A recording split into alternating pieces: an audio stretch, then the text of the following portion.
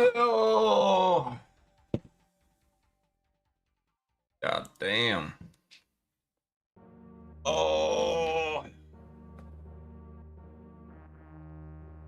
holy shit. So, this is gonna be a nightmare. This is gonna be a nightmare.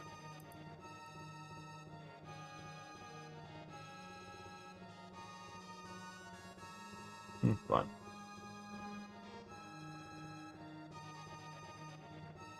Gonna be terrible.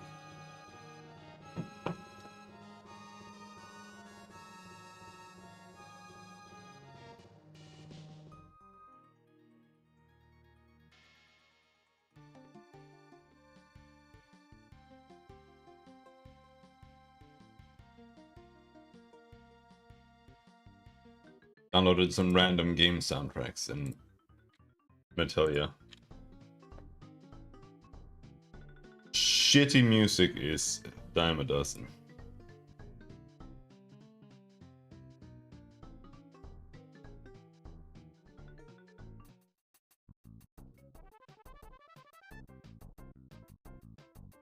I haven't been listening to these albums because so many of them are bad. Like all I end up doing is just sitting here deleting albums. Yep, this one is also dog shit. Oh, this is Harvest Moon. Harvest Moon soundtrack is this boring?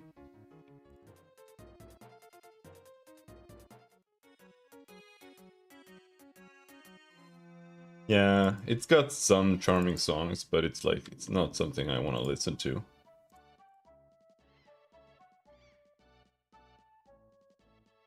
Anyway, so I've been watching tutorial after tutorial after tutorial, and at some point you get to the stage where watching tutorials doesn't really help at all. So what we're gonna do is we're just gonna fuck around. Cargo, new. Rust Bevy test project. Right? And then we're in there.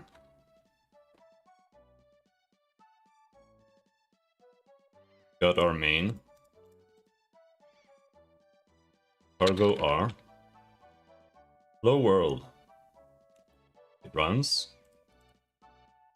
And then what you need to do is you need to go to cargo.toml and you need to type in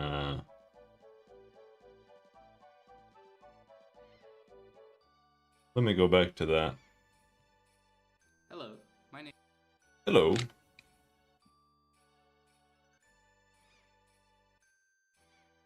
follow along.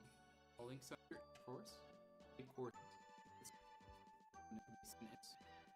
Number 1, cache friendly. Your newly created Rust, you should RS file. Next is Even better toml. Is that what I want? better toml. One is the Rust analyzer for code completion. I mean, we have the Rust analyzer, right? Installed.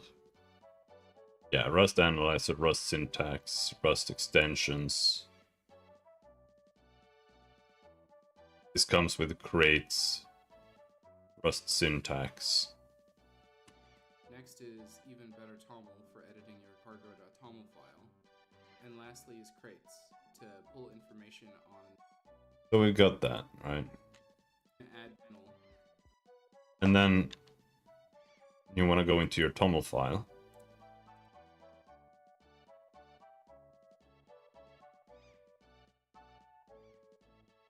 Now we need to figure out what version of Bevy we're using.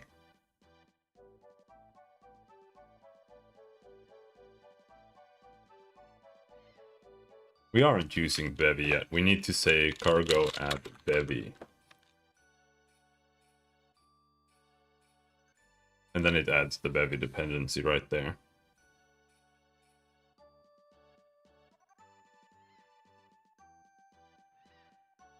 Cargo build.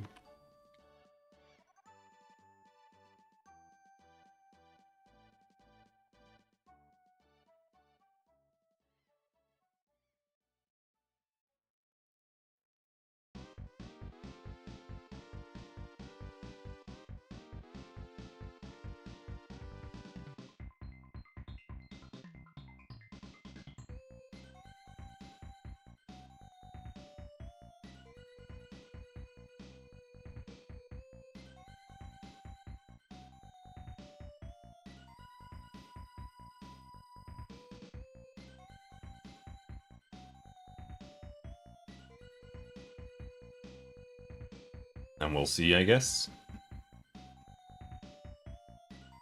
So far, it's been really confusing because they use different terminology. And when they start using different terminology from C languages, that's where things just get really annoying. Because it's like you have to learn the same thing, but it's using different names, and it's just... It's like the worst thing. Like, learning how something works, that's not a big deal. But having to relearn the fucking terminology for things that you already know what it is, but now it's called something else. Like, that is the worst part, by far. It is so bad. I hate it. I understand that they do it though, but it still sucks.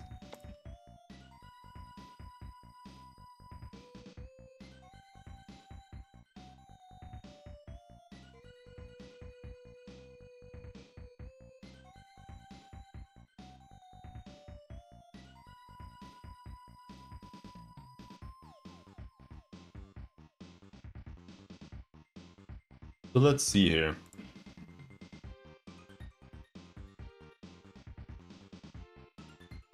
Bevy.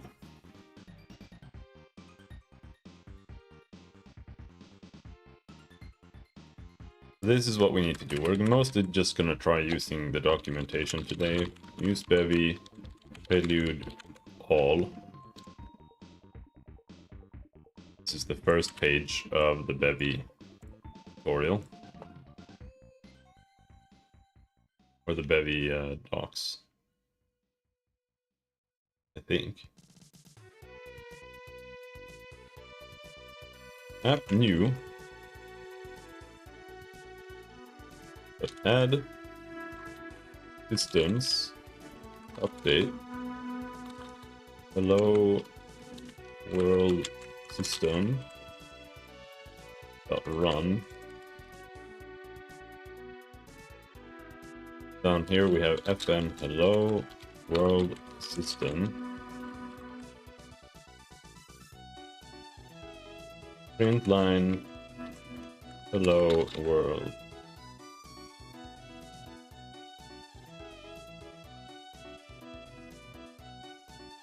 No, not cargo build. Cargo on. It runs hello world. I thought that this would keep running, since this is an update. I thought this would keep running forever. Now you have to cancel it, but maybe not.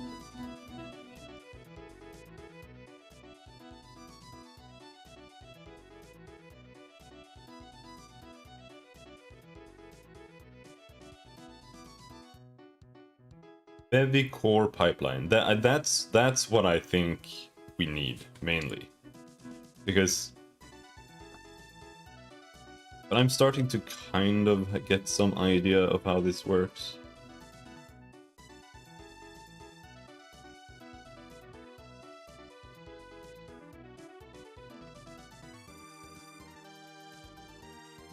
Shader format.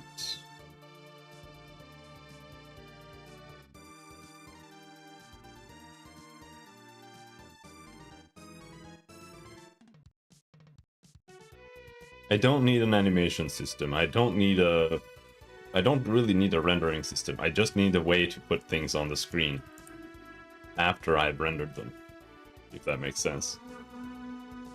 So technically we do need to render an end result to the screen, but that's it. Because otherwise there's like a rendering pipeline, right, where you have objects and the entire rendering pipeline handles like vertices and all of this stuff. And I don't need that. I only need to render one texture to the screen, pretty much.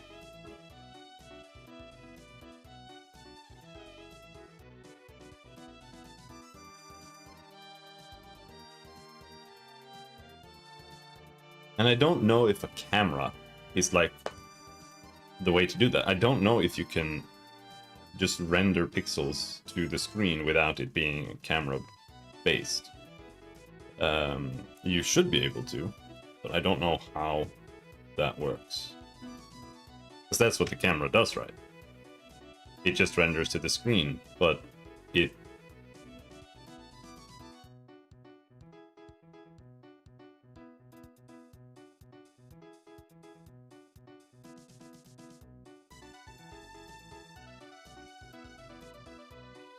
does it based on input.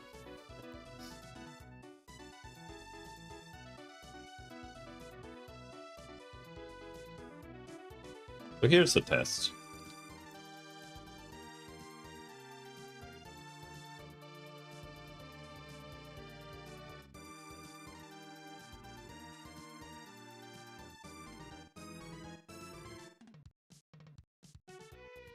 So in reality, things don't have to be run through Bevy.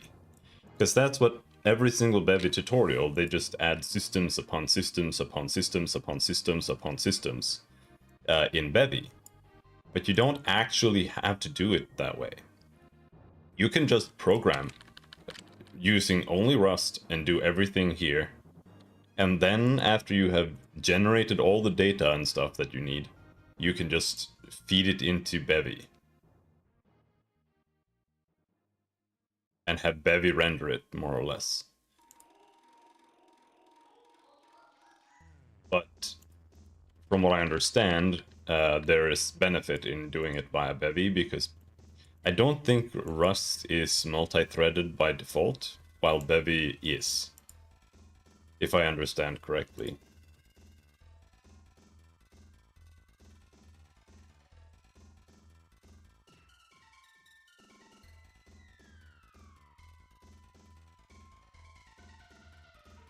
That's a lot of milk in that coffee.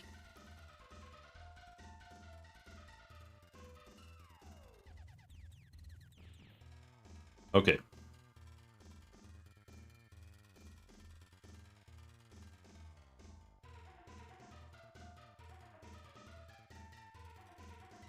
Let's see, where's the Rust manual again?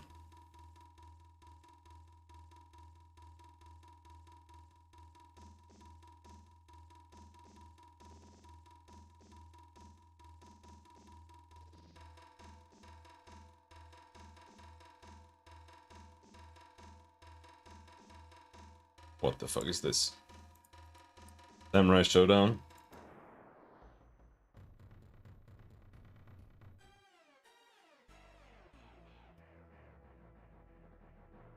Alright, bro. Delete.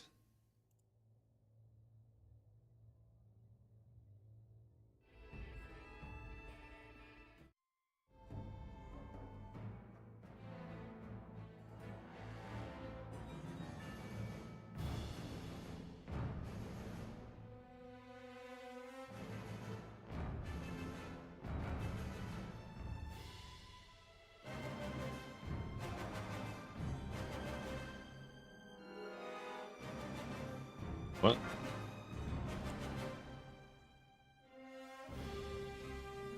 No. No thanks. So the main things that I need to figure out here is how functions work. So apparently, I think this is a private function. So if you do a function like this, and then here, if you want to pass something in, that's gonna have to be... We do it like this.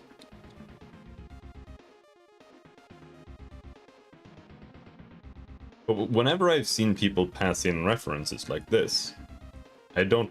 Like, I've only been using Unity, so I don't really know anything about references that much. Or manual references, rather.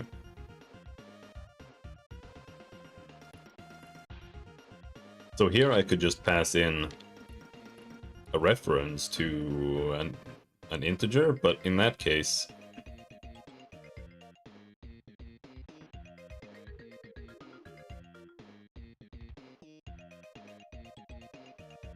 How would that work? I have to type like the name of it or something? Or do you type like let here?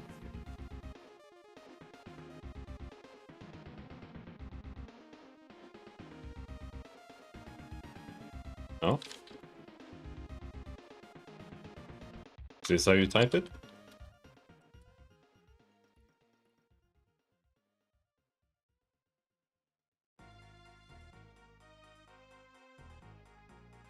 And then here you say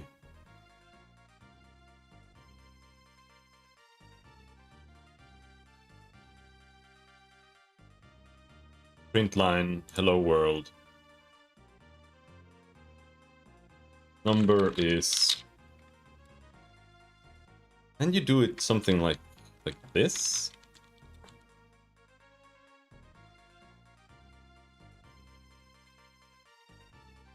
Number? Is that how you do it?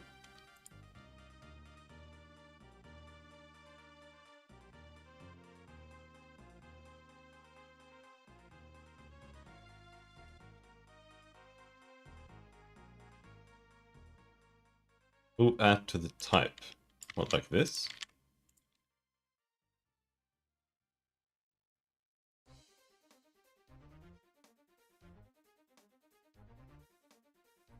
And then we do something like let I32 equals 10. And then we say test func I.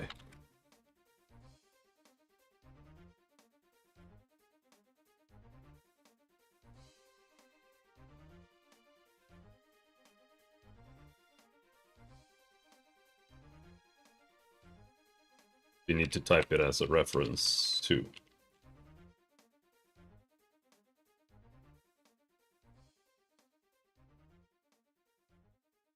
Number is 10. Okay. And then what happens here if you say number plus equals 1?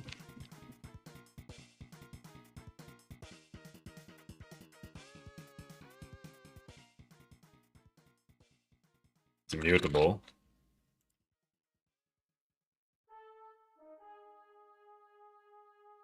What?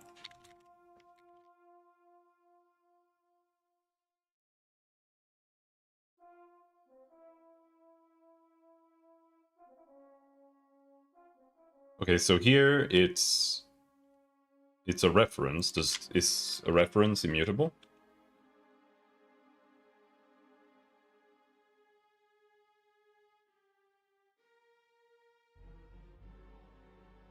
Or is it simply that this also needs to be assigned to be mutable?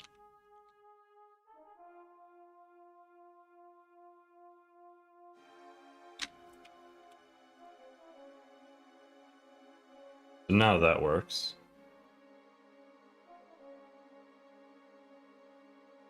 Does it? Number is 11. Okay.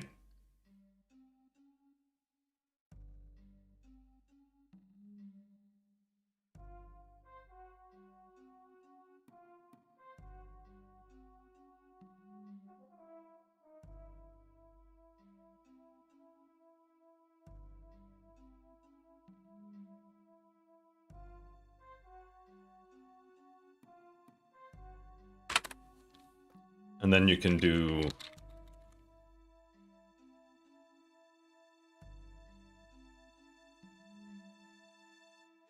Now, is number local there, or...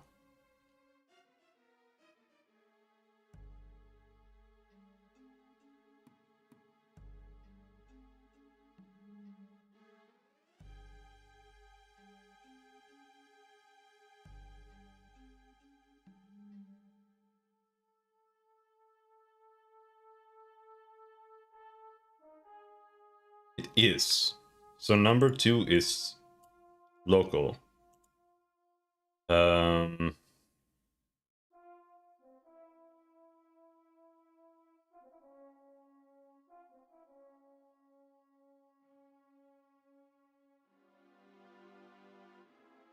Okay.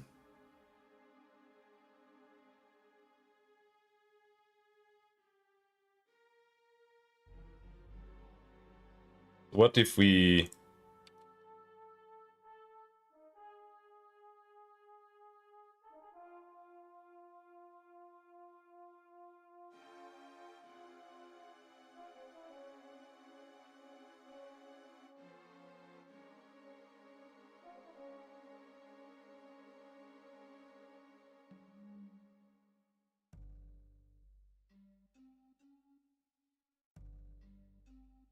Don't really use pointers much. Let's see.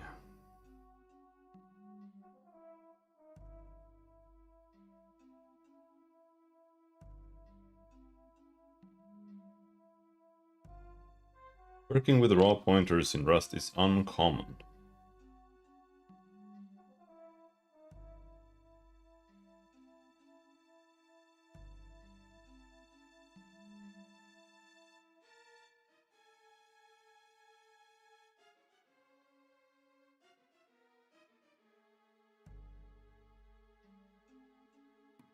God damn.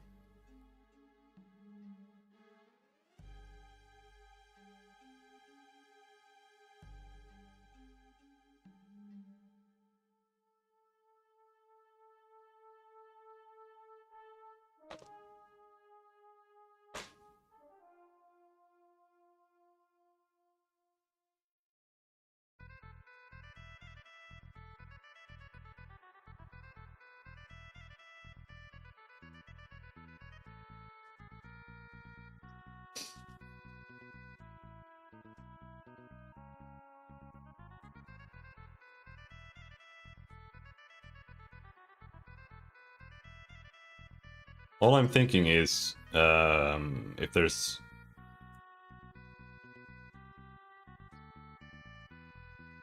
There's a way to send an integer as a parameter, while also being able to adjust it, and it gets changed in this scope. That's the idea I was trying. But a reference didn't seem to work.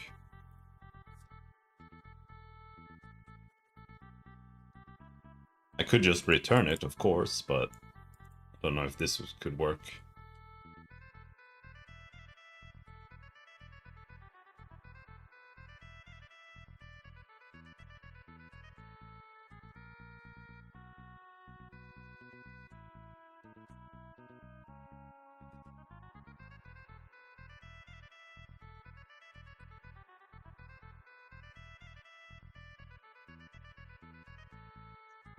But I don't think it's necessary. It's better to just do I equals test func and then just say number. If I understand this correctly.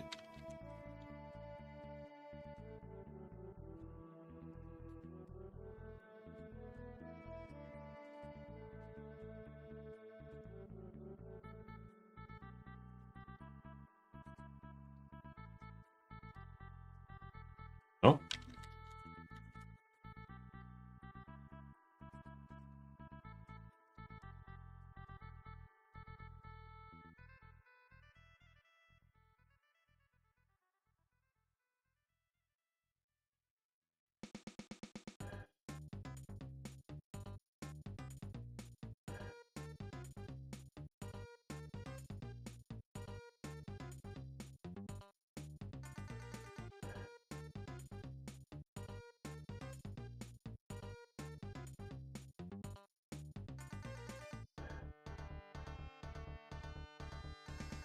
No.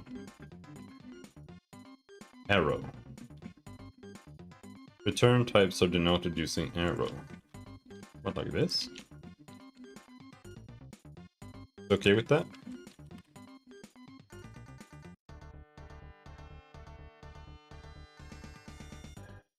And now both of them are 11. Alright, let's try this again.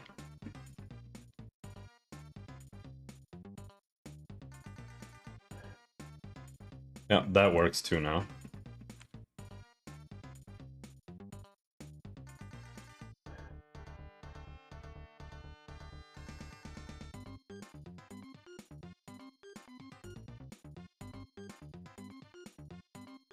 Okay.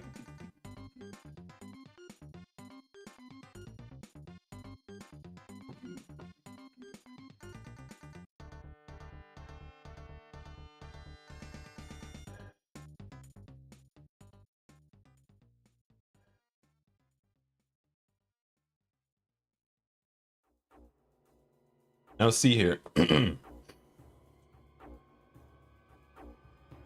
Every single tutorial that I've been watching, all they're doing is they're just adding systems to this forever. Like they have one system for doing like literally every single small aspect of the game. But the way I see it, I feel like this should be like this is in main, right? But this should have a main. That's how I feel. It should be more like this.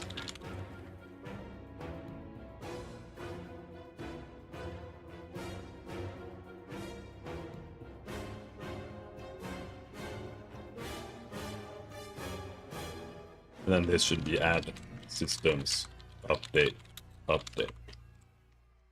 Right? And then here in update it should like this is what you should be doing. At least this is how I see it from a Unity perspective. Personally, or at least the way I use Unity.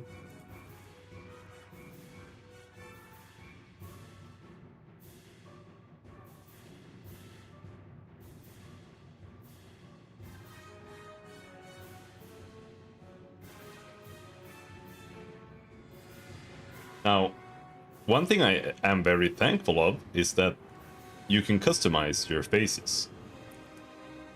In Unity you had update and you had late update, but sometimes you kind of want another update, and you can do that here. You can't do that in Unity.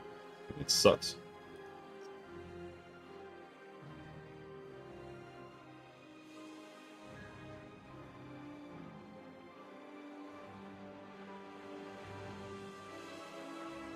But in reality, what these are, because all the tutorials kind of made this come off as being like, this is how you do it. Like you just put every single little thing here. But I just feel like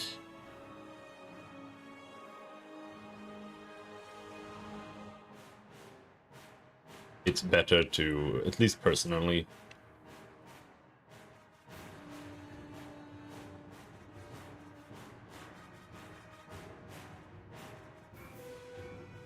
you want to add systems start. What's it called? Let's see here.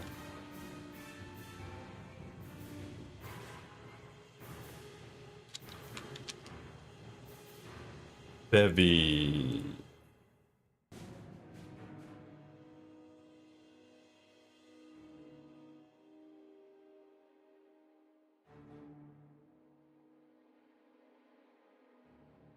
It's called schedule.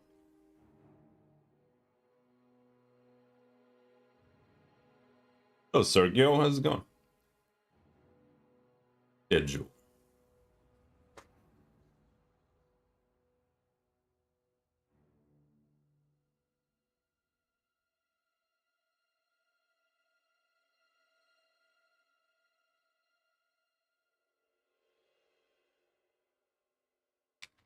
Bevy manual. Where is Bevy book?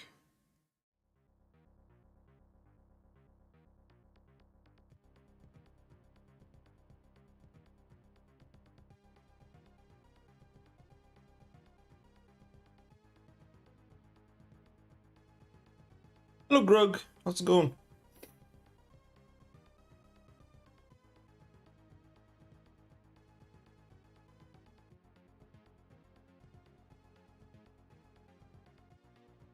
Add a system to startup there. Add startup system. That's how it is. Add startup system.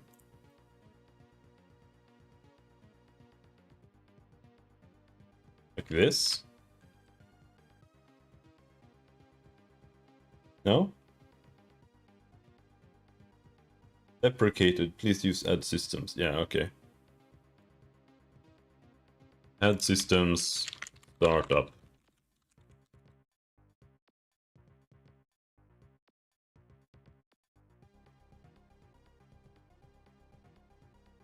Then let's make an FN. Call it startup. And put this shit in there. Right? And then here we put startup.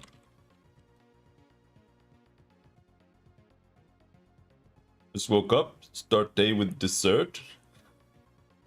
Why are you eating ice cream for breakfast, bro?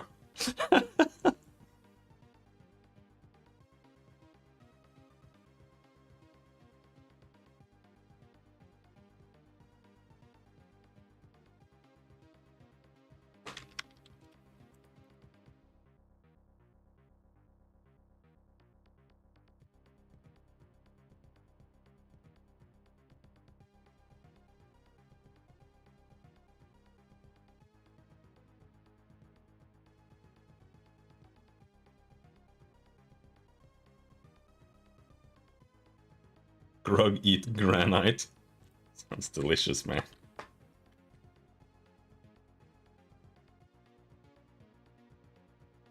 Hello world system. Alright.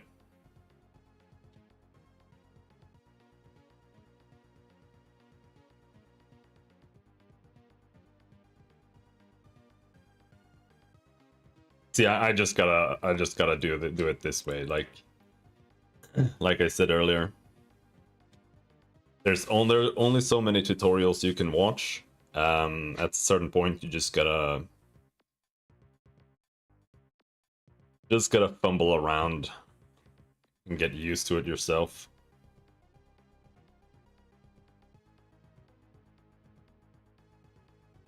And it doesn't seem that hard. It just takes time to figure out.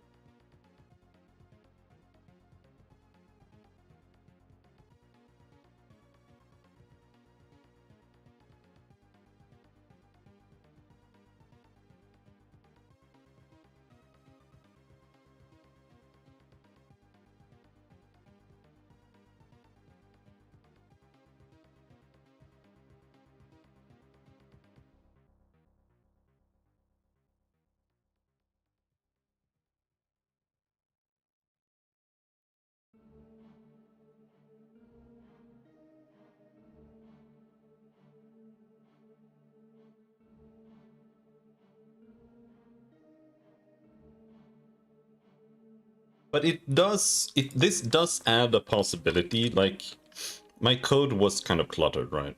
It could be better for sure. So this does add some possibilities. For example, you could have a system phase here purely for combat, for example. And then you just skip it if combat isn't enabled, right? Hello, Nightmare, how's it going?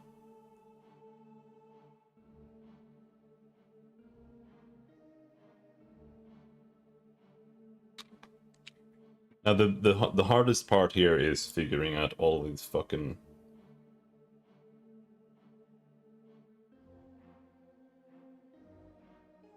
Like they have something called a resource.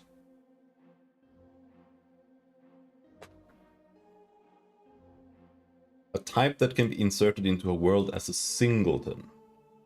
Okay. So you can use that as a database. That's good.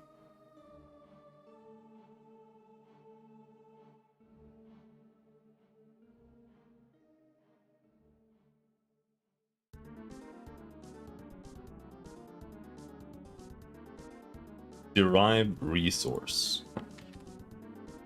You do something like derive resource.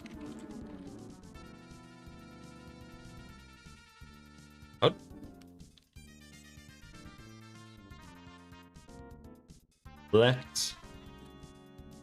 Let's see.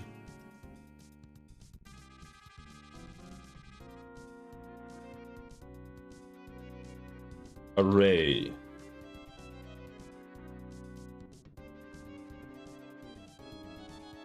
Okay, Rust array. May I sub to you? You sure?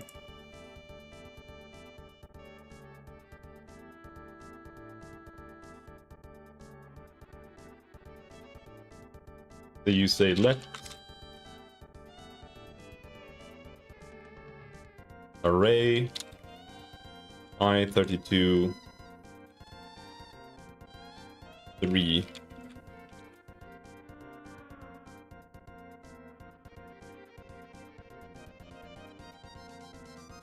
let's see.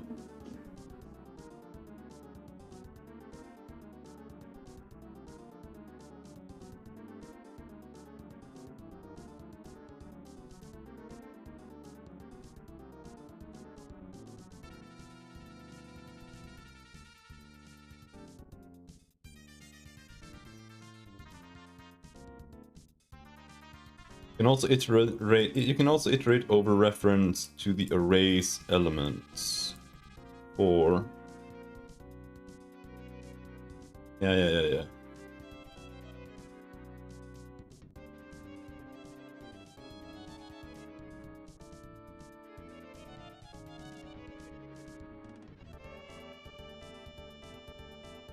So if you type equals 3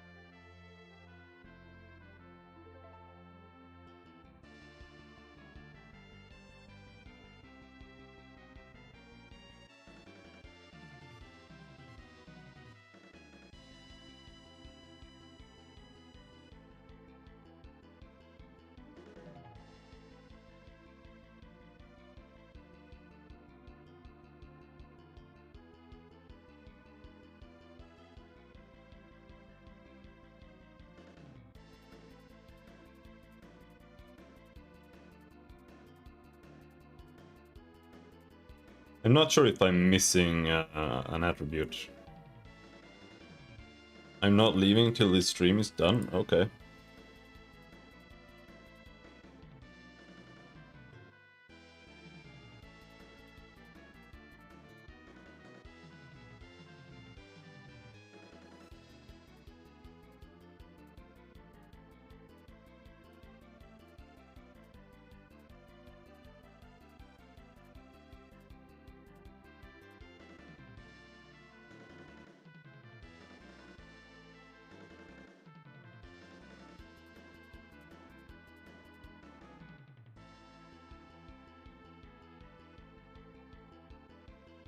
Am I missing? I feel like I need something from Rust somehow.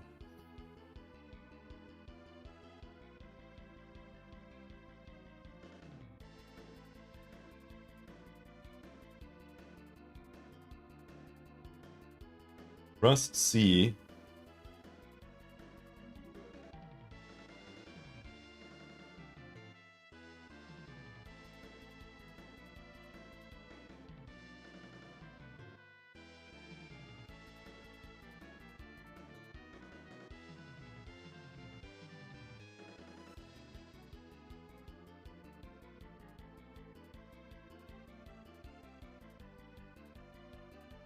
No, we're using cargo. We're not using Rust C. But it's the same thing.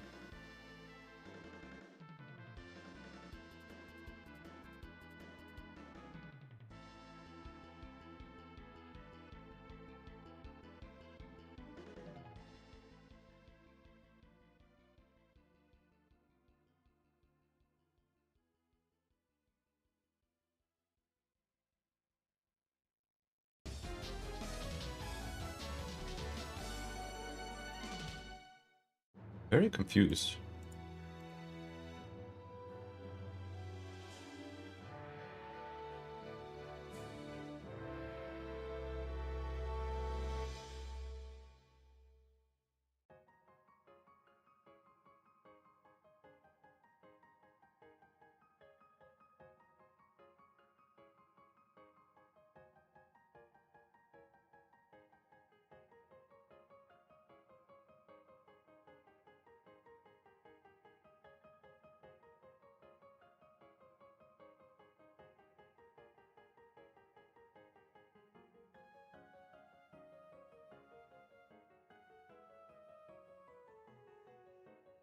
And a constantly mutable?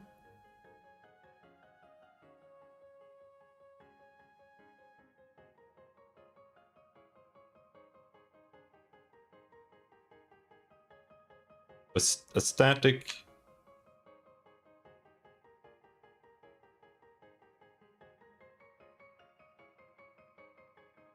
Static is noticeably different in that they represent a location in memory. This means that you can have references to static items and potentially even modify them. Okay, so here now we have a static array. And it's supposed to contain just 3 there. So in our hello world system, we can try making a for loop for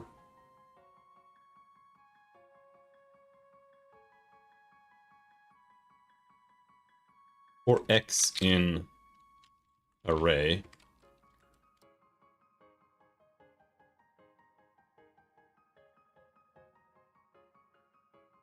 Okay, Rust 4.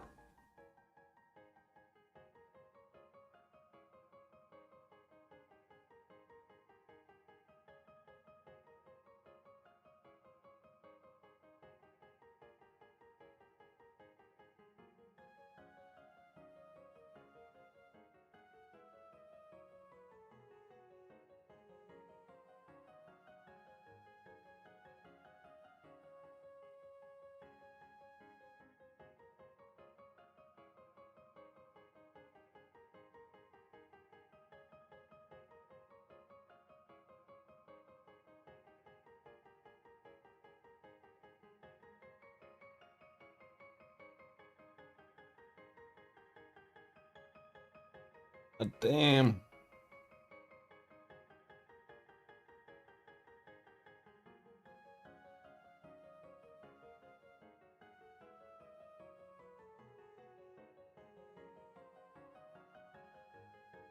For x in array dot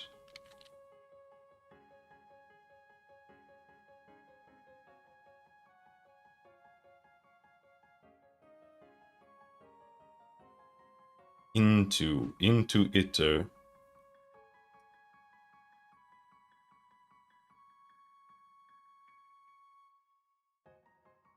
Do you use max? No.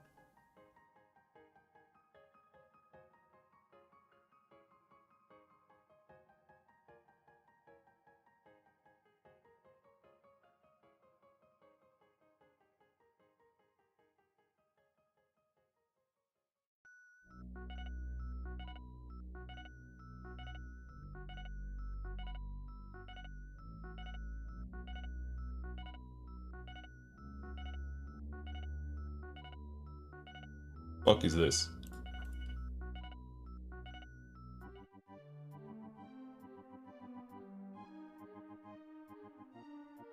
Delete that one.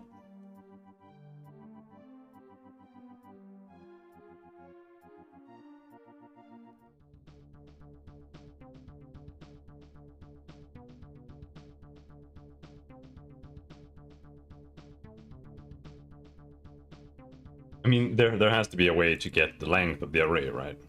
That's all I'm trying to figure out. Rust array length. Array dot len.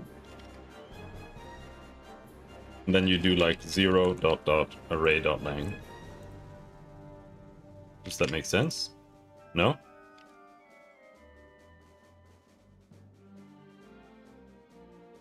Use of mutable static is unsafe and requires unsafe function or block. Mutable statics can be mutated by multiple threads. Aliasing violations or data races will cause undefined behavior. Yeah, so what?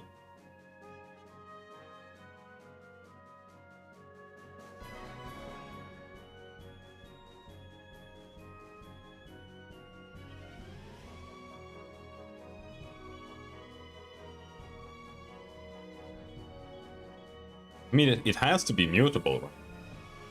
Like, let's say you have an array of like indices from like, let's say you store all your characters in an array. It has to be mutable to put them there in the first place. Because otherwise, the only way it cannot be mutable is if you just have variables you just declare right away. That's the only time that makes sense, right? So it has to be mutable to be able to get anything, you know, to be able to put anything in there. So that means this needs to be unsafe.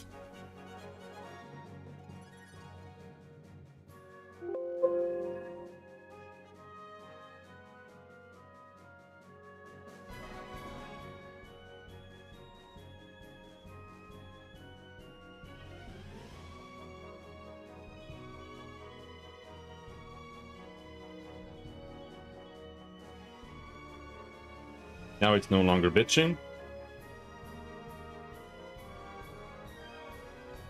However,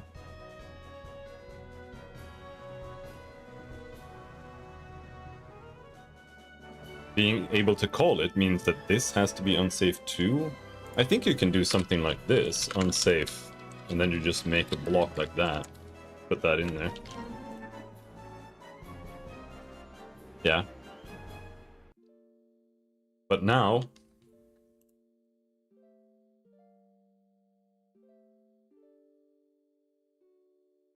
how do you do this?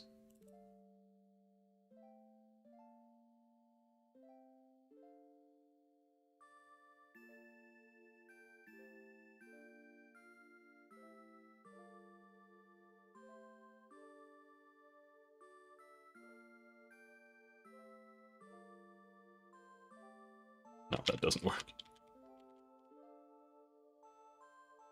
But in reality, it shouldn't call that. So we just delete that. It can now run update, and then update can run the unsafe block there. And now we can... I want this to be longer. 24.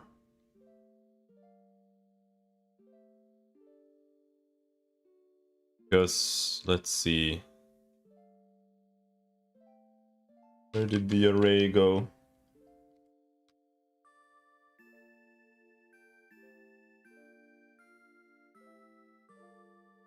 $24. It's like that, right?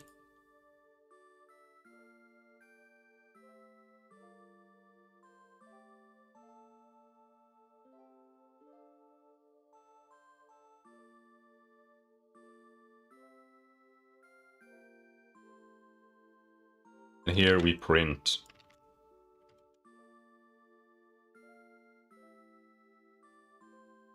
array x to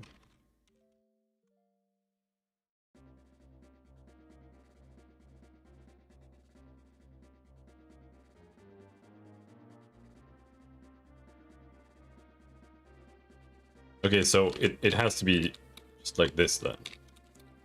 And then like that.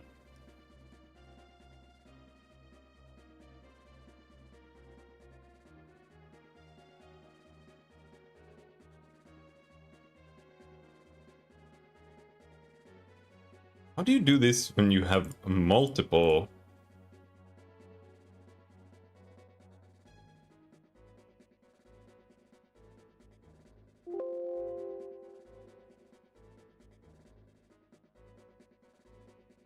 Not found. Print line.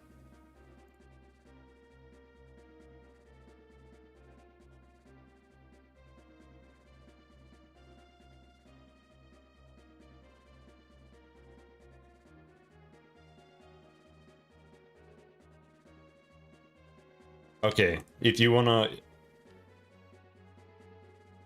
to have multiple variables that you print in one, you can just type the variables above and then just like embed them that way using this.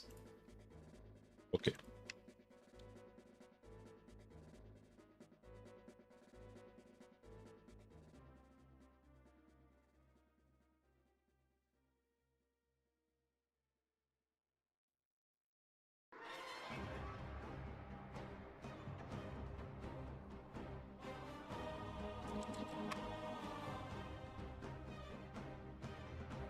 And here we now print the array.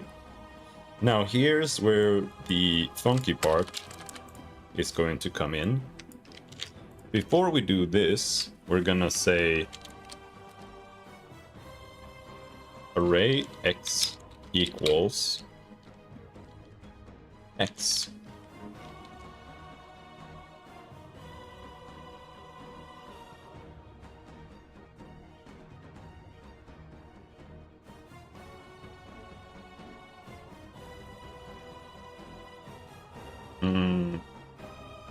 Hello, Yaki, how's it going?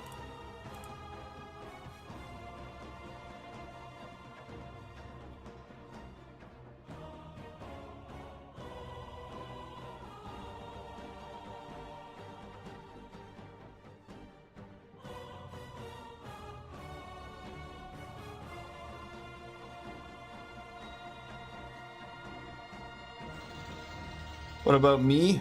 It's terrible, I have to learn Rust. I hate learning things.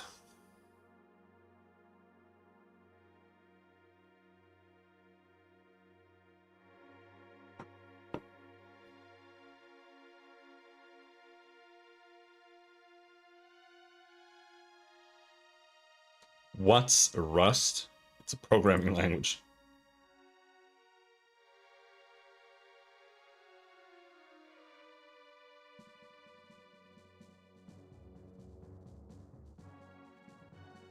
Why can't I set this to be an I-32? I'm so very confused.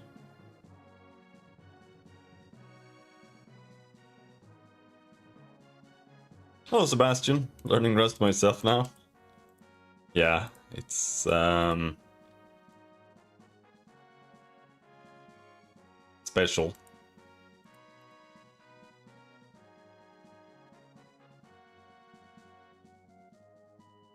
Maybe you don't do this with a for loop in Rust.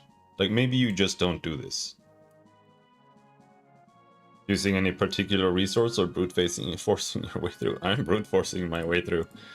I've just watched a couple of tutorials on YouTube. I followed one Bevy tutorial and just like copied the code more or less. And now I'm just trying to figure out basic shit like a for loop.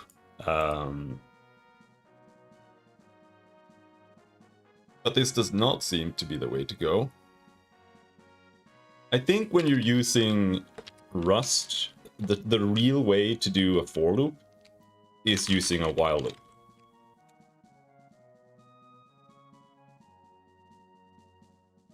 So you type like let x32 equals 0 while x is less than array.len And then here you have x plus equals 1. You look 40? You look like a little bitch. This is incorrect? Oh, I-32. Yeah.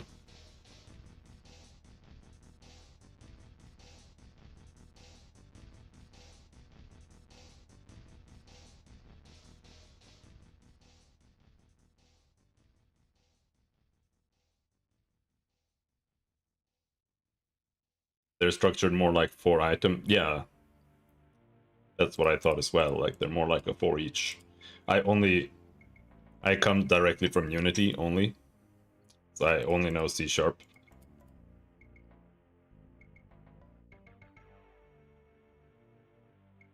I do shitloads of iterators.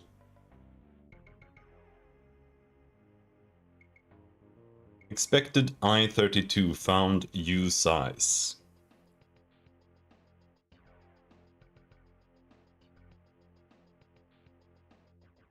Try into unwrap.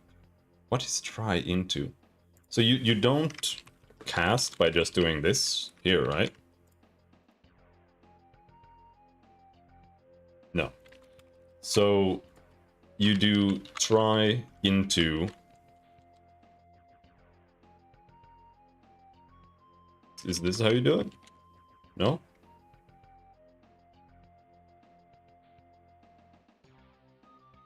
Does ass work here too? Okay. Yeah, see, this is what I'm trying to figure out.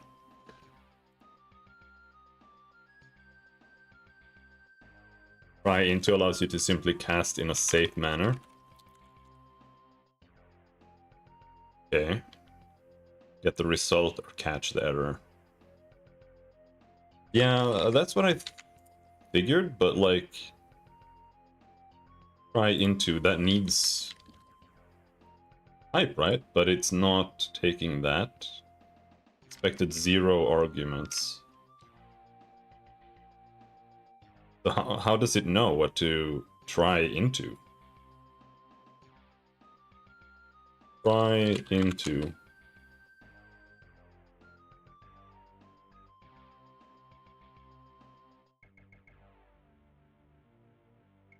Try into result. Key self error.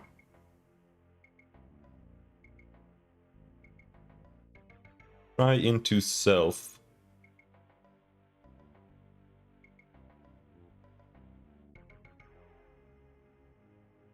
I don't know if you need to type that.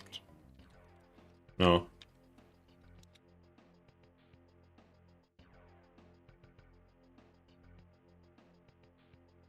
Result. It is...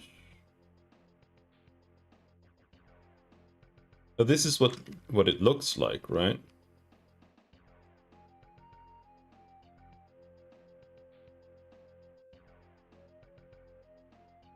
I don't know if you need to type this. No, it doesn't look like it. I'm very confused.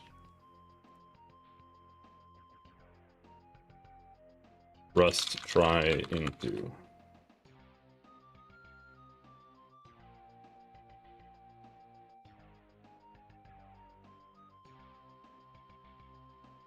So it's if you do try into unwrap, it simply tries to convert into whatever is on the other side. So you don't have to specify what it should convert into. That's what it is, right?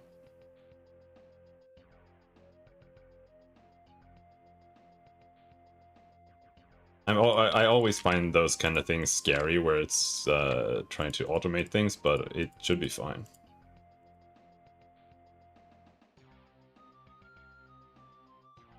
Expected comma. Oh, raticide, how's it going?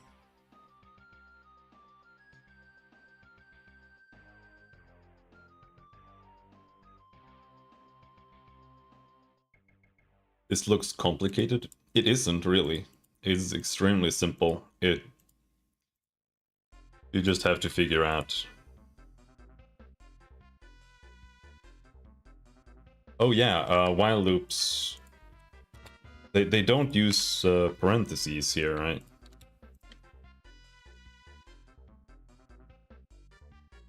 expected comma. Huh? Unsafe Rust? I don't know. Maybe.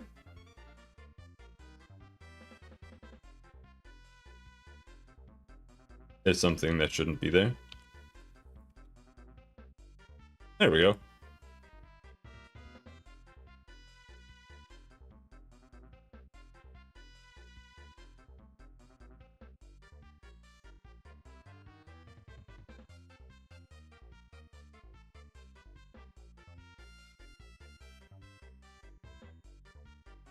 Literally has unsafe keyword. Yeah, I don't know what the point is.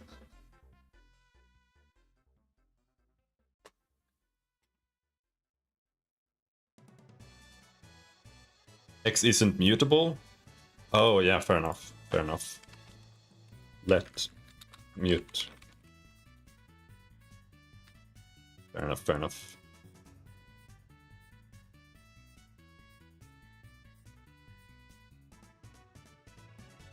The world could end?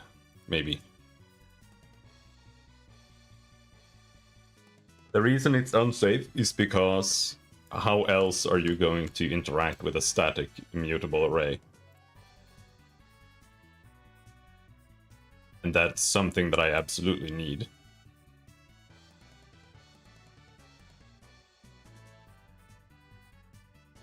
Think.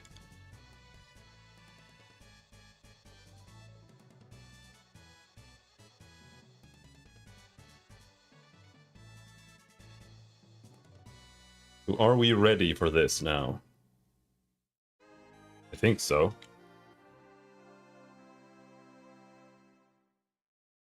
Let's try it.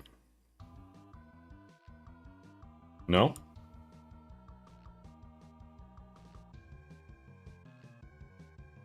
Oh yeah.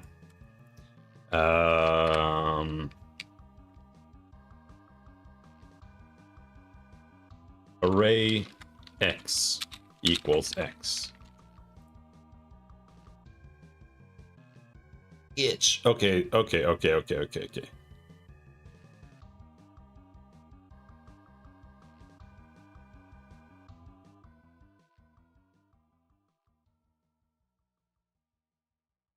I'm just trying to figure out the best way to use the iterator to set a value.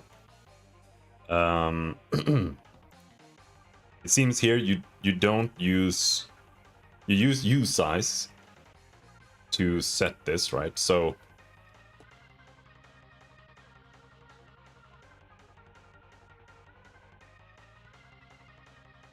I think you will need references of x when you use it in your loop.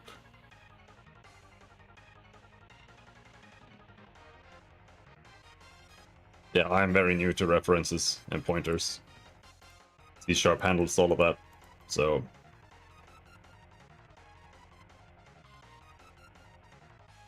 Now we don't need to do this, right? And now it's this one that's bitching, so here we now say try into unwrap there instead.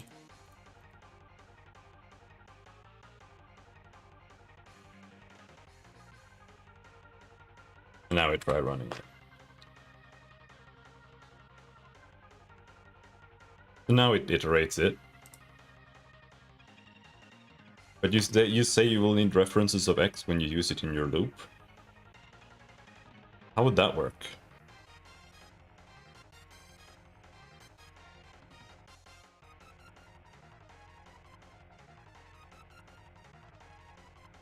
Borrow checker mechanism.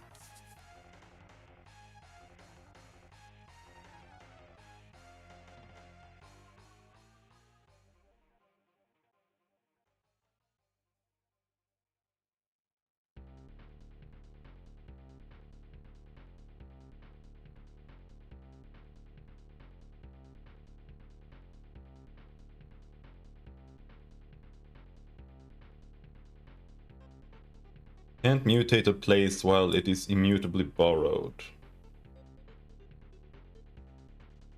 I mean, it seems fine, but...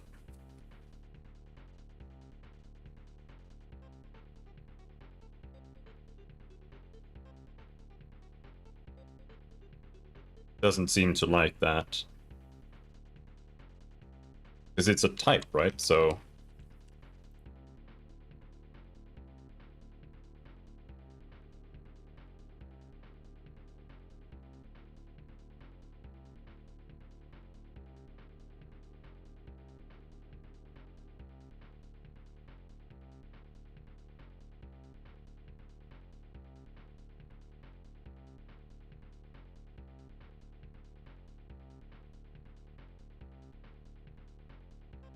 Seems fine. So this seems to be how you do a for loop, but we can go back to this and see what we can figure out. Let's set this to usize.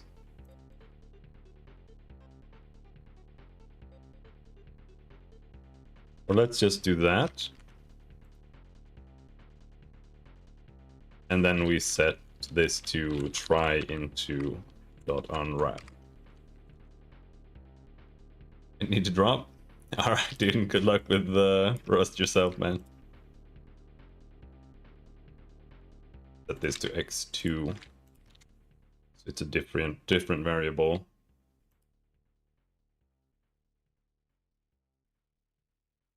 Here you don't need to do let it like that. That just kind of does that on its own.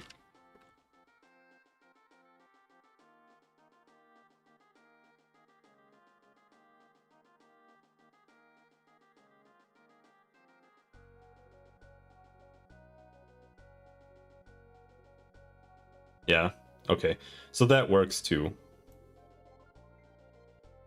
But this, if you do this, you have more control over your iterator. But otherwise, these two things are pretty much the same. Now,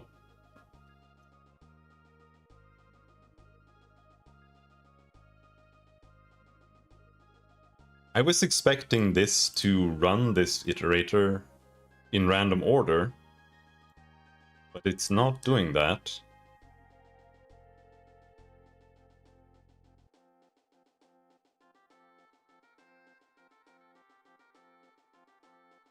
So what if we change this to be safe code, and then we declare this array in here? Just happened, dude.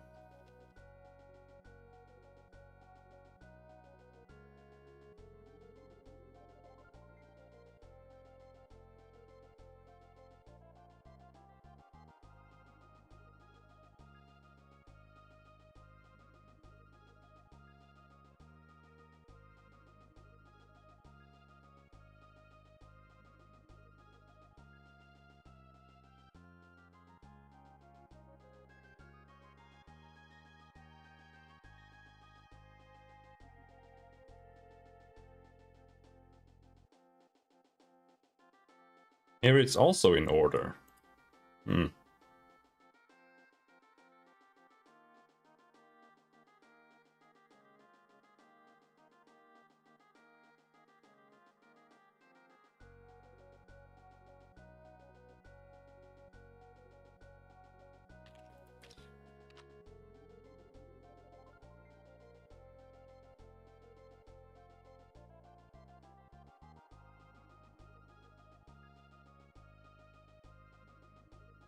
What if you do it like that? Comment it out there. And then we run.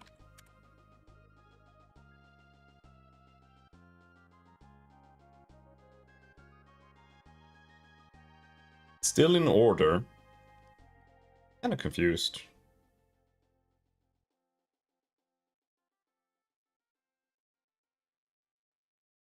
Because from what I've read, it's supposed to be...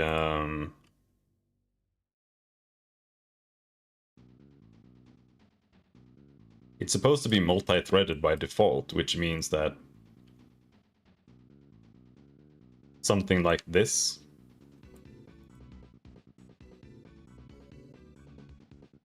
But I guess this gets assigned to one thread simply. Or something like that. I don't know, it's kind of weird.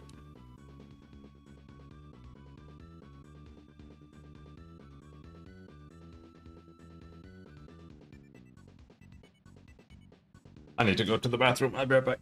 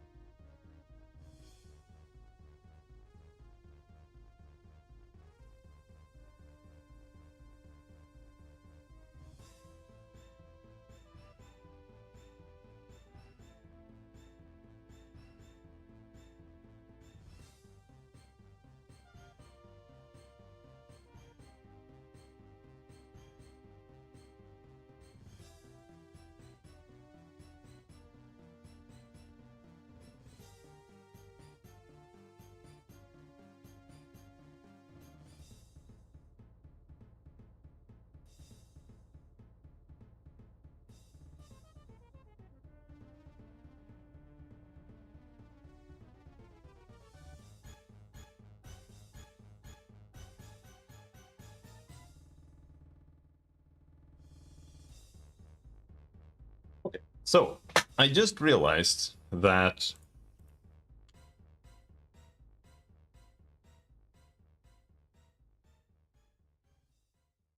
well, I'm a little bit confused.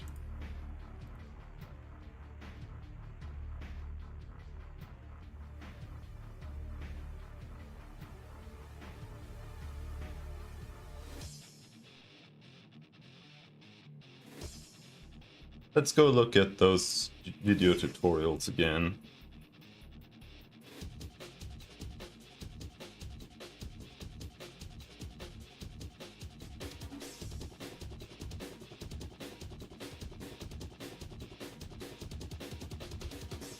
What are they doing?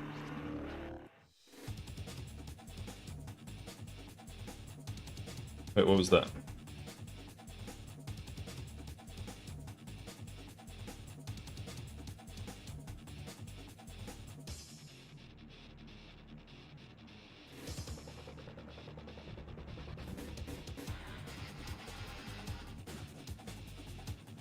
Add plugins.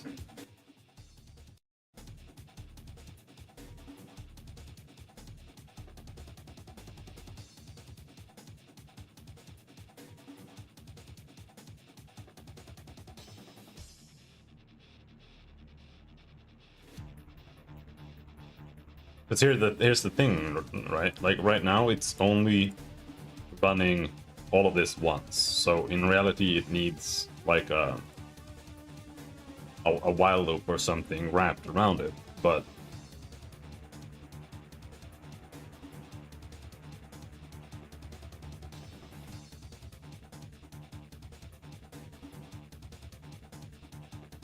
if you do something like this, default plugins.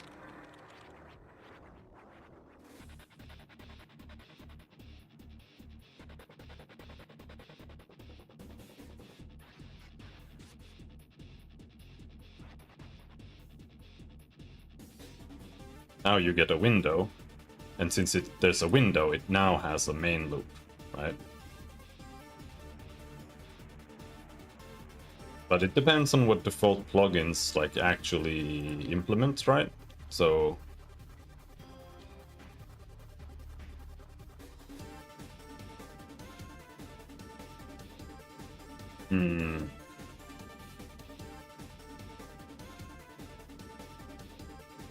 it still seems to iterate this normally. Not mixing it up or anything.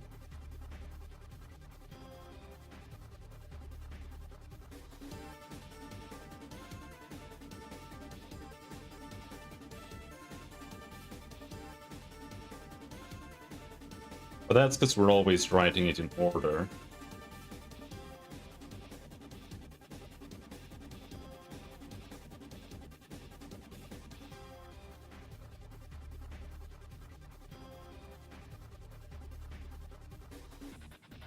I'm just trying to think of and figure out like when the multi-threading would be an issue.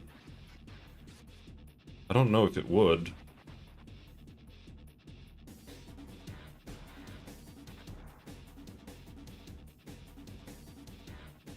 I think it's rather if you have like a bunch of things running in update, you can't tell which update runs first. That's about it.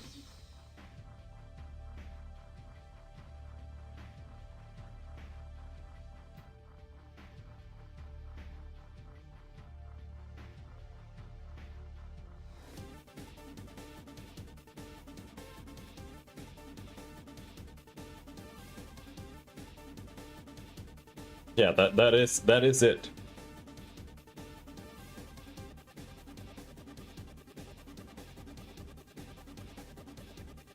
Okay, I think I understand now. So if you have a phase where you're writing to arrays and stuff, and you then want to read it, you should write it in one phase, and then in the next phase, you read it. Either that or the next frame, but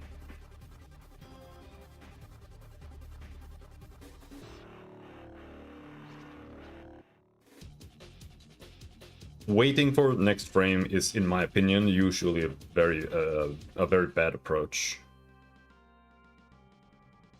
You should only do that if you need the frame rate gain, like whatever potential frame rate gain might be there, because it leads to unreliability.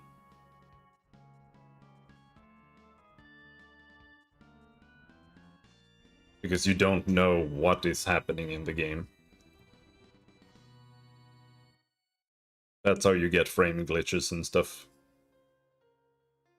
Where you can like do something with one frame timings.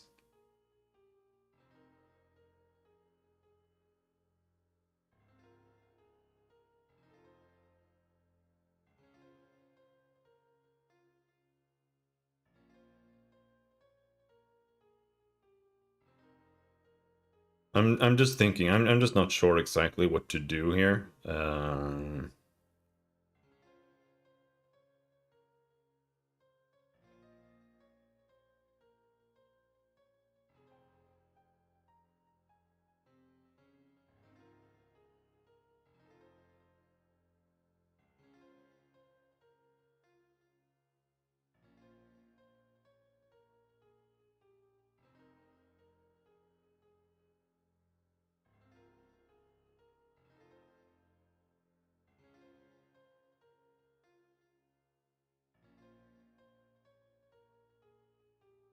What I need, for example, is I need another.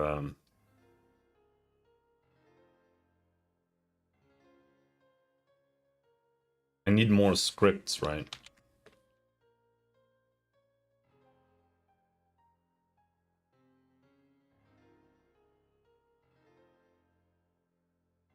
So how do you do that? Let's see.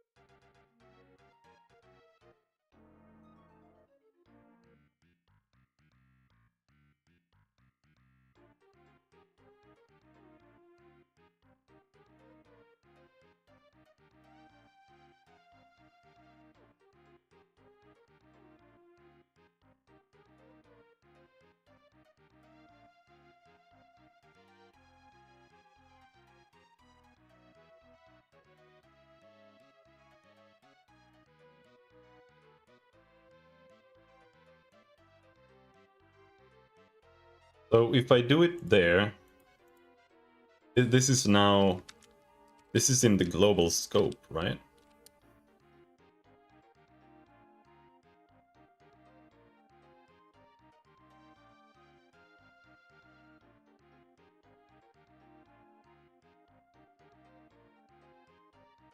Hmm.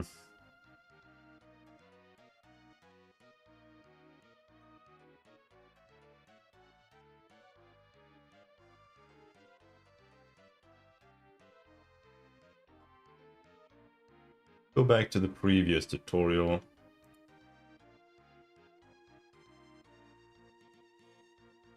There we made objects and stuff. Let's see. Custom plugins.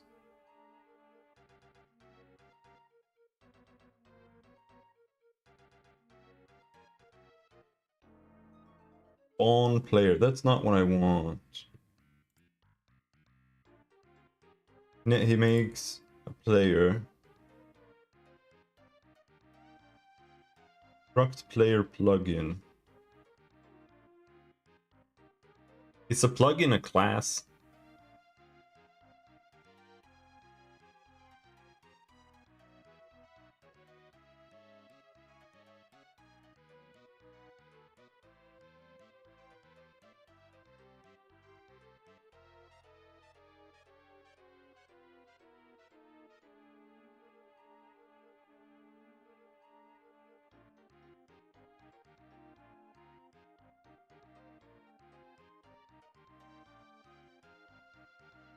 Not really.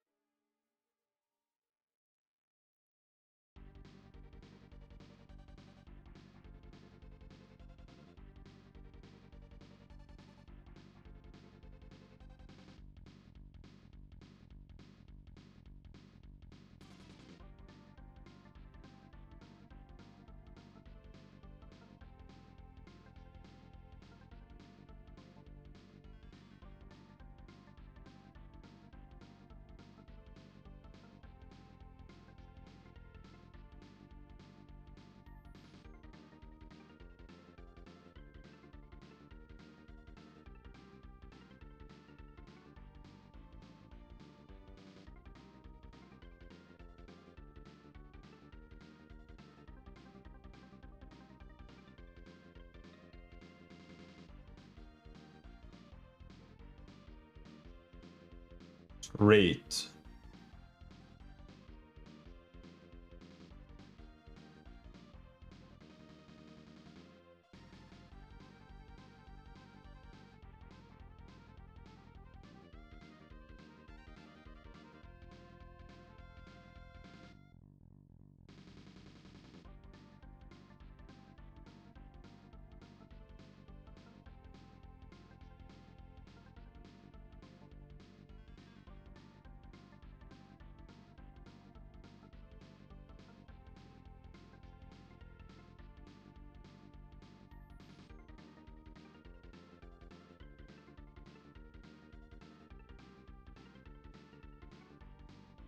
Hmm.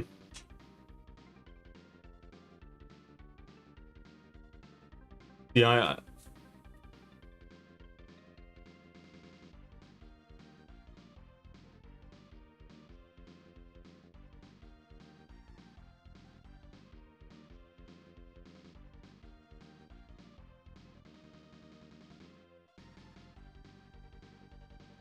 I need some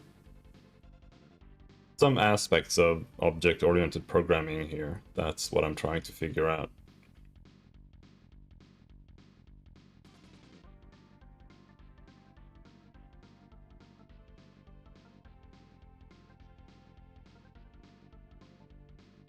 Type safety.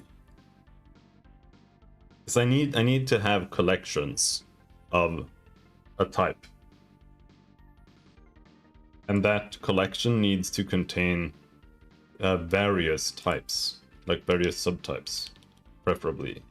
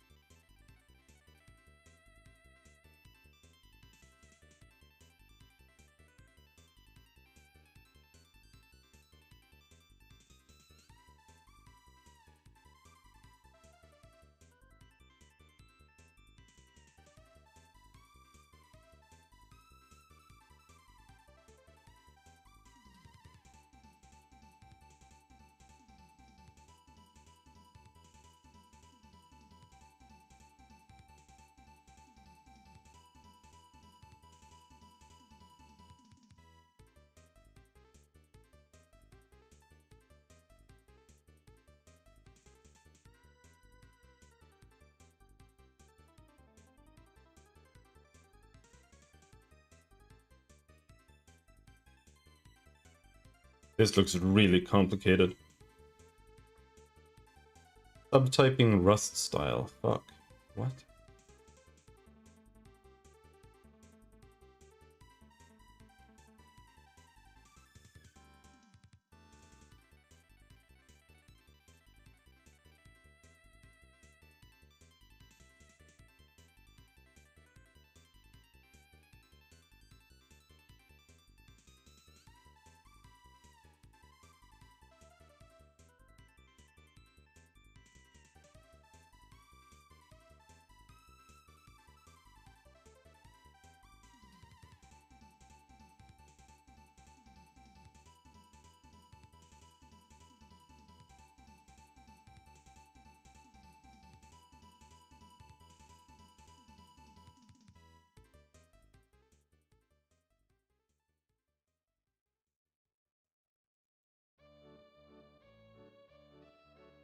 Interface inheritance is preferable.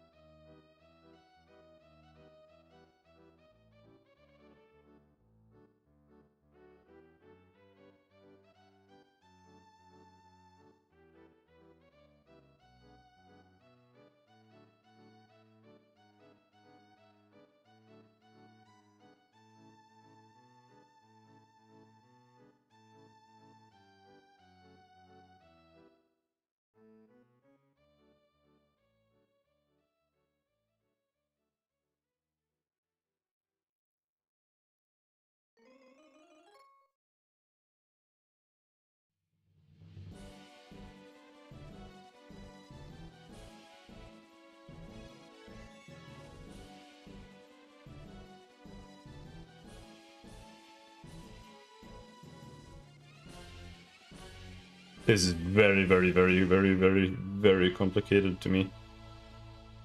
Fuck. So I also think that programmers are very bad at teaching you.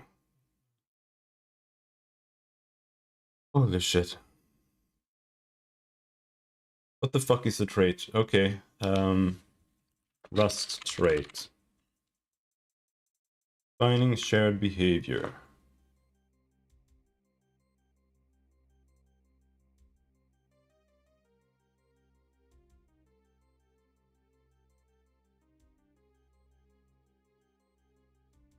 Okay, but what if I want the trait to be... Like, they're all... The only thing they're showing is a trait that has a function. But what if the traits are variables?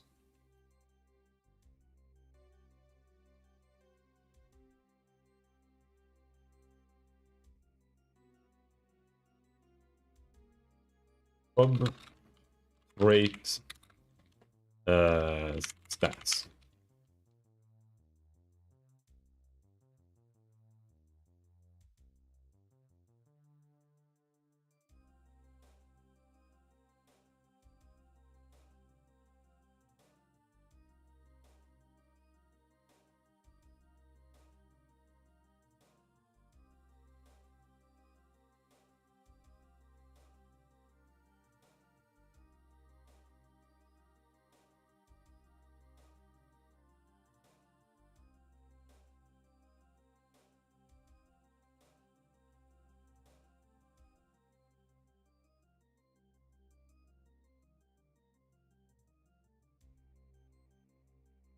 Yeah, see, it's just not showing shit.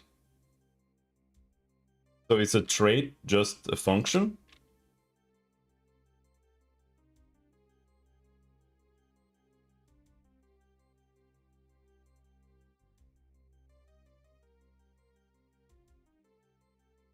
It seems like it, yeah.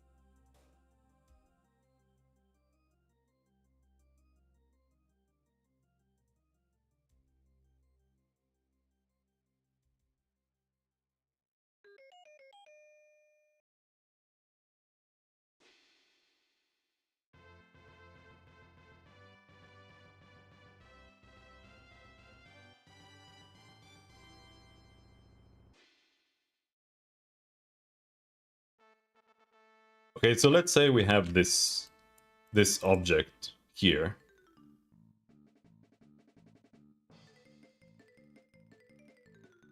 How does that work with like declaring one here?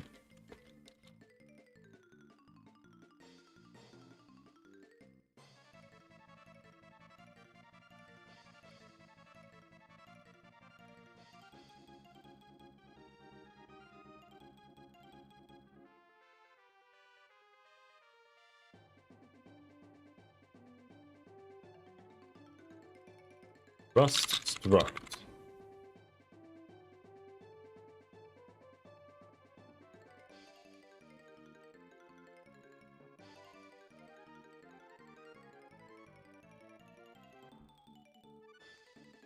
The struct is the constructor.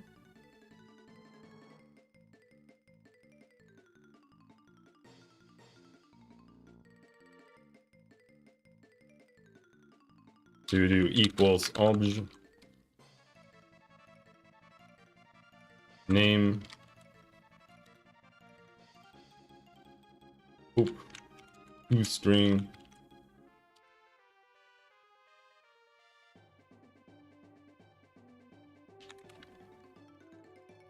what else does it contain?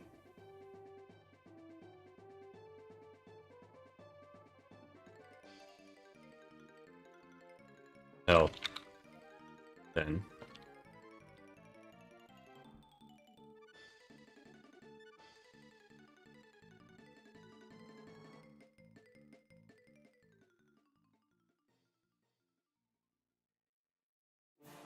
cannot find the object in this scope. Hello Santa, how's it going?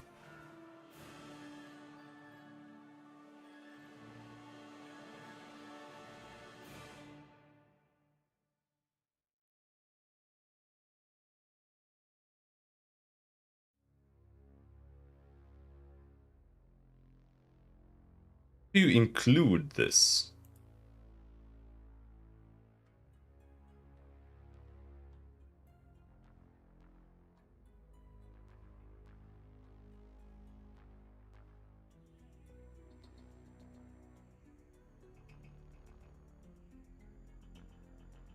Hmm.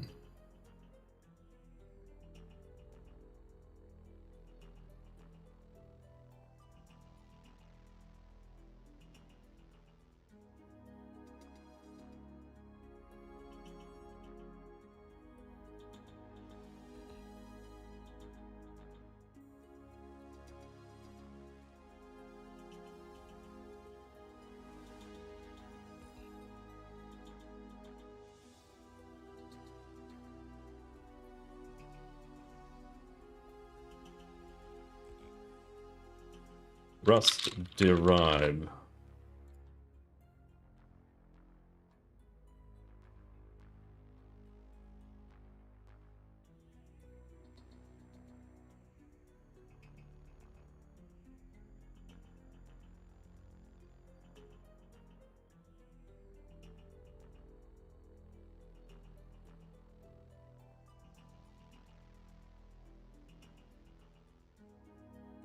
What?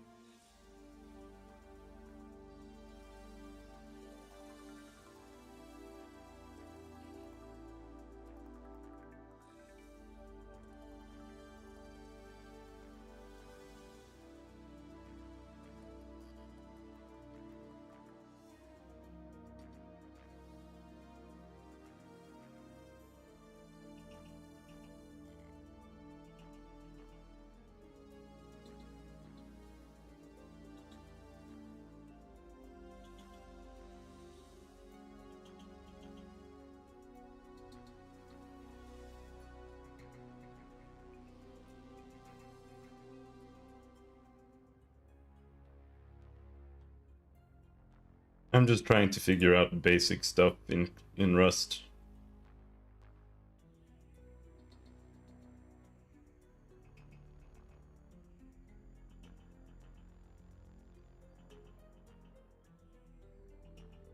Rust using struct from another file.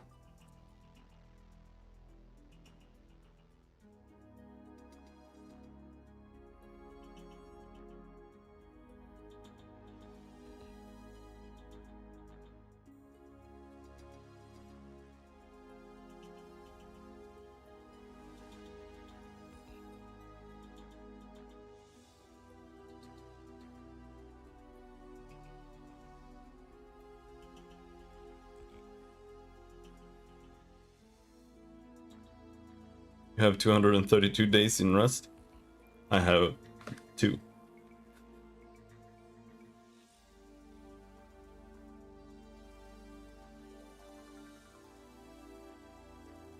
I've been programming on easy mode in Unity, so it's a little bit much.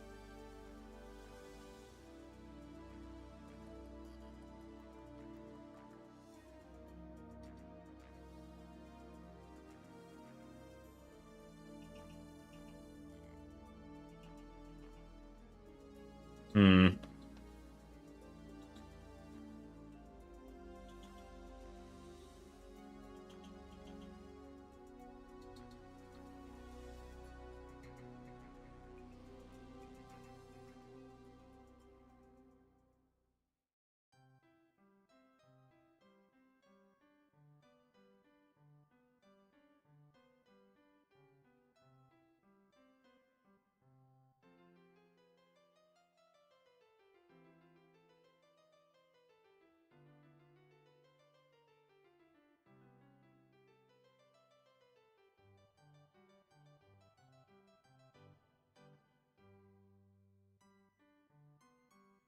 So what you say, mod object?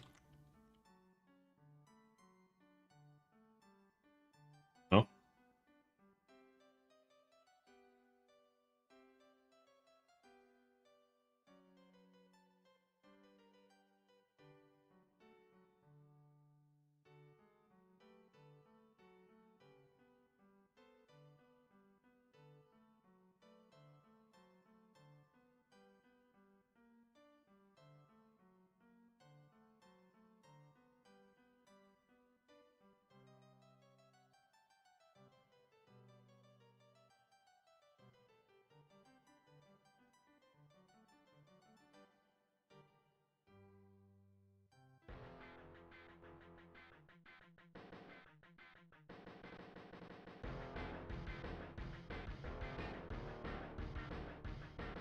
What the fuck?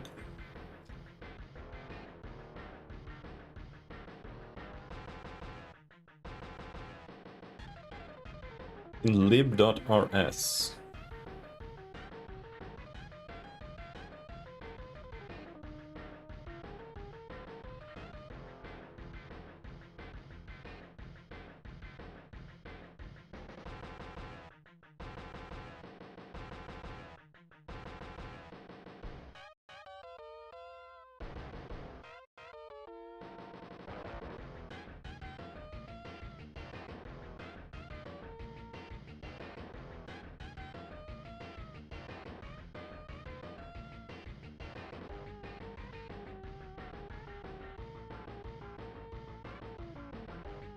Does this work?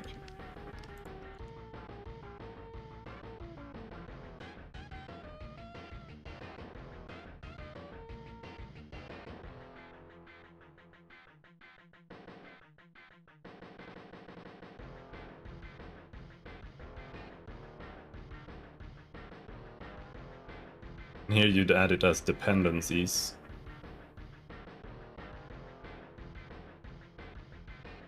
Okay, this is super confusing.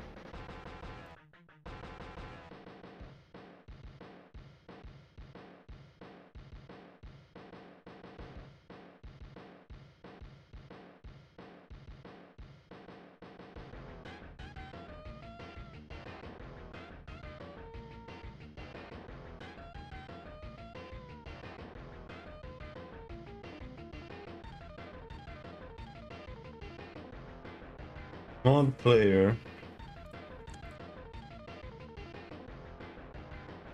Use object.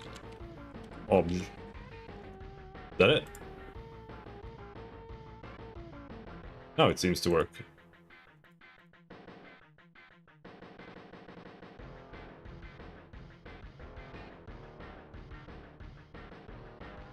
This looks like it would be very scary and cluttery.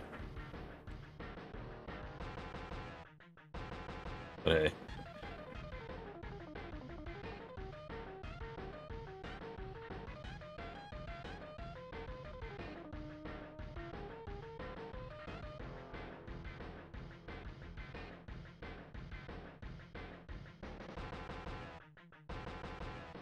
We now seem to be able to create new objects.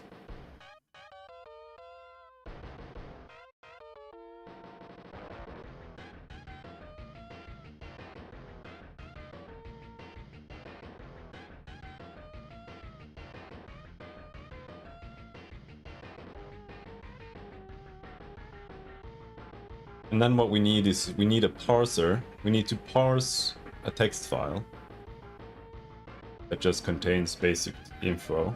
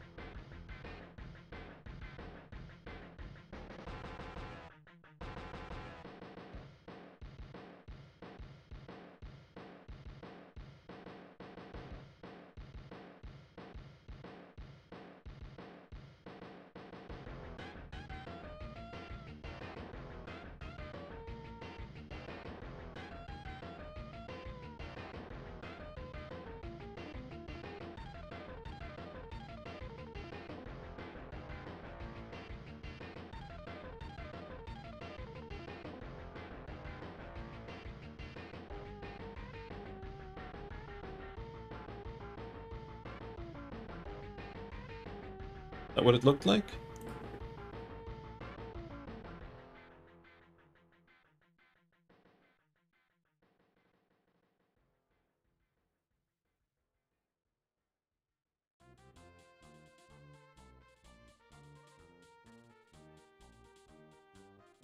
I'm playing Rust right now. I don't care. I'm not playing Rust. It's nothing to do with anything I'm doing.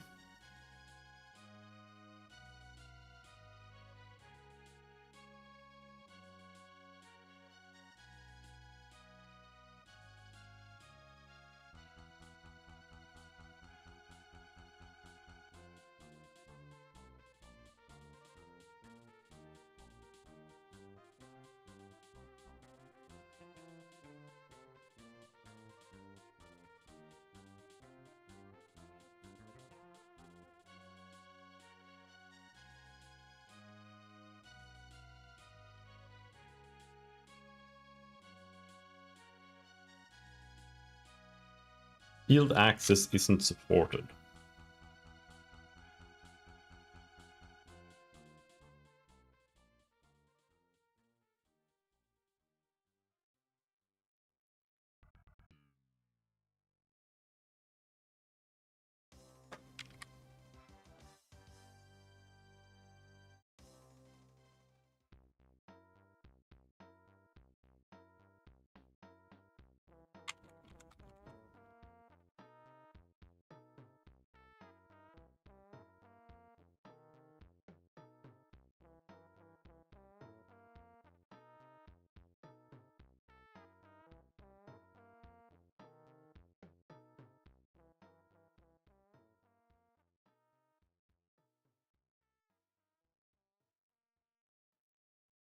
About that. Does that work?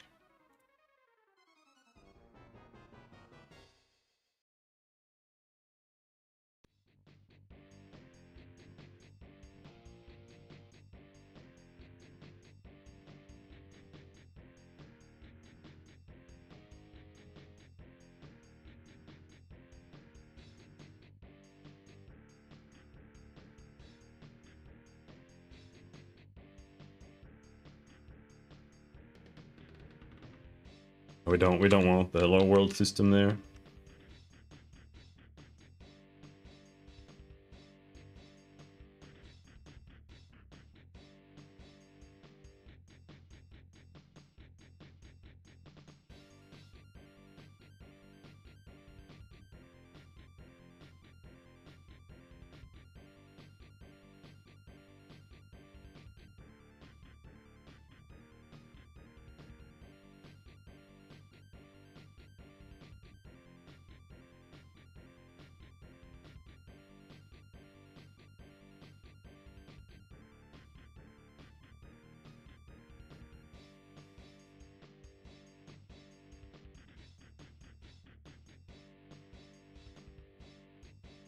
Is this not printed?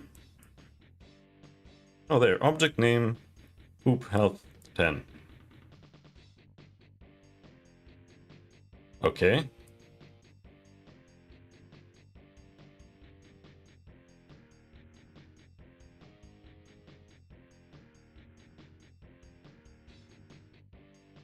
Can a struct contain a function?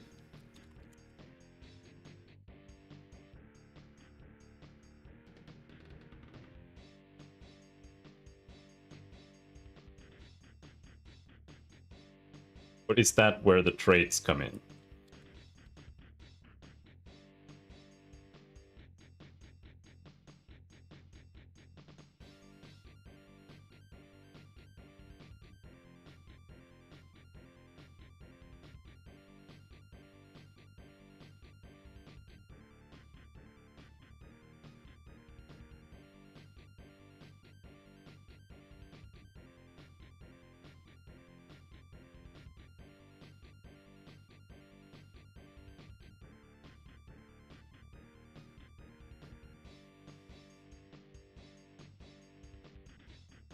So you do implement object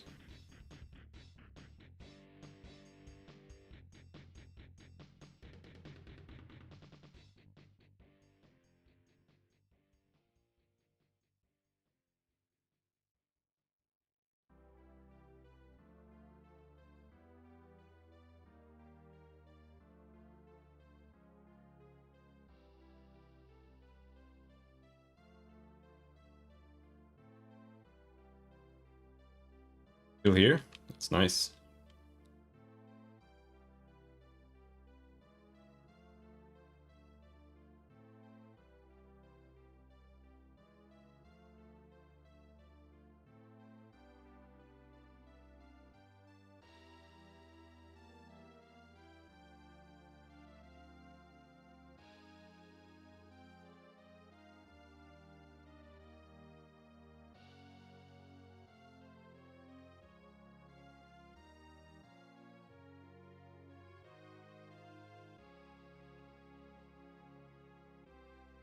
Is this local?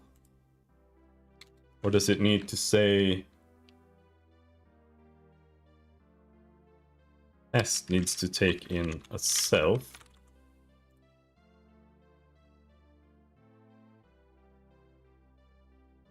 And then we say at self dot name. Does that work? At self dot health. And self. Okay.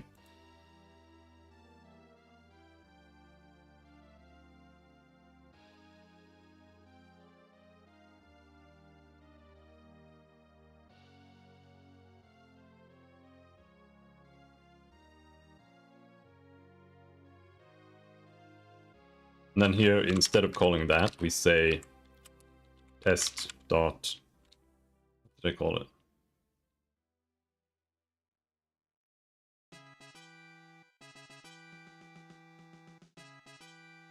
test. And that just automatically grabs itself.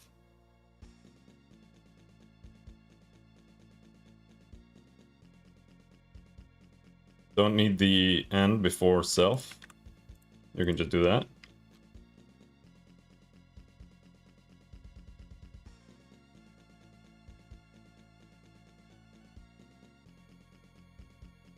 What are you talking about here? I'm just looking at this thing here.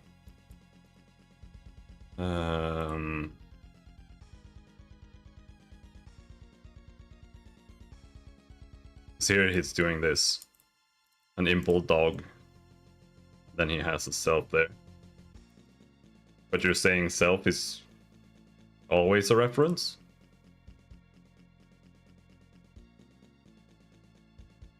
I mean, it doesn't seem to complain, so... Well, it is complaining about something.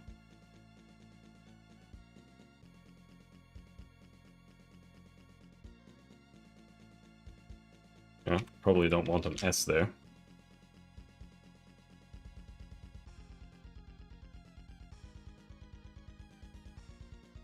Create Rust Bevy should have a snake case name. Oh, fuck off, dude.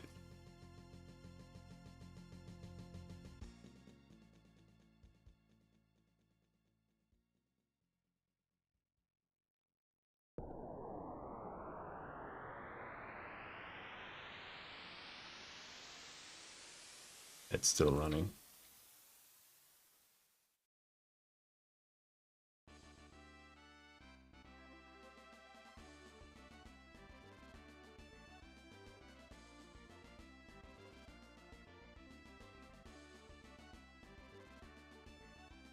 I'm poop and my health is 10.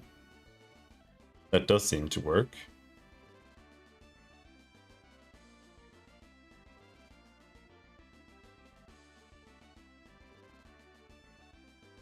Okay.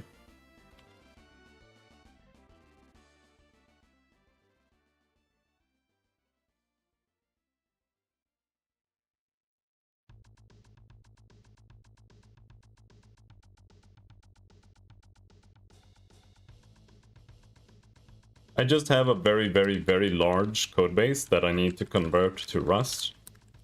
Or at least I need to figure out if converting it to Rust is the right way to go. So that's why I'm trying to figure out, like...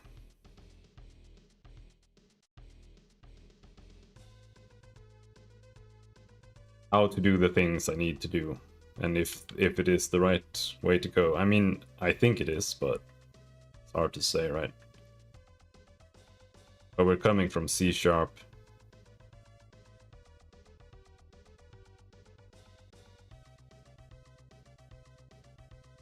The things might be very, very different.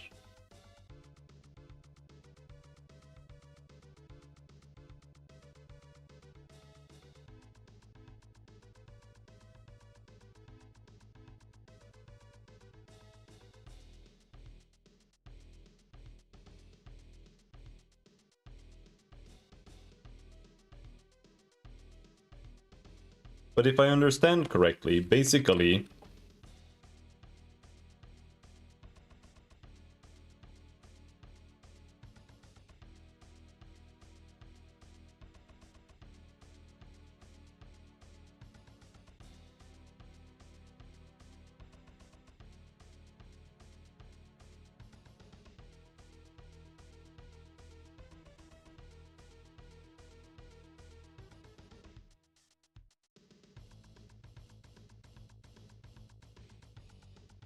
So now, if I want to do this, we do pub struct,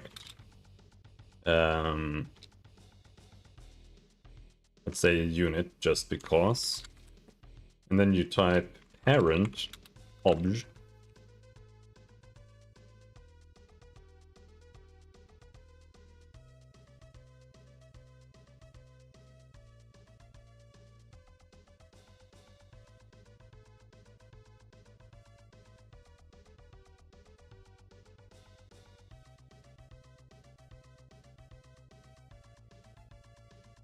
Hello, GTX Gamer Boy. Let's go.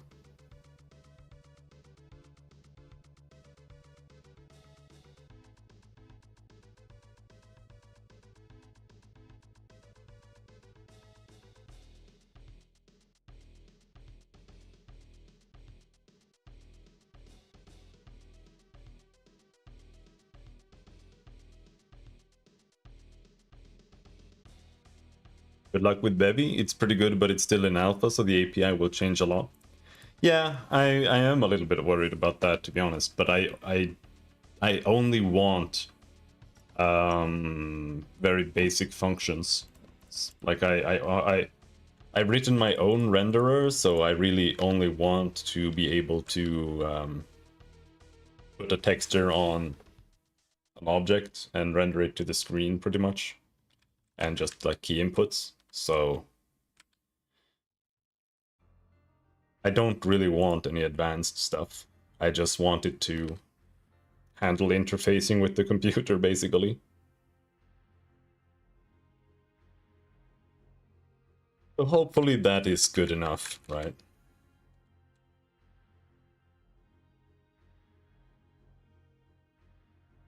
The tricky part is going to be figuring out Vulkan and porting my HLSL code to Vulkan. That's 4,000 lines of shader code.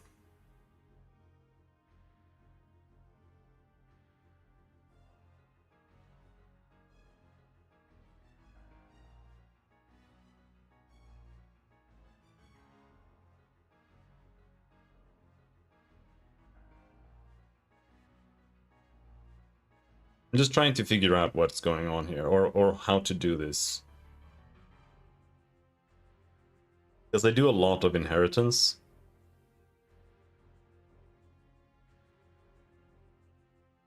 It's out of my league. Good luck with that. Alright, dude. Thank you.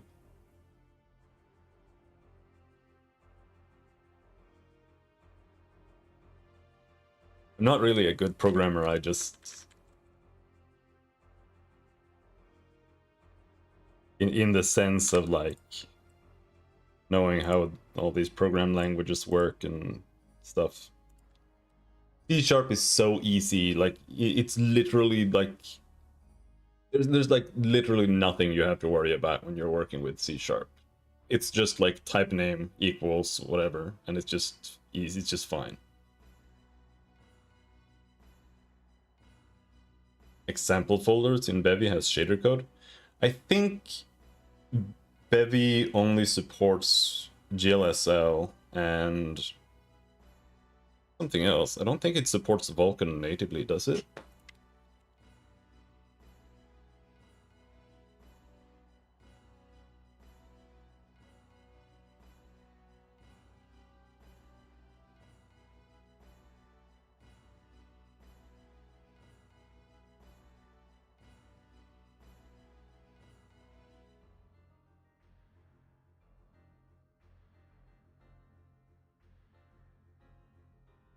Rust is pretty hard. I'm a Python developer and Rust takes a lot of time to grasp. Yeah, it's a large part of it is just trying to figure out, you know, how to do the things that you're used to doing, right? And they might not even let you do that necessarily.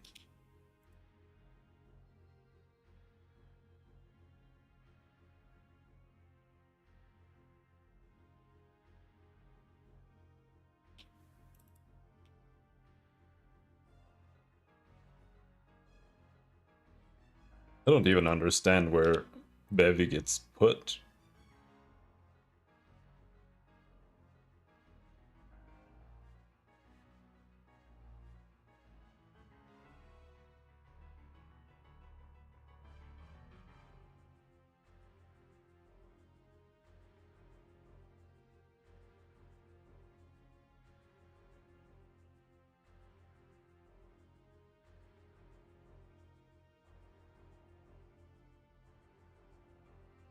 Like, it's using Bevy as a dependency, but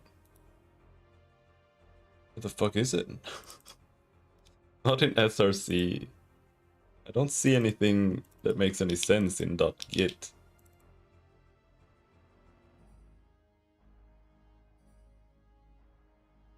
Books.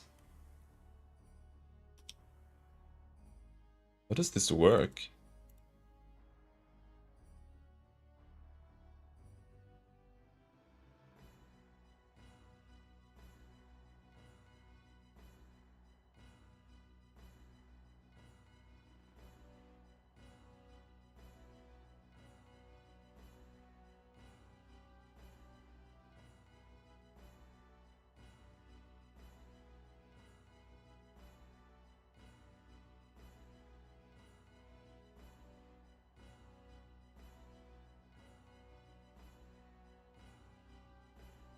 Well, what should I do now?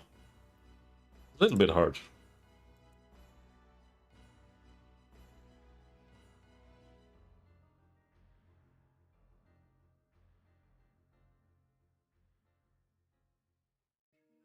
Rust implement some functionality for a type.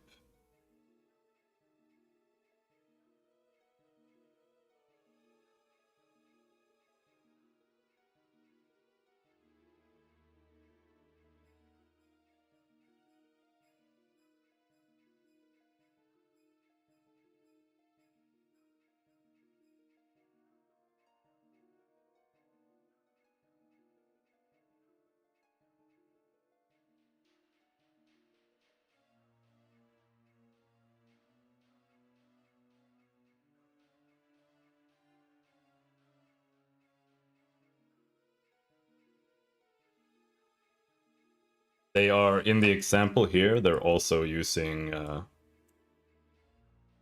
self as a reference for the functions, so I think that's probably what you should be doing.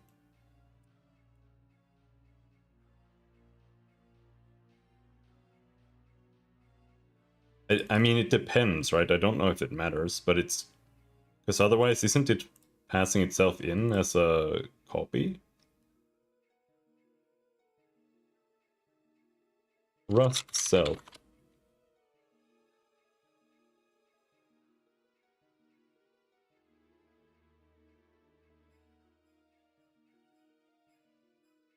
In path, self can be used to refer to the current module.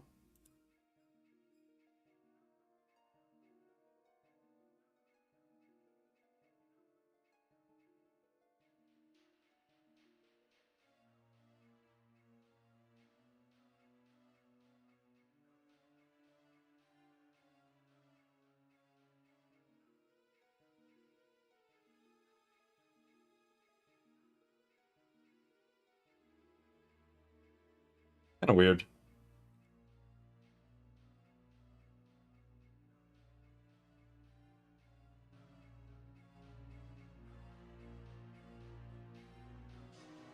Vagrant Story. Does this game even have good soundtracks?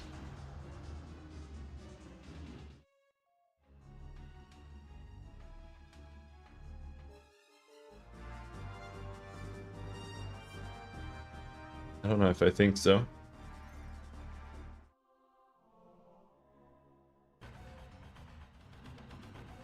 The entire game is just kind of dull and boring.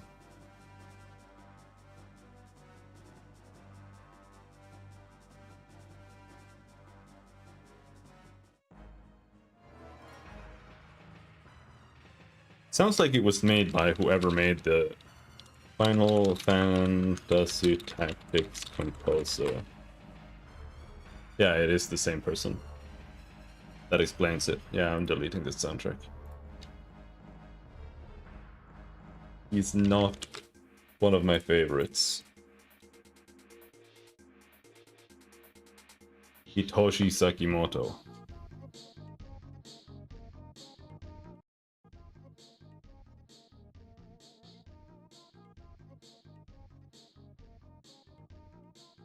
Alright, so what we need to do is we need to...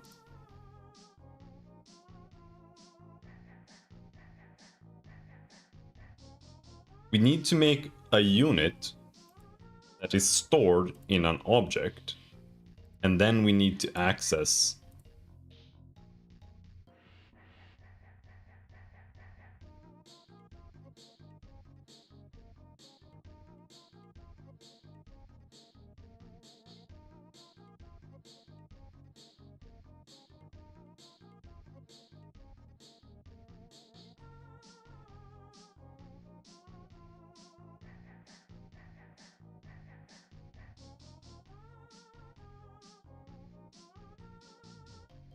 this, right? So that the unit is stored inside of an object, if possible, but it can call something else there.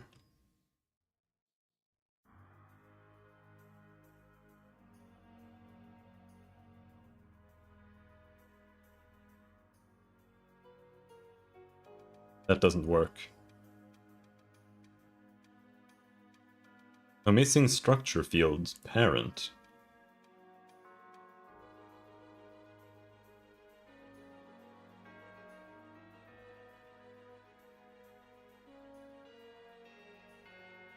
How did they do that?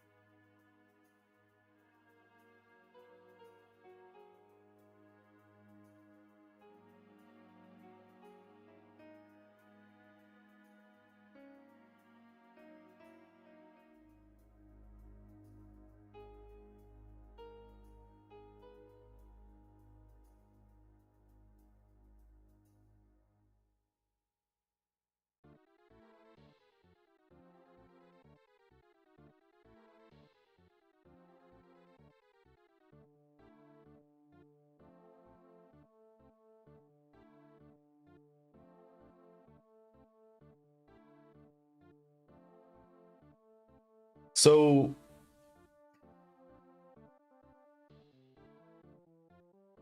fuck do I do this?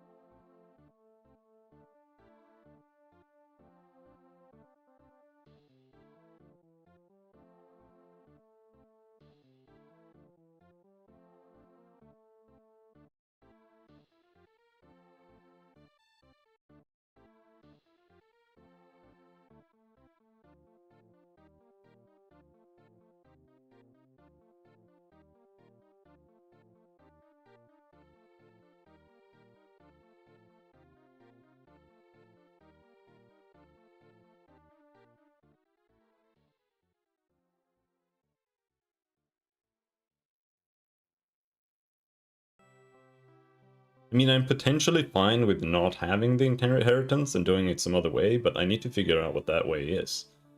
Because the issue is that I need...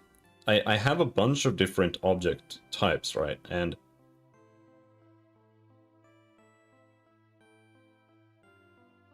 all those objects are different subtypes, but they all need to be in the same array. Like, this is very, very necessary.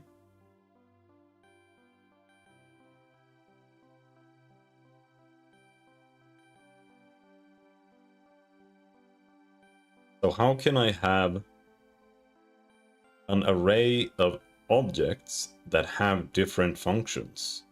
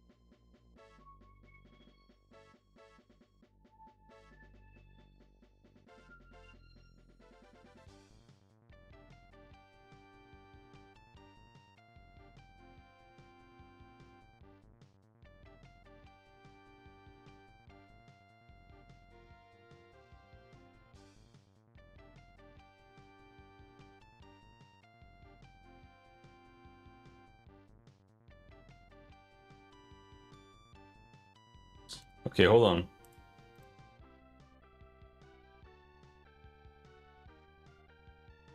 Doing something here with the fucking parrot. Let's see. Classes in Rust.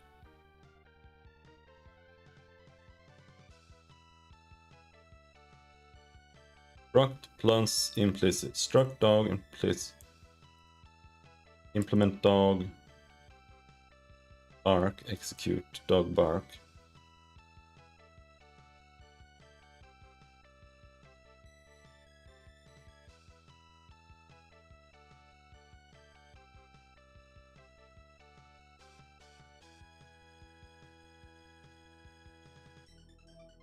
Wait, where did the fucking parrot thing go?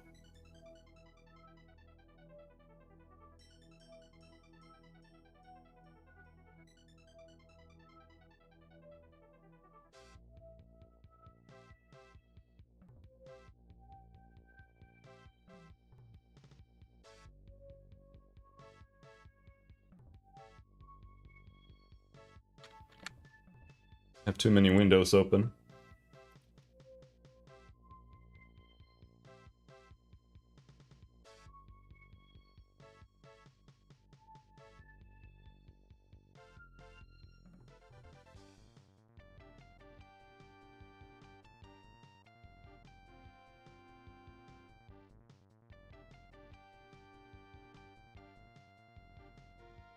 Okay, here we've got animals.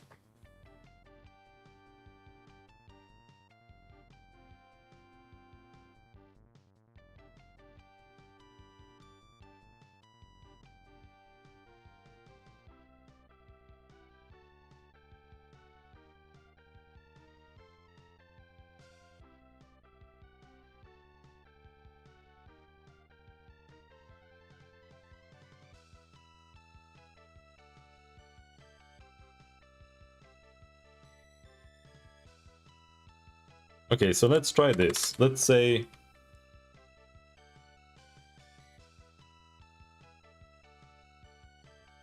implement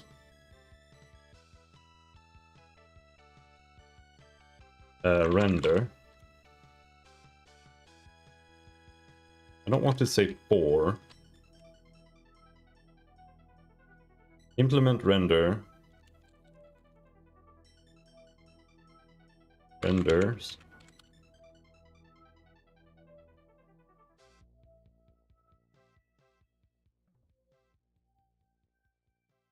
I'll be right back.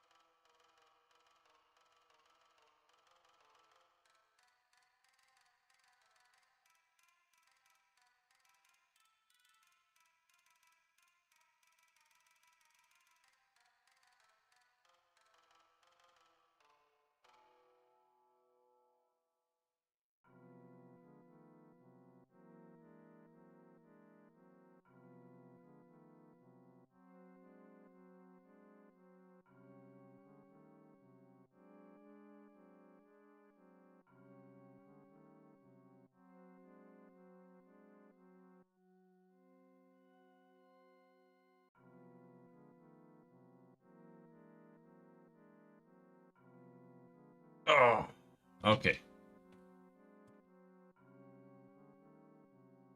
So let's write a public function render, right?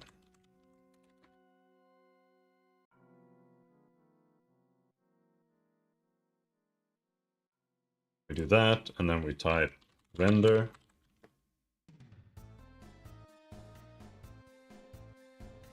Now, this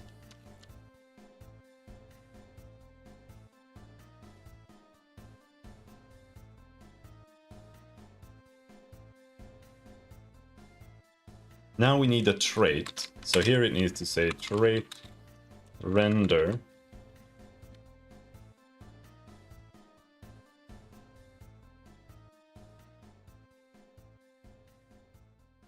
function render self.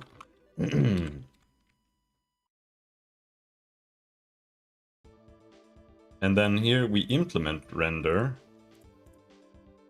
for object.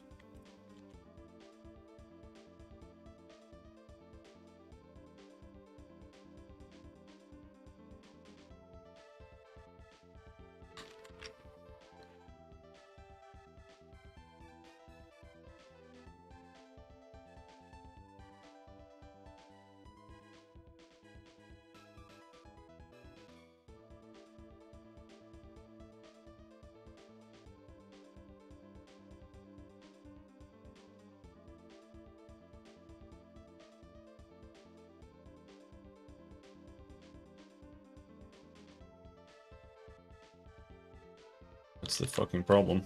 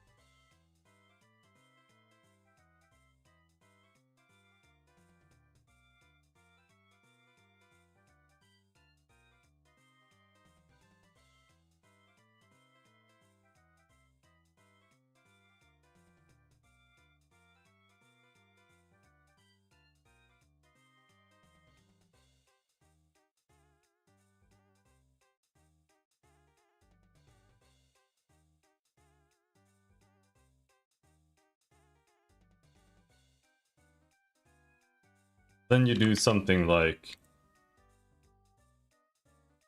let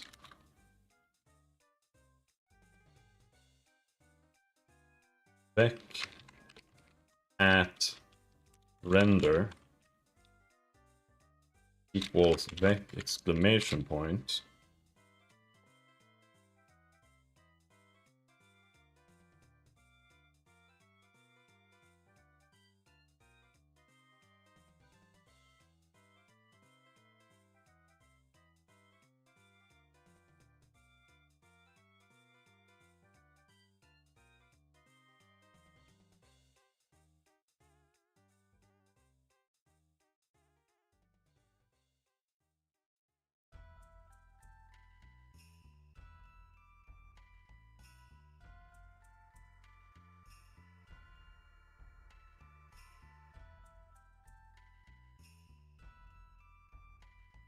The string on the string. Yeah. Thanks.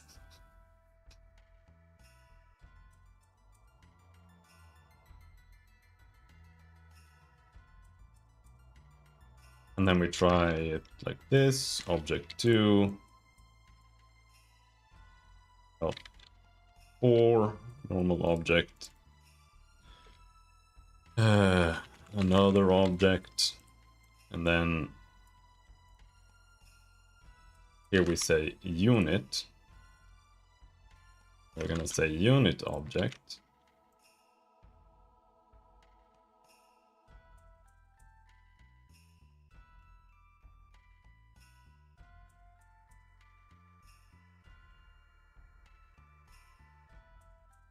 Parent object.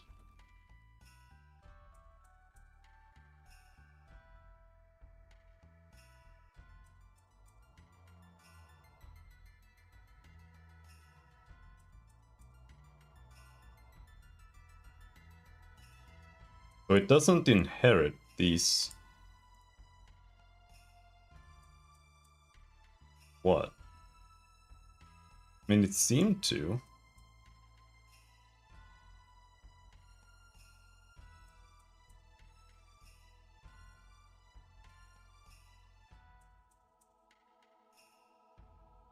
Yeah, I'm just trying to figure out how this works. So that means that for the unit here, I would still need to do this.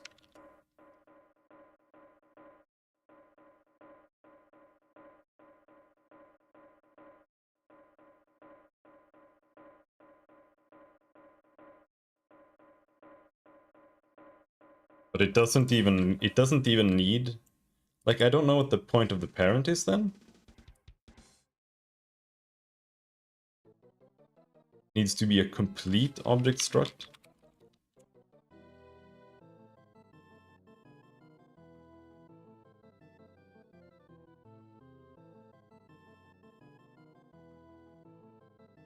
So it's not parent as in inheritance, it's a parent as in this specific object is this object's parent.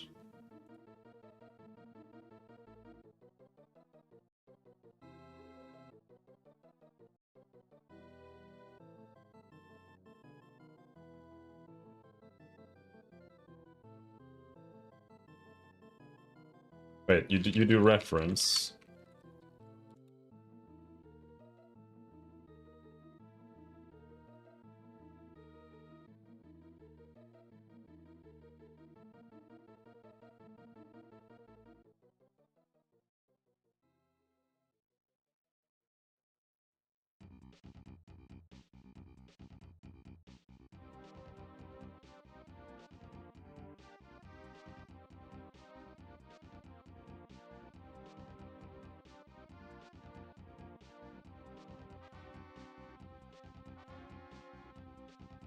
One struct in place of another, no duck typing. You see, what I'm trying to do is I'm trying to create a collection of multiple types. Because that's how I render, kind of. I'm trying to figure out how to convert my C# a game engine to Rust, and I'm fine with rewriting some things, but also want to figure out how to do things the way I'm doing it as much as possible. Let's see here.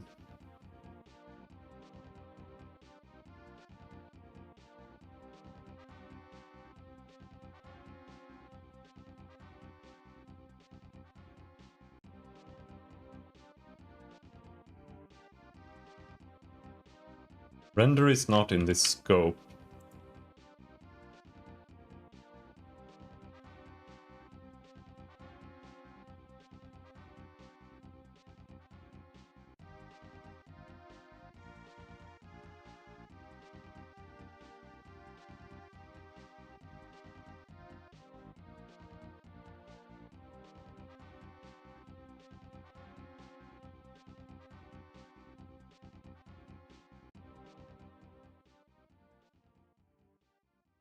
I don't know if it's...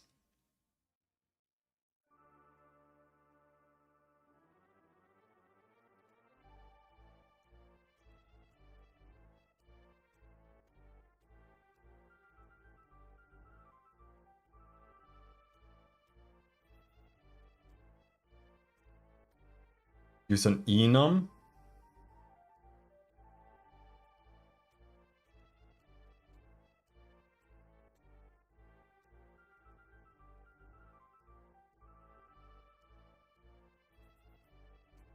Hmm.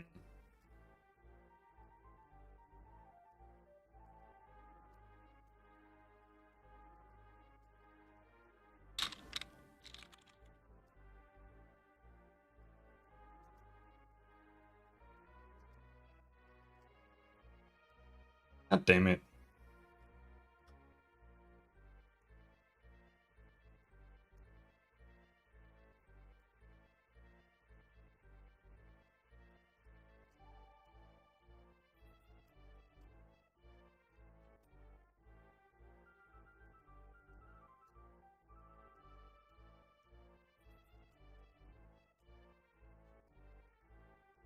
You embed the inherited properties in another struct of the parent type to access them. You need to call self.parent.property. Um...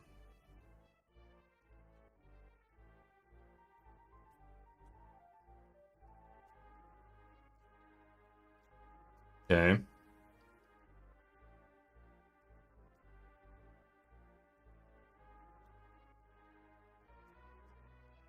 That would be kind of like a virtual override in C# with an interface or something like that.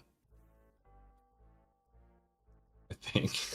Just trying to figure out how this works. But why the fuck can't I access this thing? Oh, it's private. Oh, okay.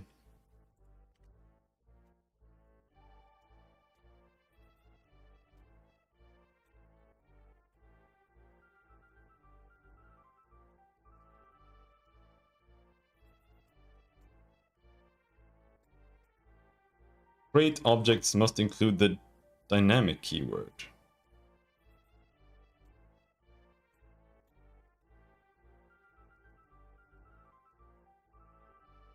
For this trait.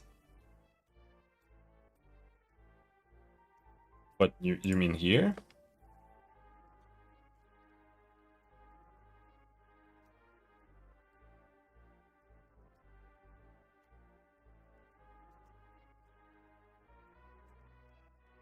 Where? Fuck?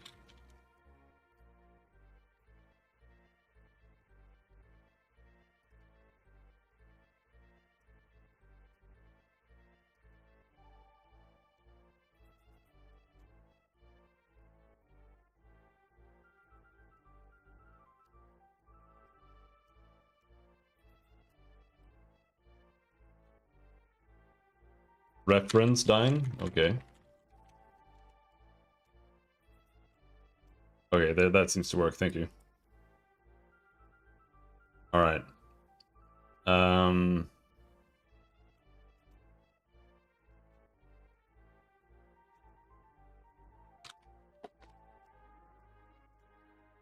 So then here we do a for x in objects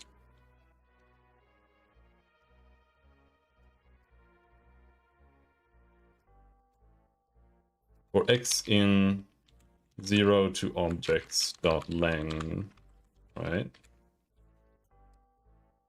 Then we do print line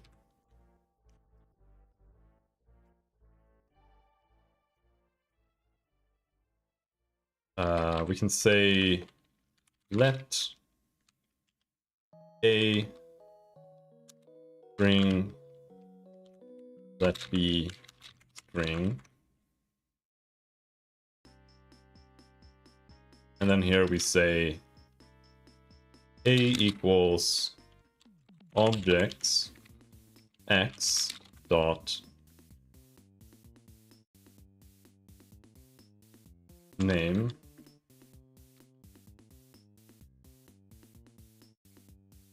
Wait, what am I trying to access? Is that right? Let's see. Okay, that seems to work. Equals objects x dot health dot to string. No, doesn't.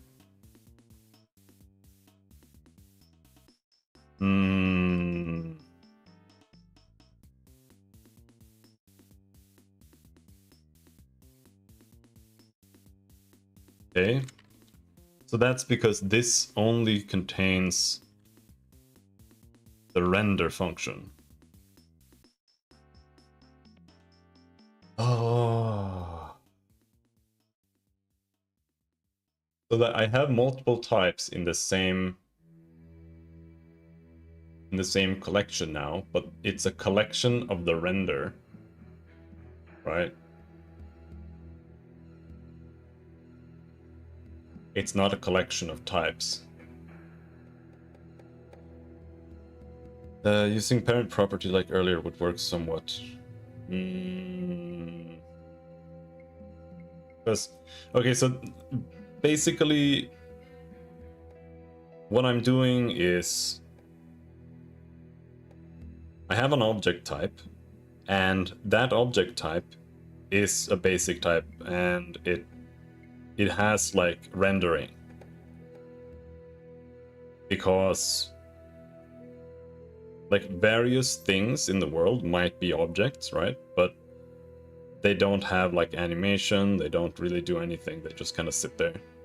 But then I also have unit, which is an object as well, which inherits from that, and it has a slightly different render. But it also contains other functions like, you know, movement and animation and all kinds of things. And I also have an effect object that just contains an animation, because that's all it does. But all of these need to be in my an array of objects, because they need to be sorted by their position. And as they are in that list, they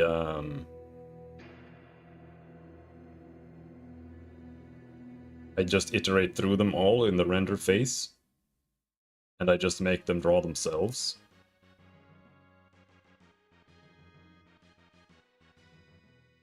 This could probably be done in some other way.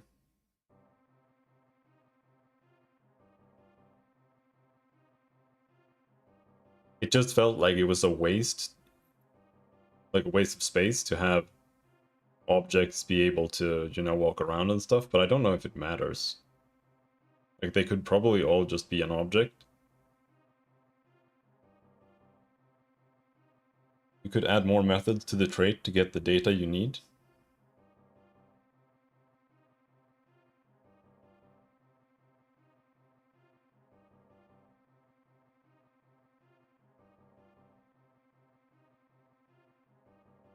Yeah, but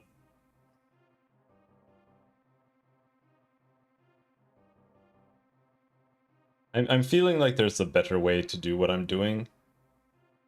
I'm not really sure how.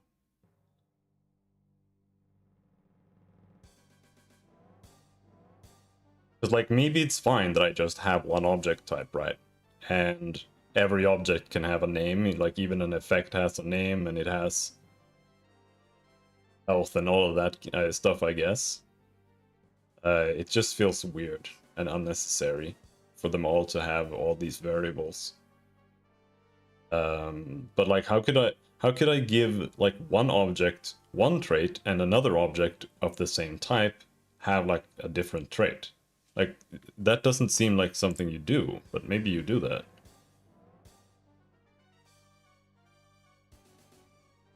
Because it seems more like you're just implementing a function for a certain struct.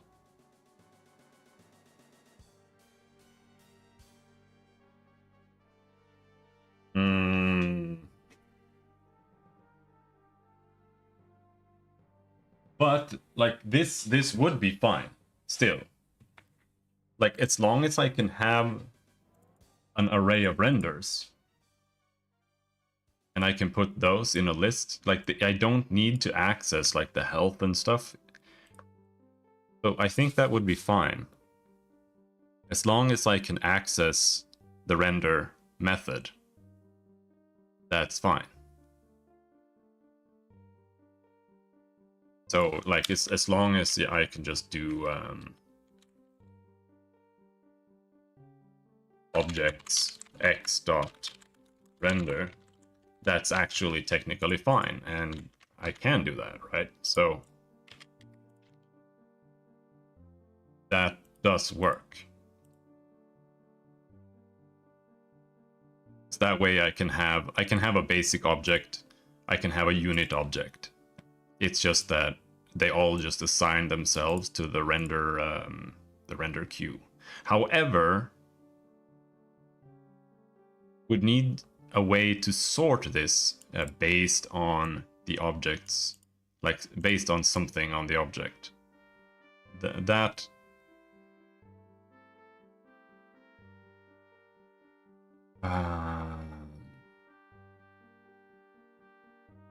or if that might be a bit tricky. I wonder if there is a Rust list. Does Rust have a list?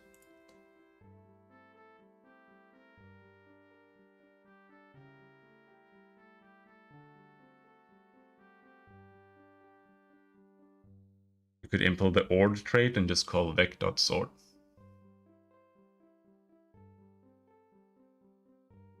Okay.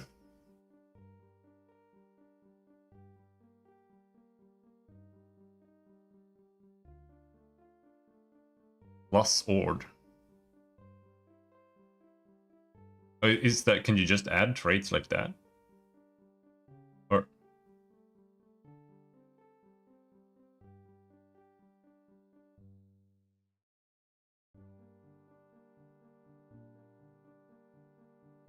is this something that's built in?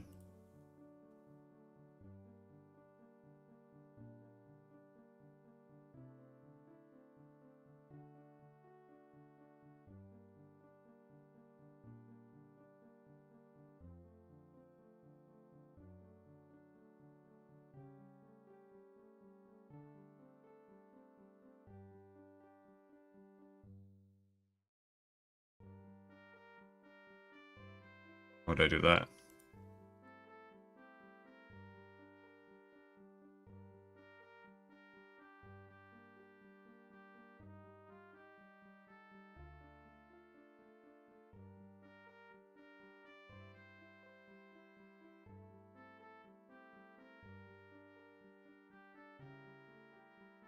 Implement ord for object. That's how you do it, right? Something like that.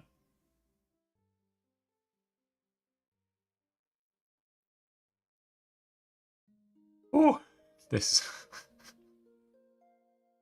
this is a lot to figure out. I don't really know how to do this with like inherent Rust functions.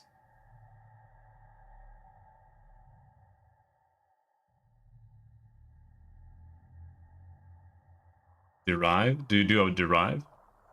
How do I implement ord for a struct? Thank you.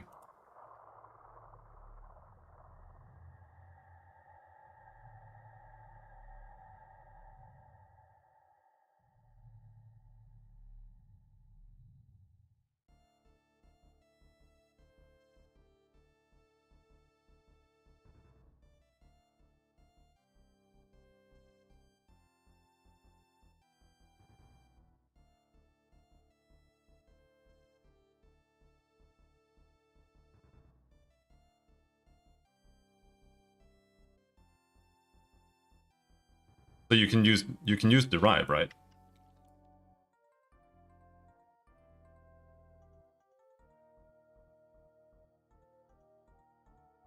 Like, is that enough? Or not?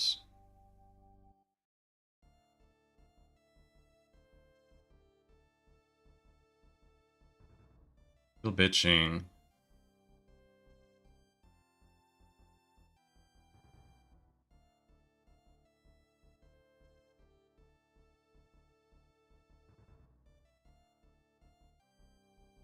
It's because it's...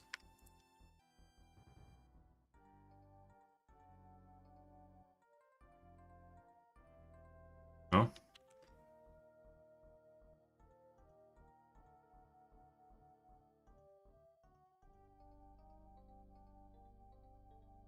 Yeah, that's the thing. Like, it needs to have... I need to be able to sort them. Like, it's fine, because I can... Well, I don't know, is it fine?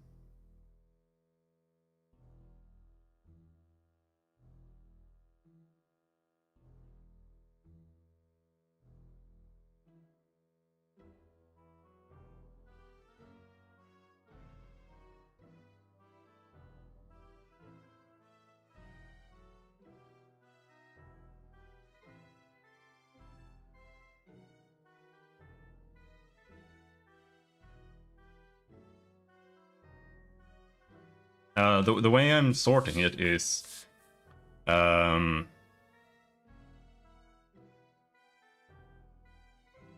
basically, it's a 3D index converted to a 1D index. So I just have a 64-bit integer that is set in a way where I check for like I check the x value of a unit and I check the y value, which is then y times x size, and then I have a z, which is z times x size times y size, and then I give a unit a value like that, and that determines its render order. So in reality, all they have is like they have one shared variable, and that's what I use to sort it. So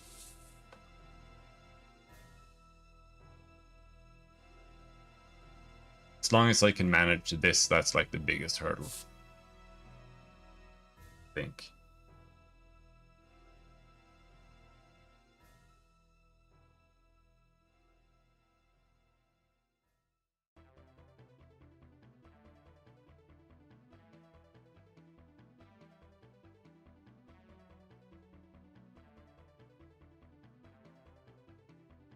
Add an ID method to the trait.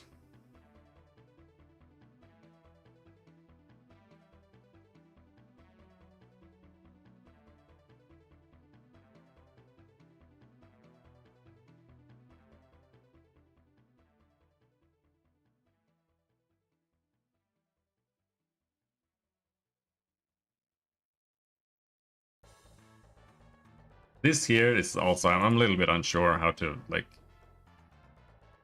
make it just call a function from somewhere, but I guess this kind of works.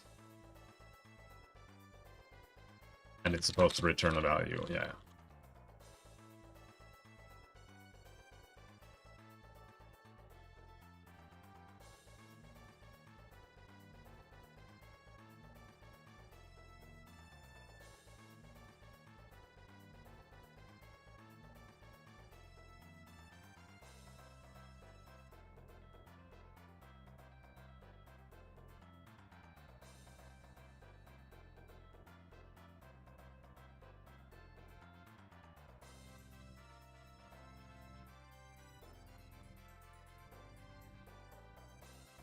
snake case.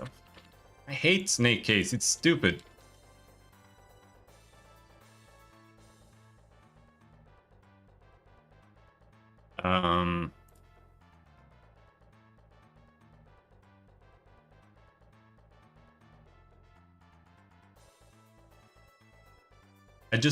I was just trying to like not have to retype the entire render function here, because that's kind of what it felt like you're doing here. You're implementing an entire like implementation for the render, and it's just shadowing the previous one, and that's all that's happening. Instead of just calling this one. Couldn't really get that to work.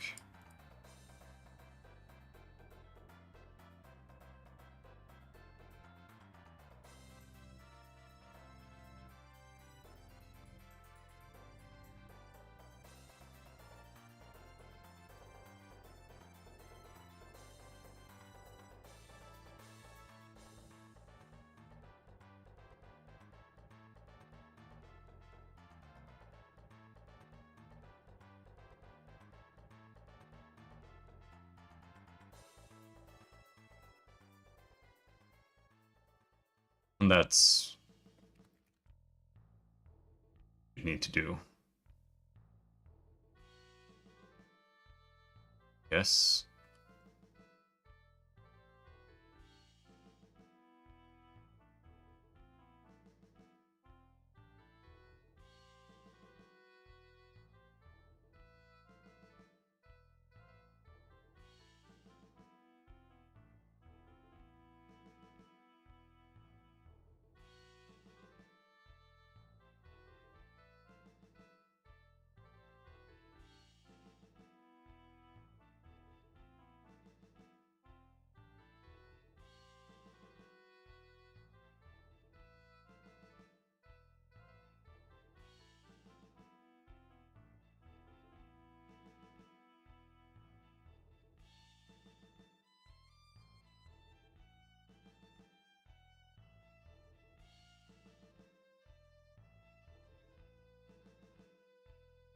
Isn't this something you can... Can't you call this simply?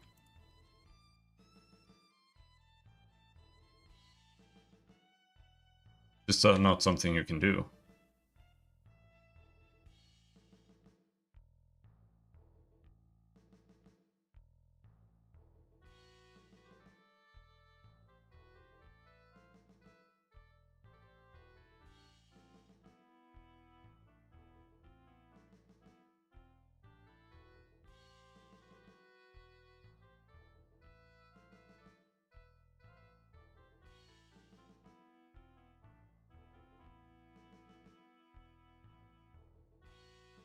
Because this is kind of weird.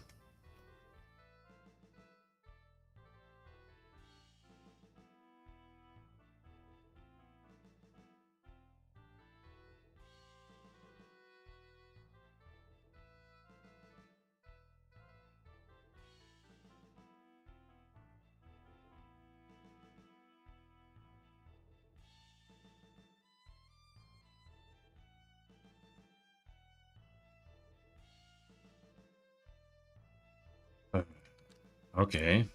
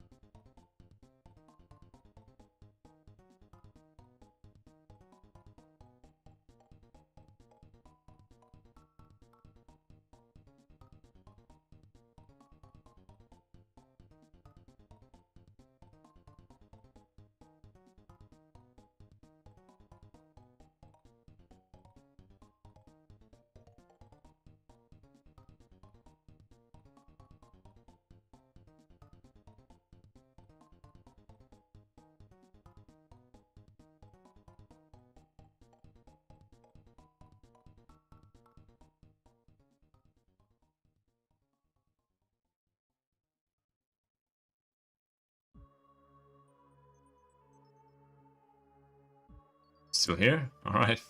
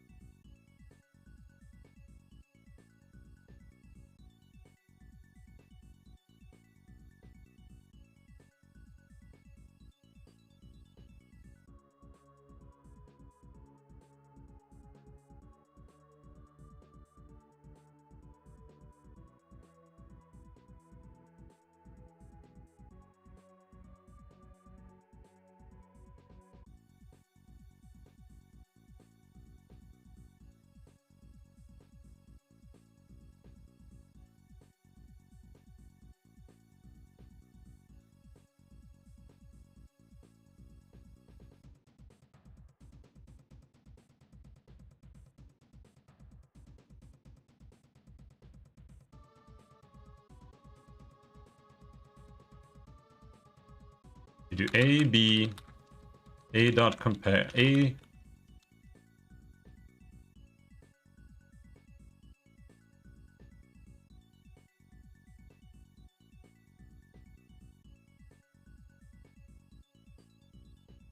B dot ID.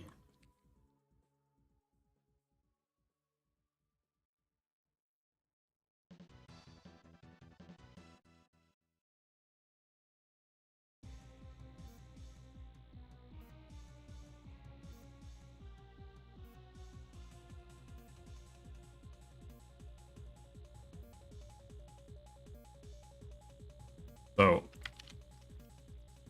consider borrowing here.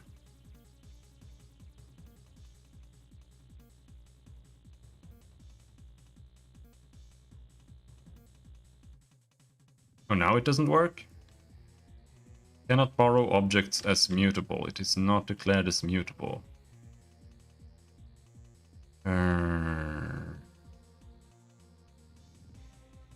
Right.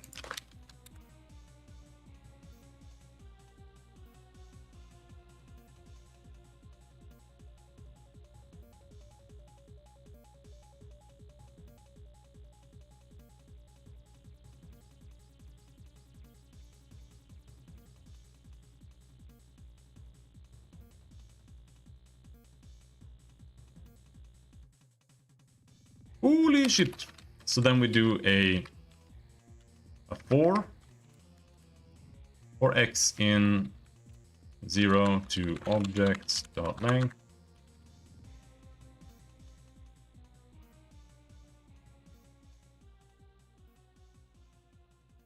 Print line objects x dot name.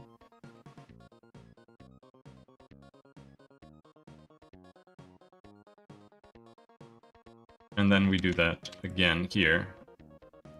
Oh, no, now you're bitching?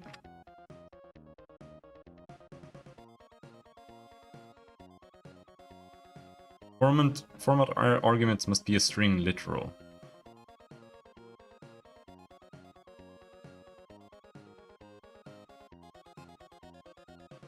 Oh. Okay, so...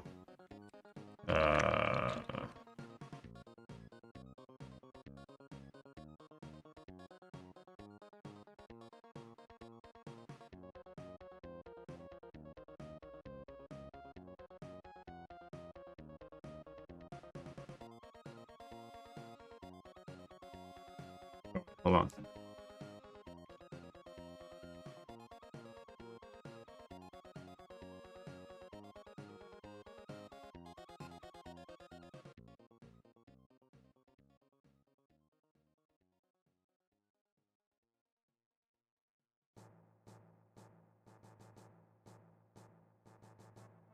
Oh yeah.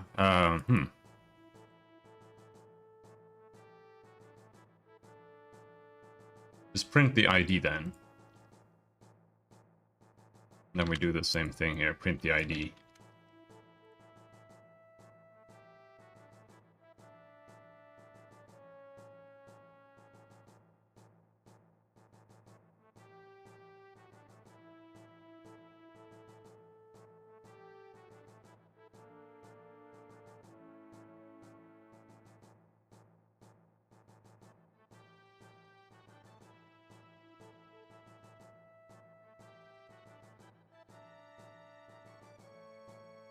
Oh yeah, it works.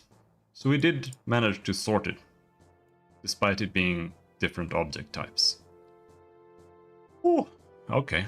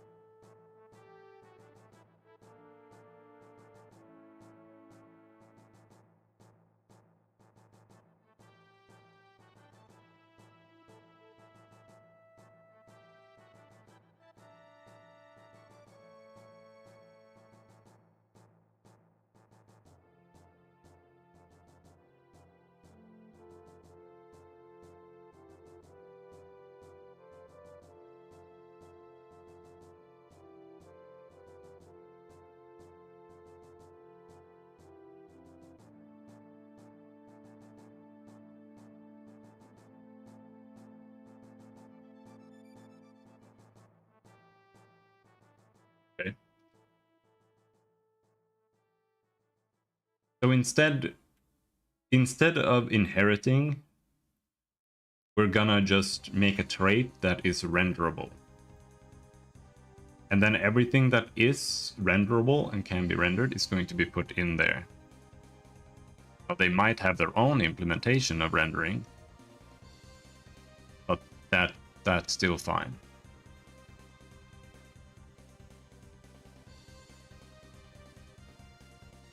Kind of clunky that you have to use a function to like return stuff and whatever.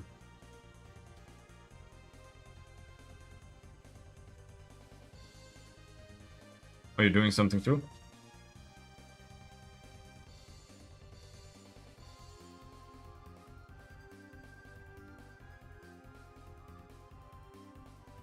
Rate render to debug.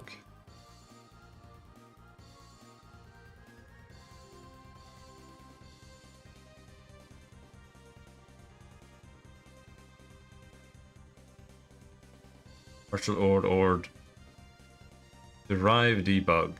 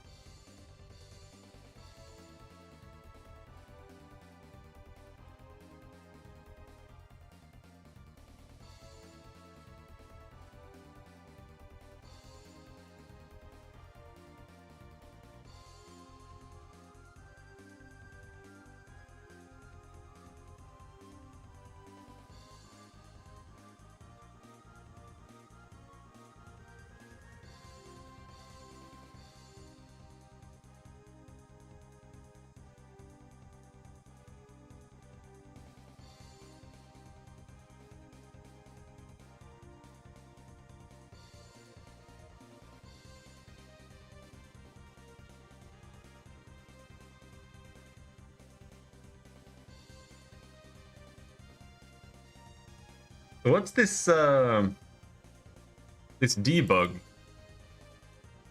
thing on the trait? What does that do?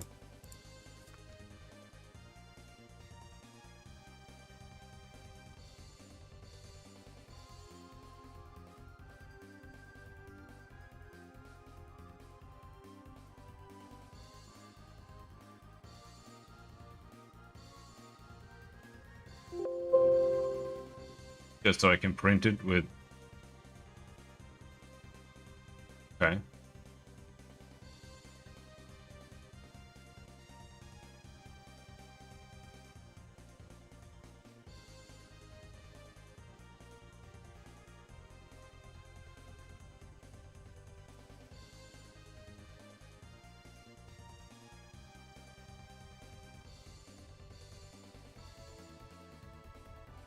Oh, holy shit.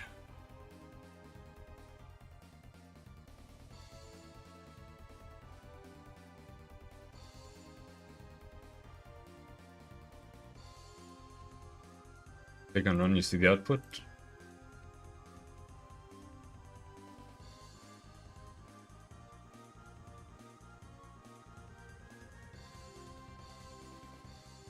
Yeah.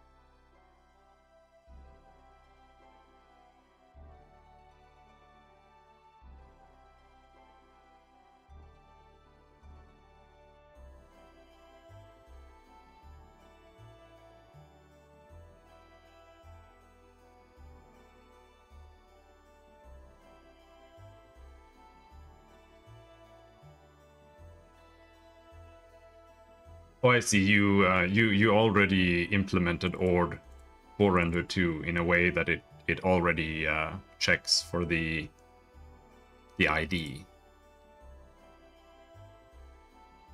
So that way you don't have to actually write the sort by.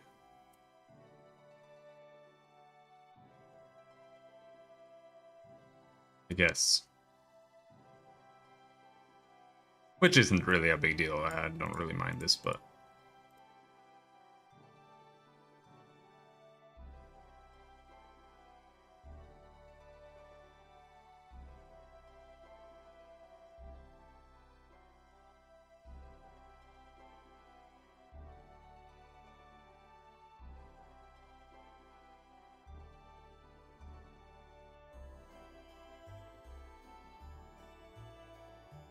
Okay.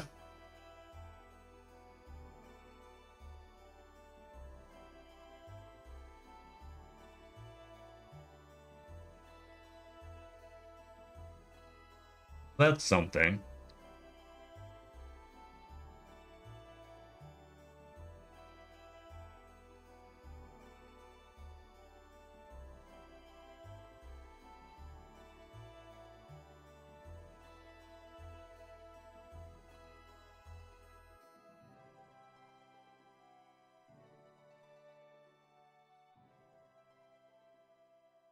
What next to figure out?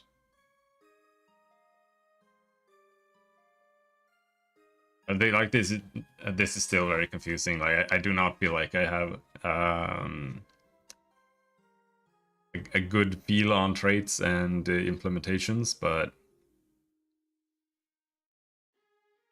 more than before, I guess.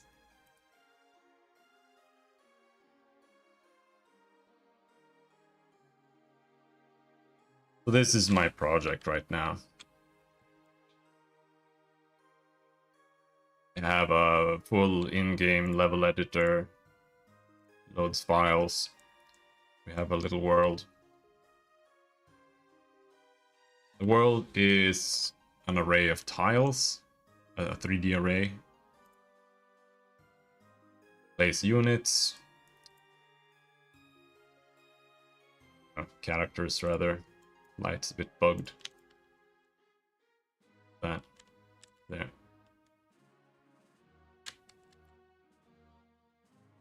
This around.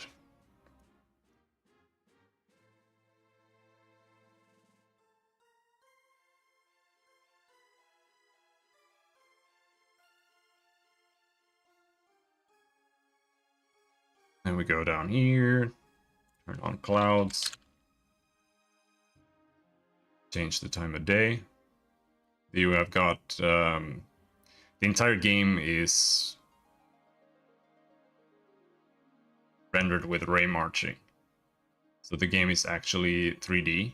It's just that I'm using pixel art textures for everything in an orthographic view. So it's ray traced. We've got light casting, and we got shadow casting in full 3D. Still a little bit buggy here and there, but you can see shadows are cast on the wall and whatnot.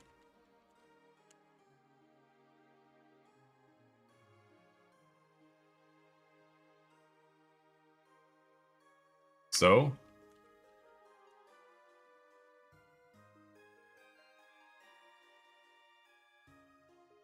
you can walk in behind buildings, into buildings.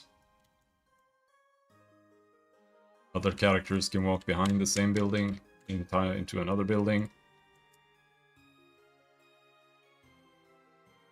And this is all handled through an HLSL compute shader. So that's really like the major hurdle, figuring out how to properly interface with Vulkan and convert all of this to that.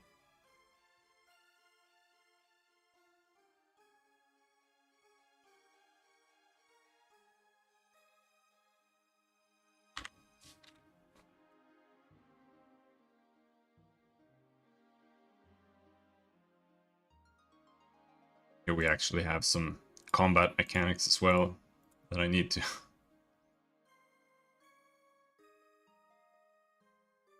move over.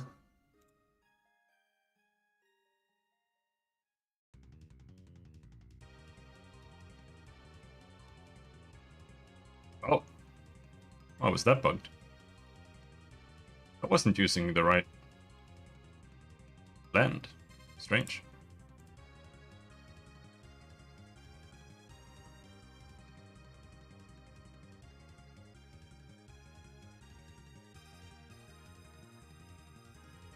What's going on here?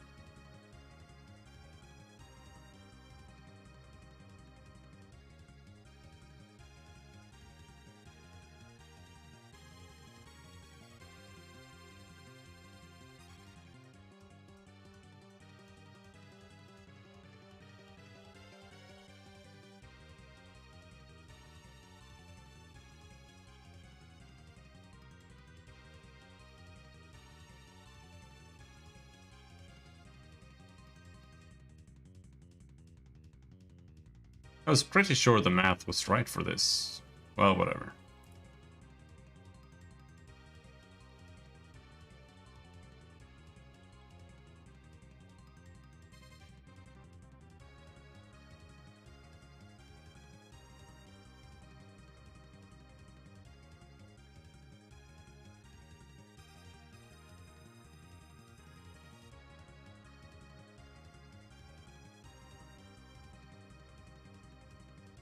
Bevy windows.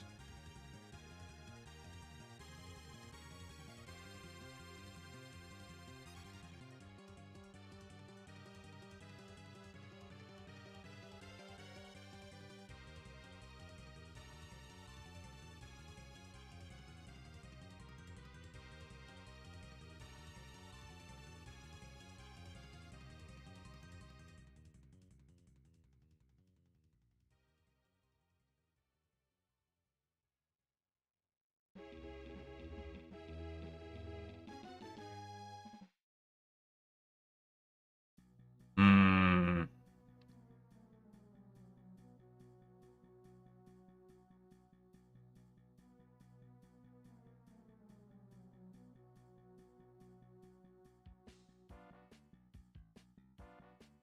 Feeling a little bit aimless. I should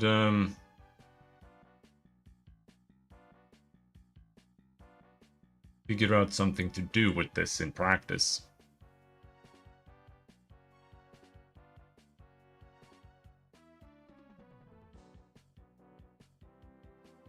Maybe I should make a little platformer or something.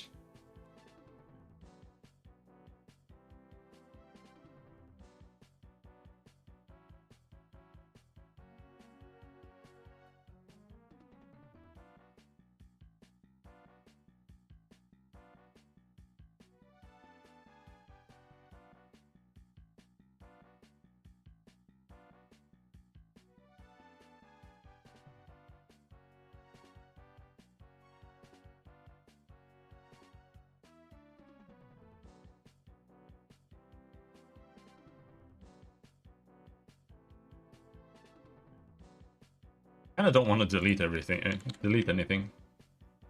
Just nice to be able to see what you did before and just remind yourself what the hell.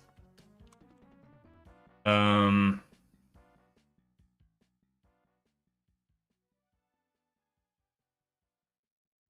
maybe we just do this instead.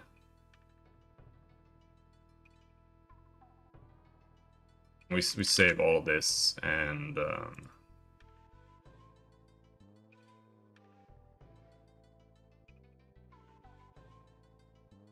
oh yeah, I typed in debug here.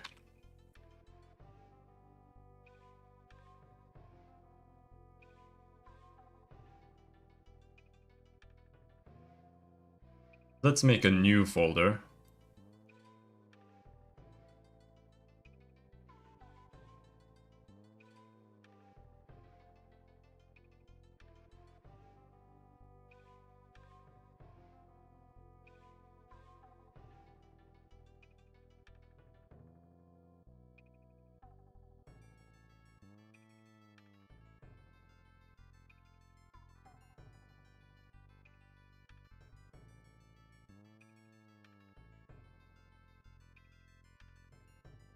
That cargo add bevy.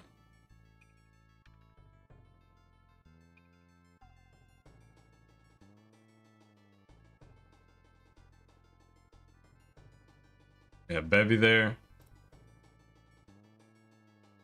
We have a new main, and then you type use. Is that it? Use. Oh. Rate build. No. Cargo build.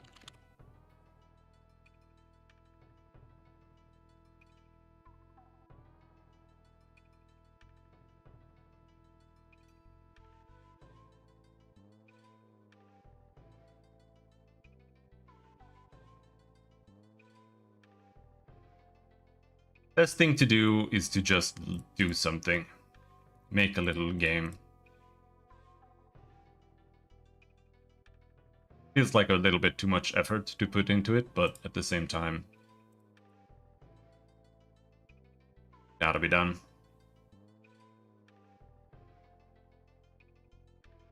And I'm not really sure what Vulkan wrapper to use. I was recommended like 2, I think.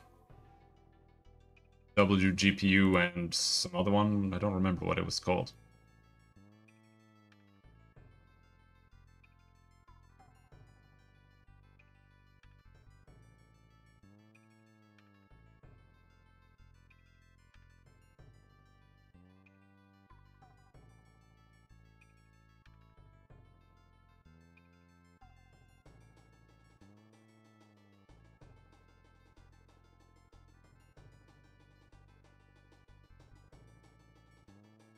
Ash. Rust Ash.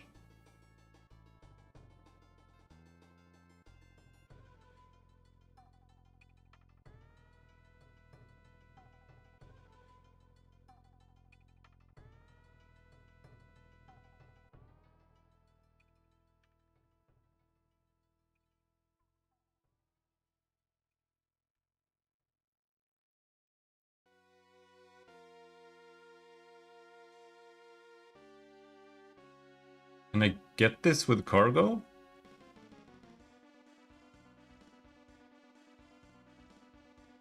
Like, I don't know. Just what happens if we type cargo add ash? That's it. We just got it, I guess.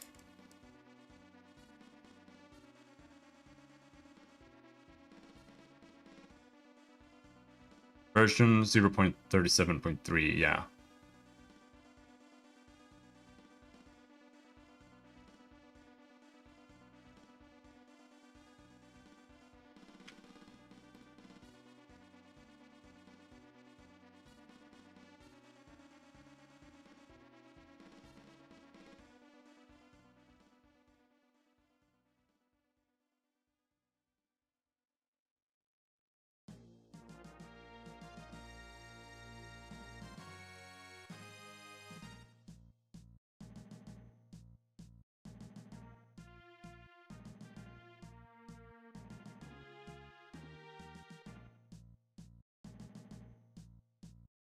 Lunar G Vulkan SDK.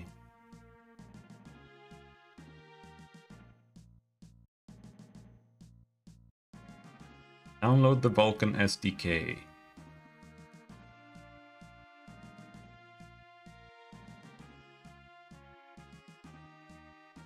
Latest SDK, I guess.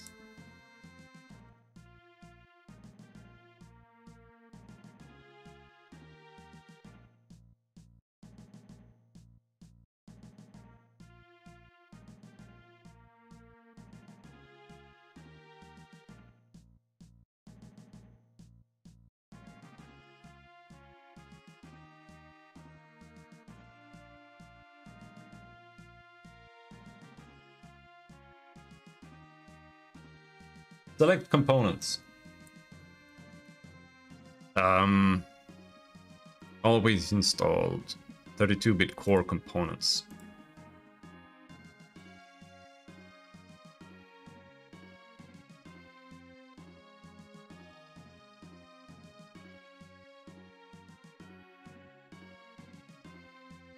I don't know. I'm just gonna skip all of it.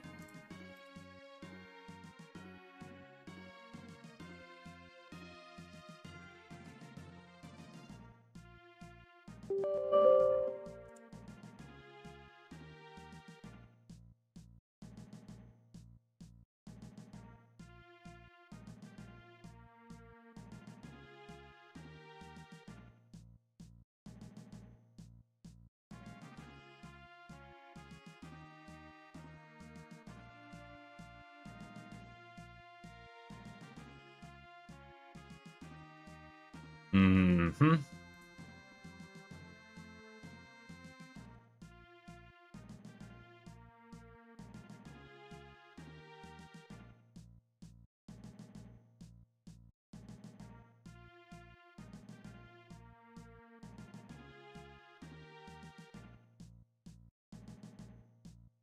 Well, we seem to have most functionality.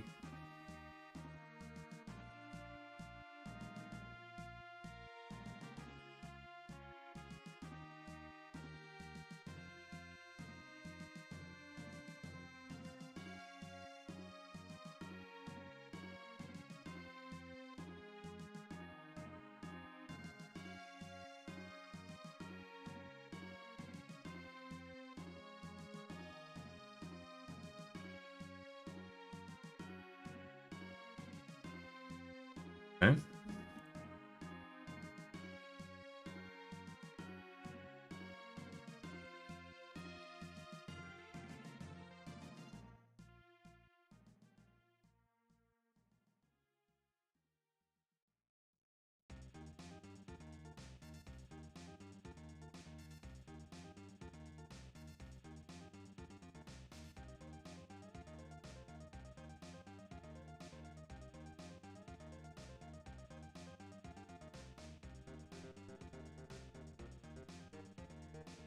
So what is it called? It's Bevy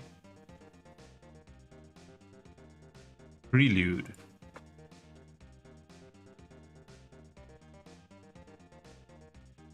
I don't know what that is.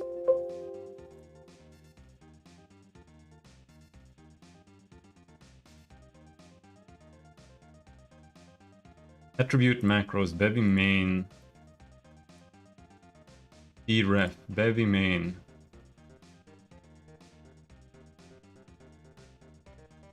Deref. I don't know, the doc seems so useless. Common components, bundles, and plugins. What does that mean? What is it actually implementing? It'll be fine.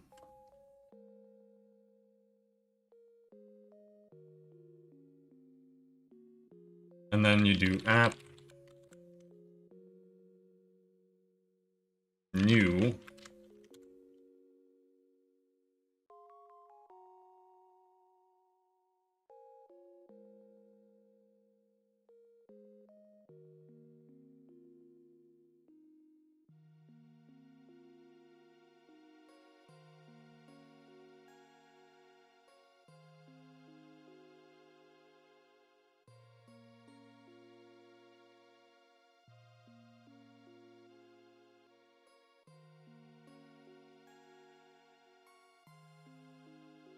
Oh.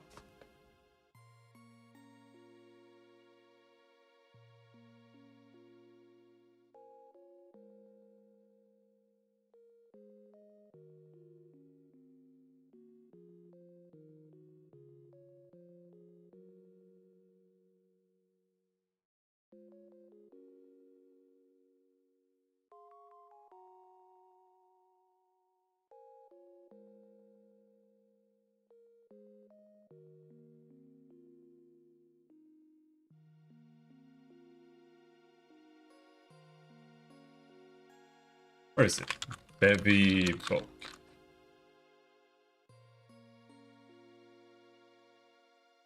Getting started again.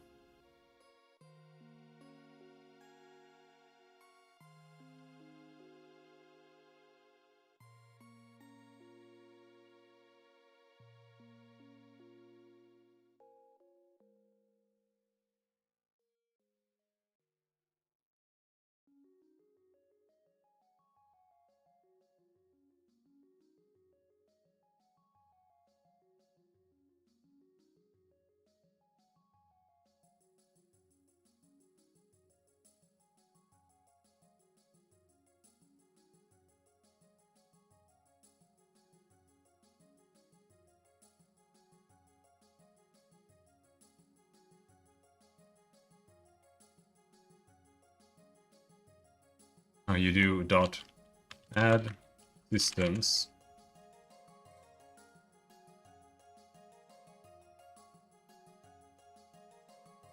That's how you did it.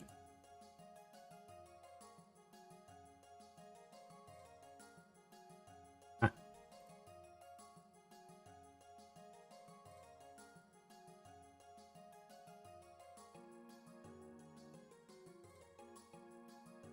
What's it bitching about?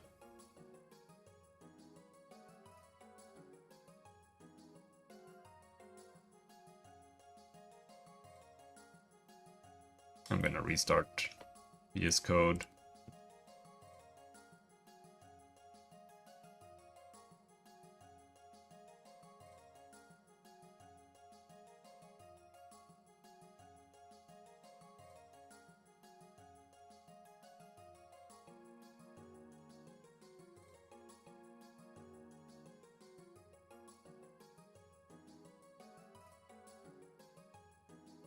Loading.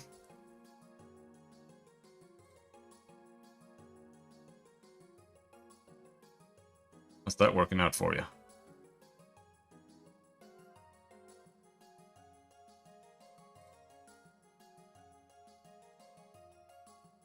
So,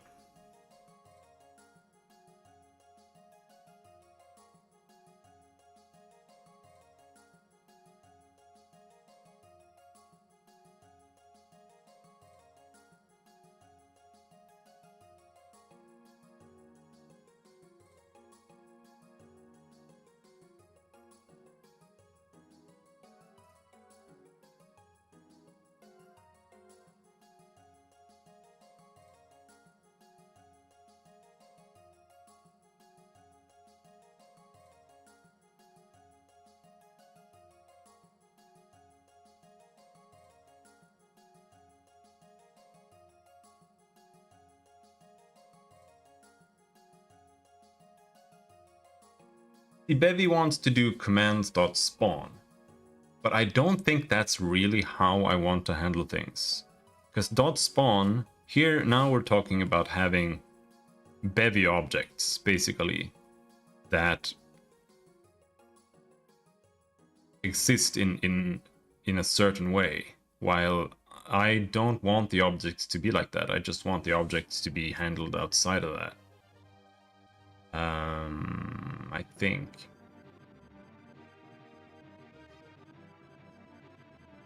From what I understand, this is basically just a Unity object system. And in Unity, I'm not using objects either. They're literally just a struct. No, they're a class. That's it. Or a list of classes.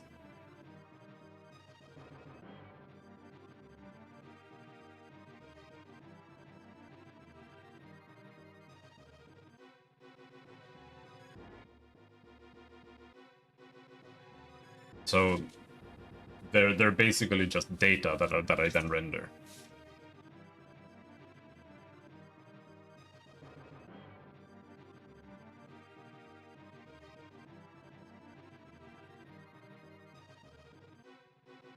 Hmm.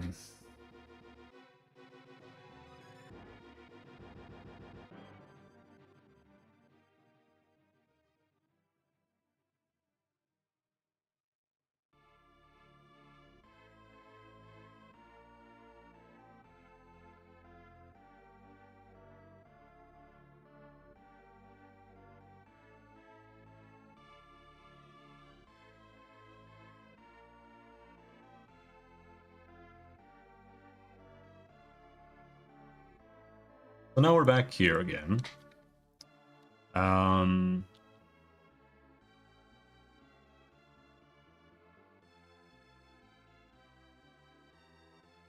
Struct object.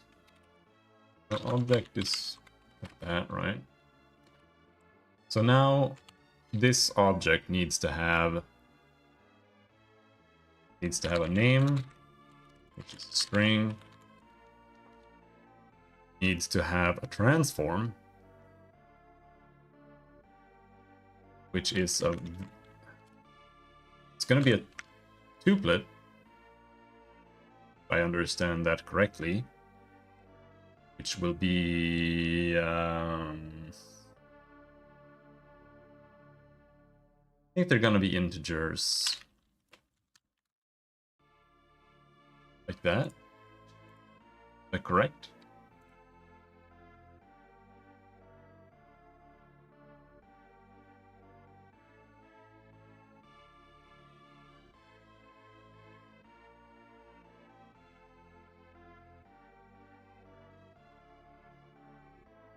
It should have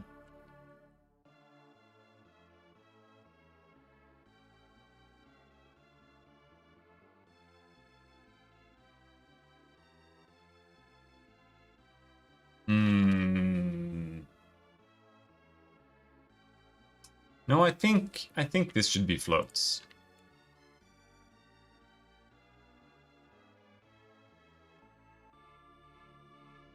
How do you type a float? A float 64? No, F64, probably.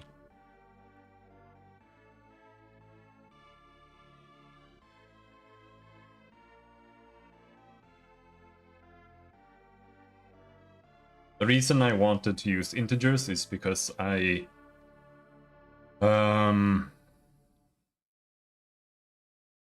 lock things to the pixel grid, right? Because I do pixel art games.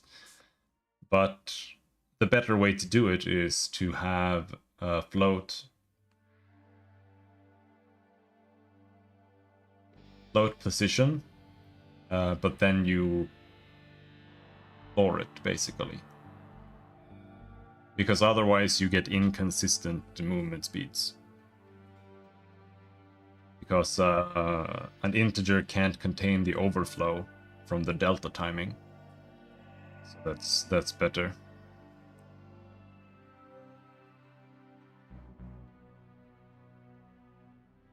I wonder if there are getters and setters. Rust getters, setters.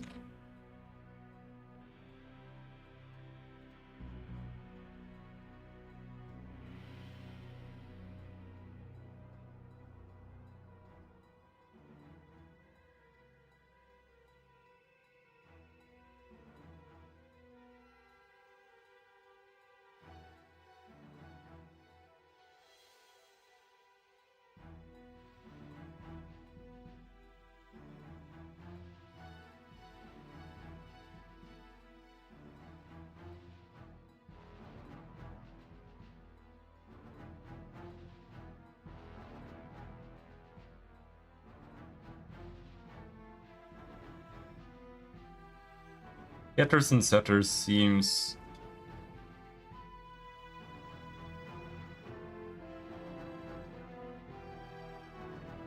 Yeah, I mean, you can still do getters and setters, right?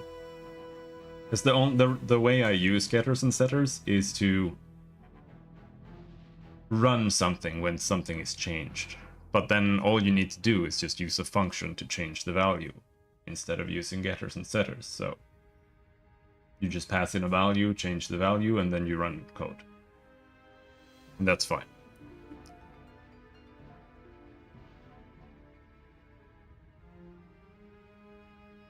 So for example, here, I could have a transform, and I could have a pixel transform, which is instead an I32, I32, I32, right? And then we can have a function called set transform. Oh yeah, it wants snake case and everything.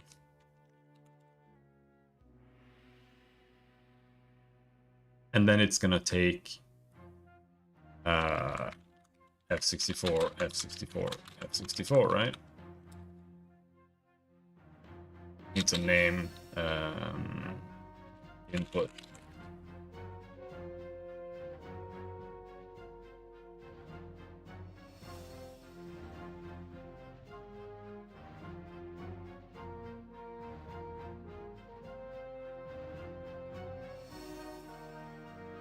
Do that, right? Expected bang? What does that mean?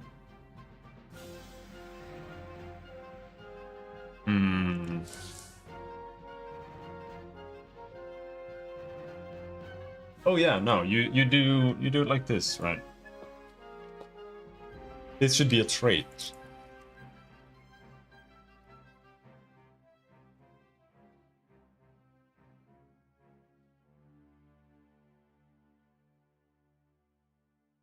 No.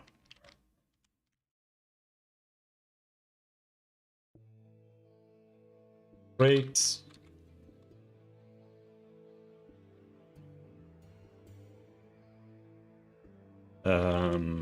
Movable object.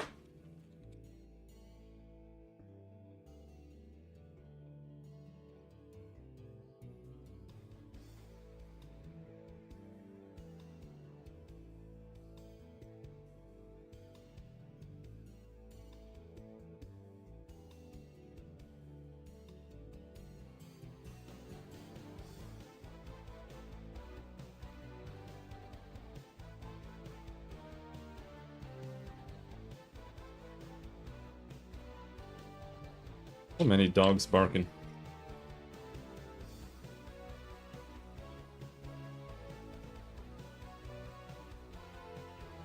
Oh my god.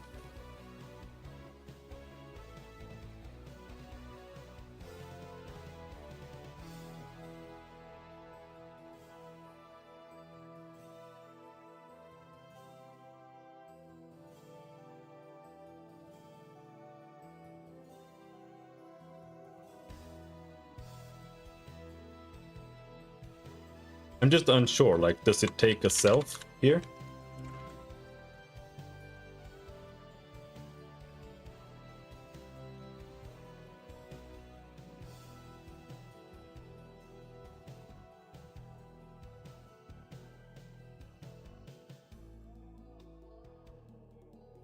It's like that.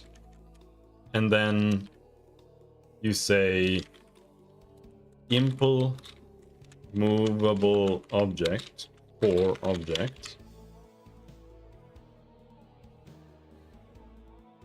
And then you say, but then set transform self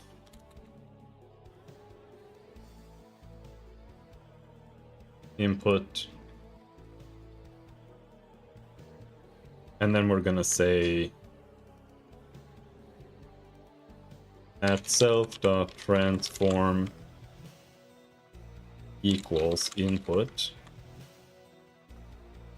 But then also at self.pixel transform equals input dot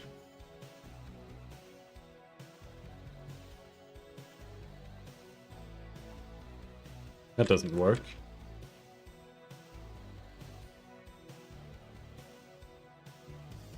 Dot 2. What the fuck?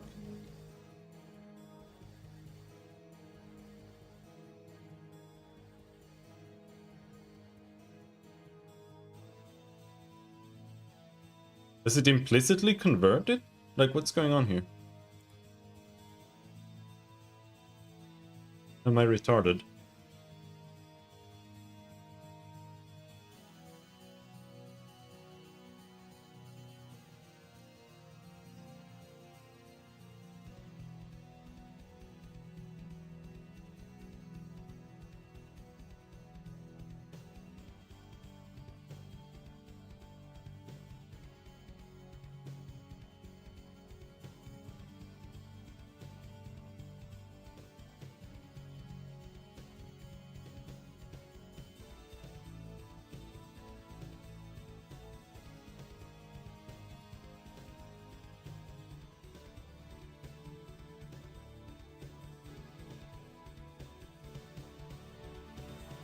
Rust map.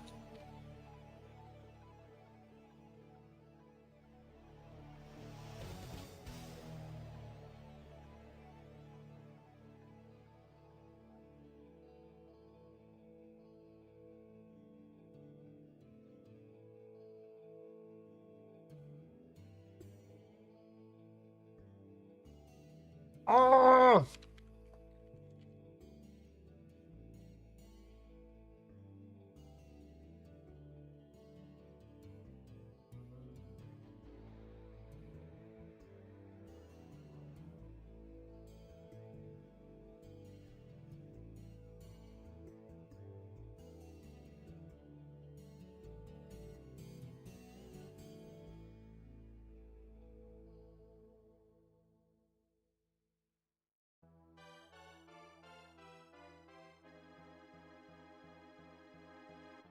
Using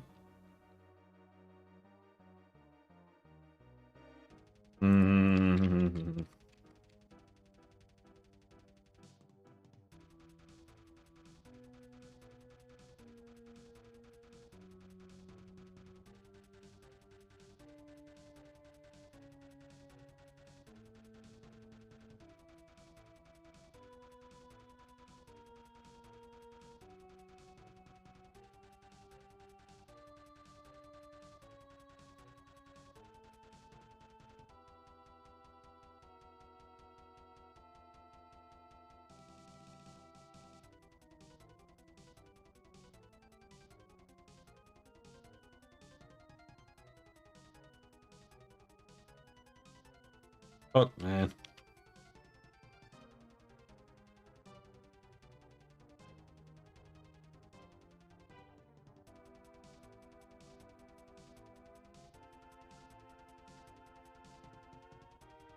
STD.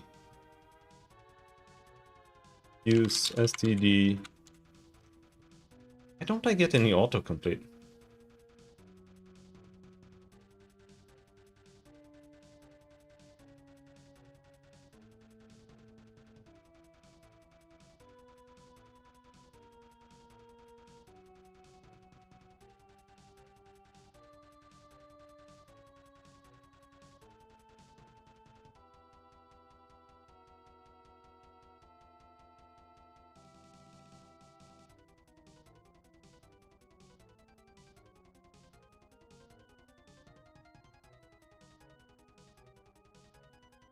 Did not find cargo tunnel. It's right there, asshole.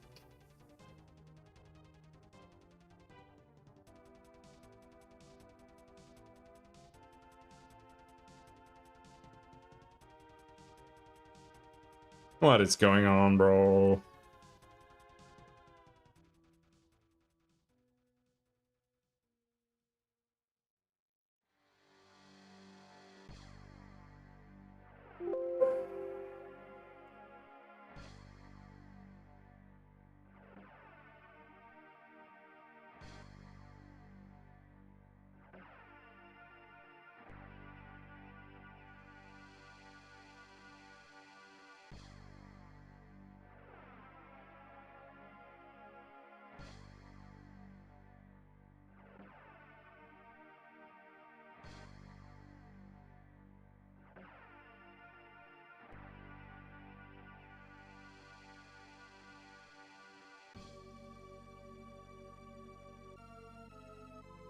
Right there.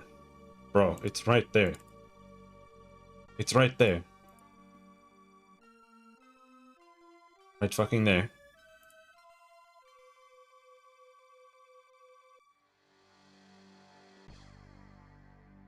But did I fuck this up because I didn't name it .rs? Something? No? Ah.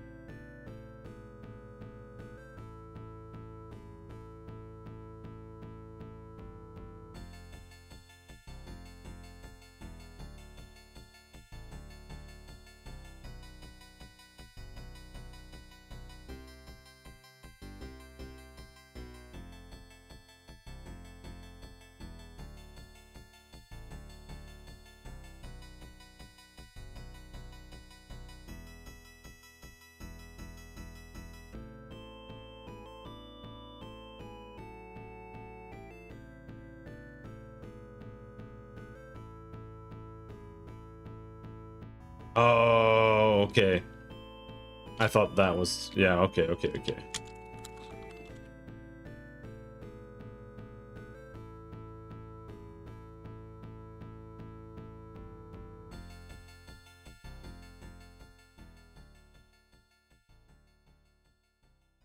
Okay.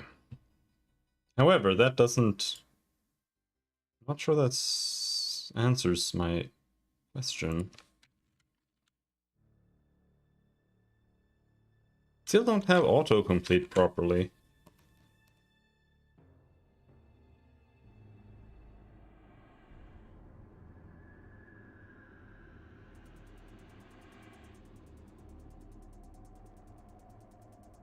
Like, why is Rust Analyzer not working?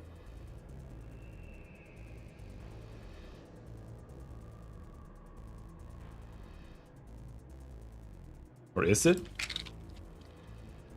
It is, but...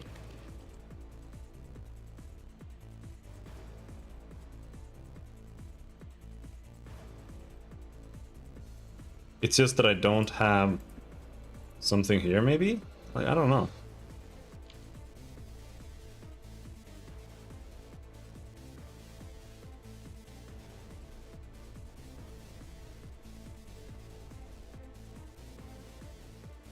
Rust Standard Library.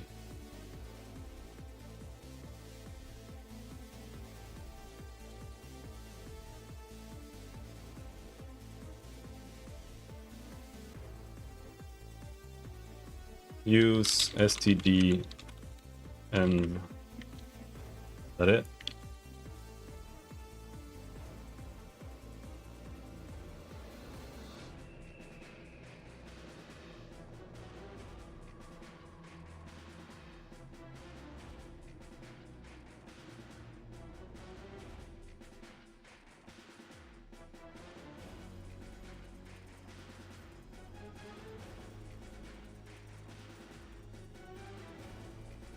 Still don't have access to any flooring.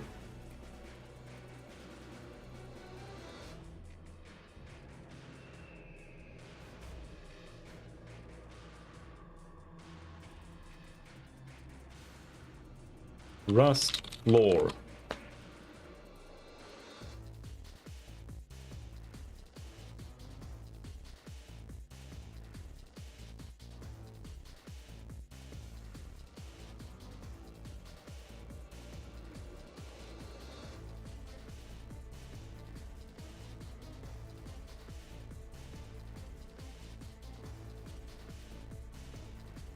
Fuck's sake.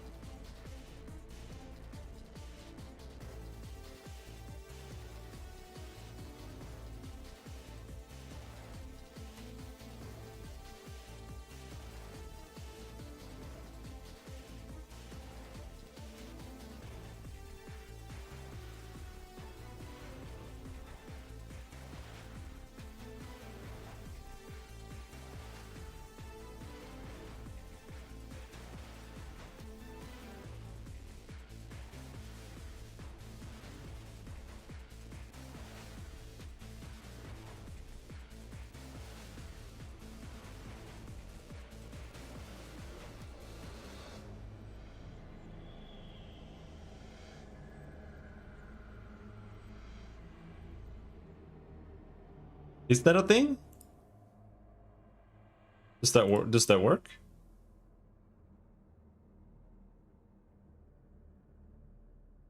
It's like, it's not complaining or anything, but it's also not showing me autocomplete.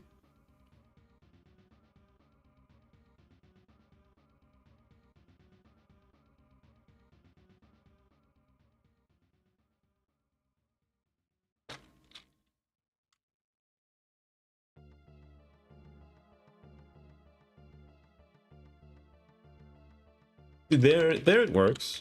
Float.floor there. But what about let float tuple f64, f64, f64 equals 2.34, 2.1, 1.2. Float tuple dot floor, that doesn't work. But 1 dot floor, that works there. Why does it work here? Why doesn't it work here?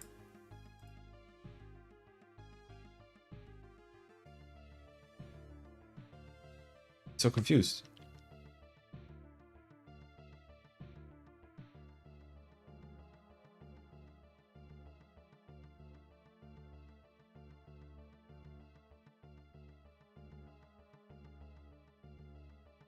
It does not mutate the original value.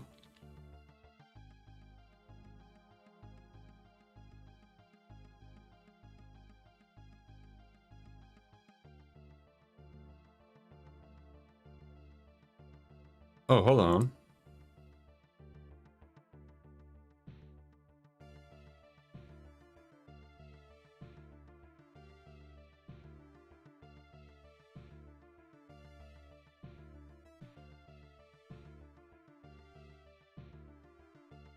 Do these need to be mutable here?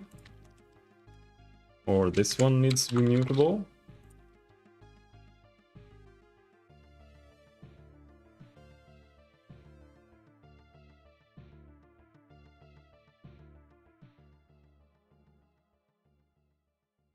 No? God damn it.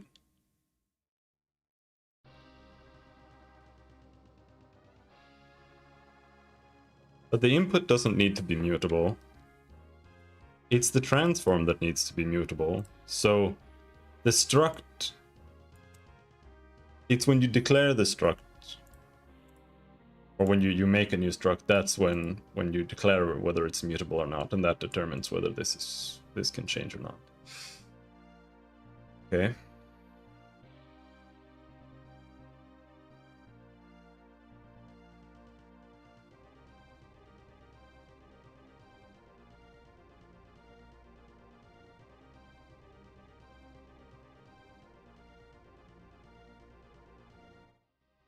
I'm still baffled this doesn't do anything.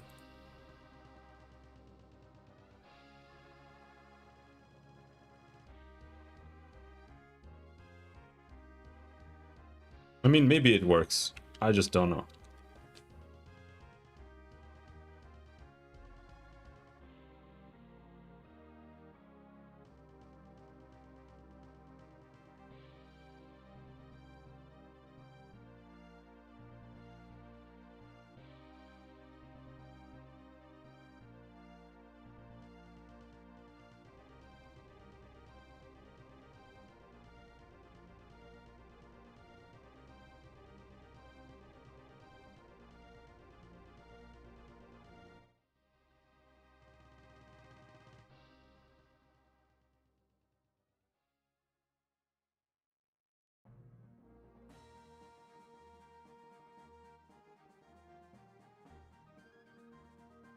Is that how you did it?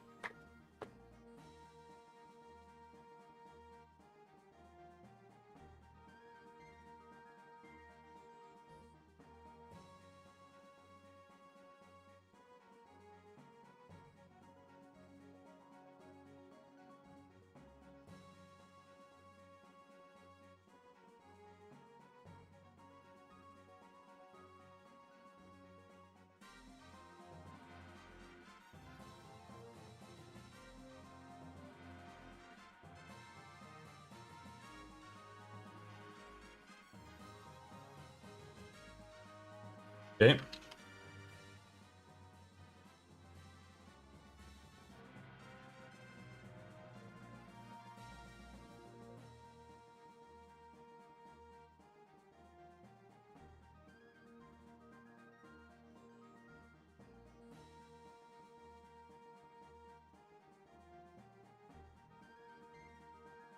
I'm confused.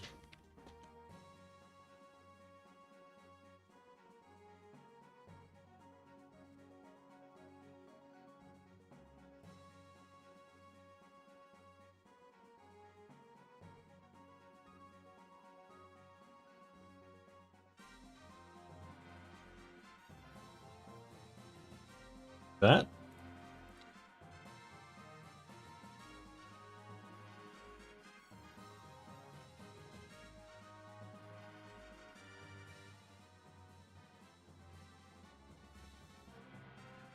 Then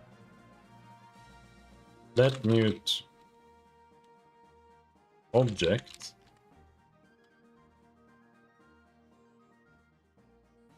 name poop string for some fucking reason. Transform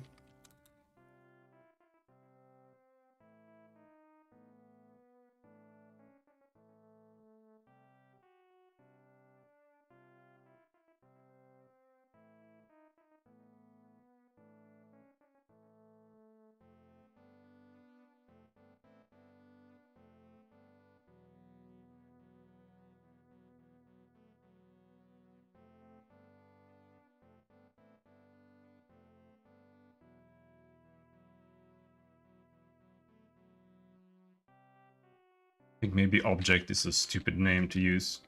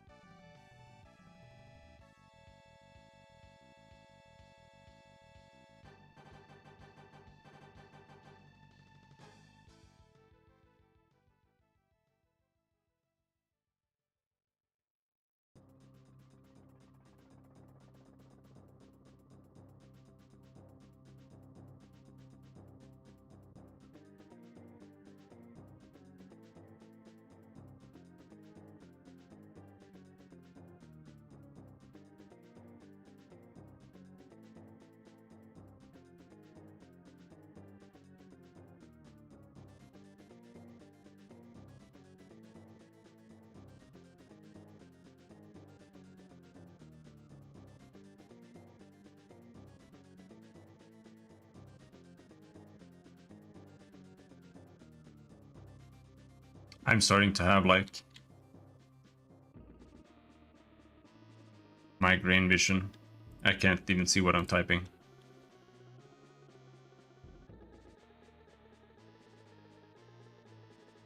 Why can't I try into lore?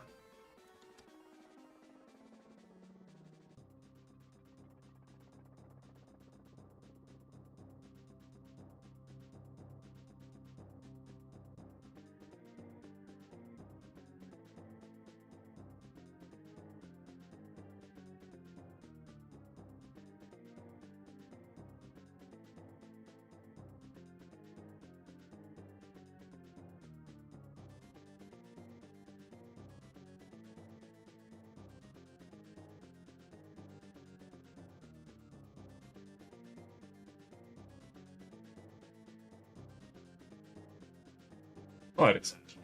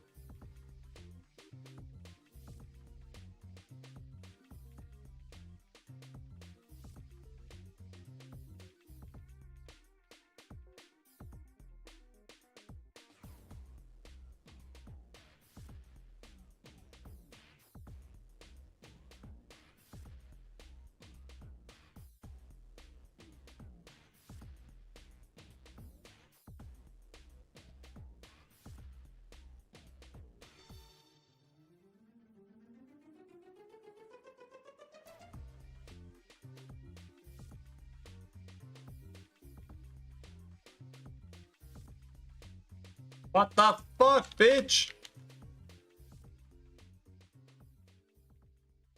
I'm gonna have to stop soon because I can't see what the fuck is going on.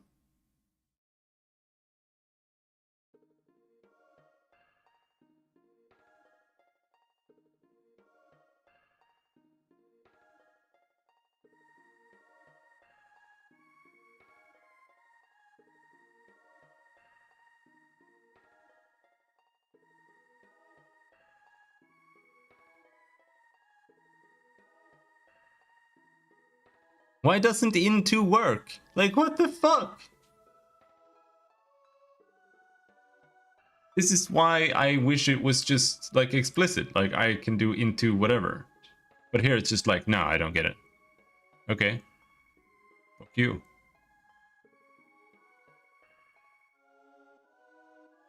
Crate bound I-32 from F-64 is not satisfied. Why? What if this is also 64? Can't I convert down to 64? No, that's not the issue either. What the fuck is the fucking problem, asshole?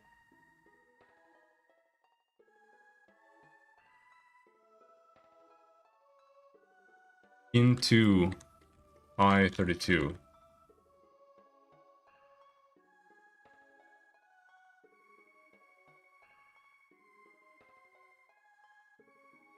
Huh?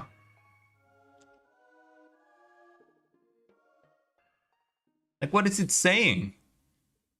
Required for F-64 to implement into I-32.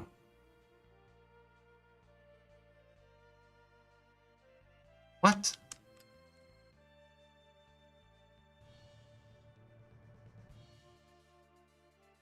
With a large I. Like, what is it talking about?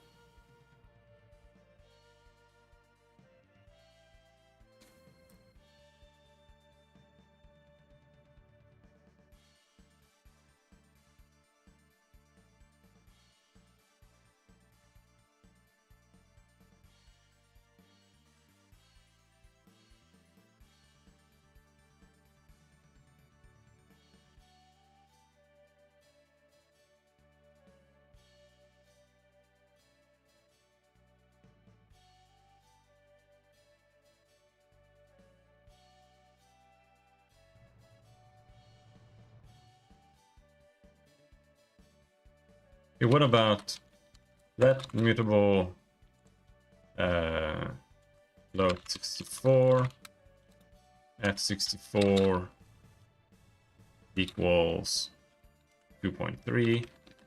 Let mutable int 64, no, int 32, I32, and then int 32 equals float 64.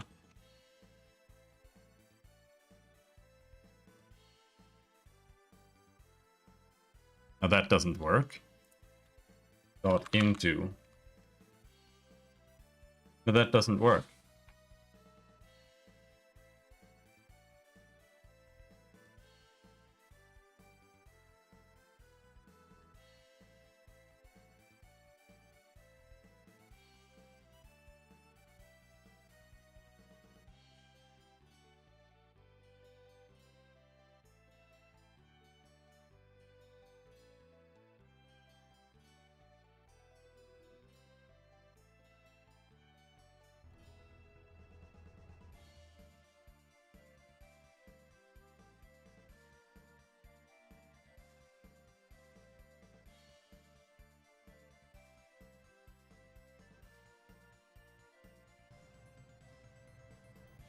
Okay, that's all you do. You don't do into for some fucking reason. You do as instead. Okay. God fucking damn it. Well, in that case, maybe you can do input as I32, I32, I32. No?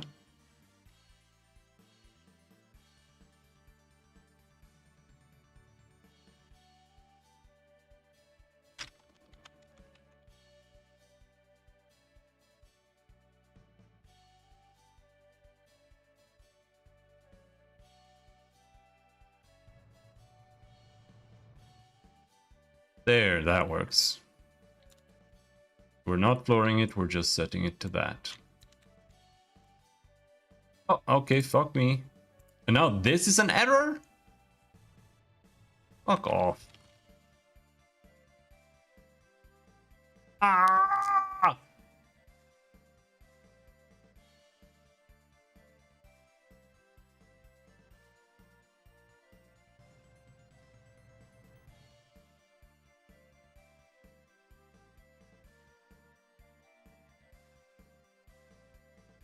And how do you type this?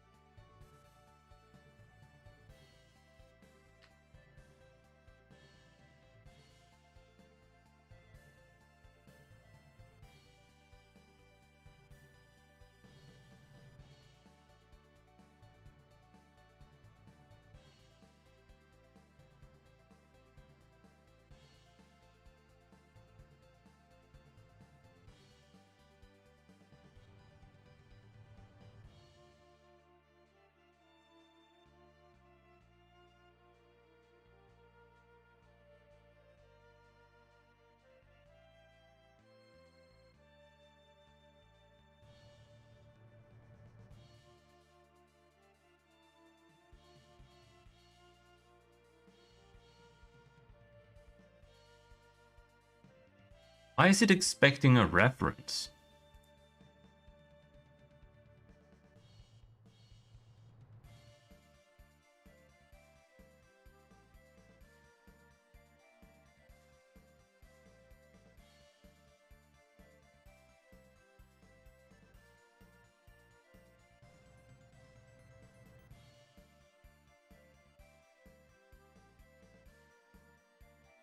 This is so fucking annoying.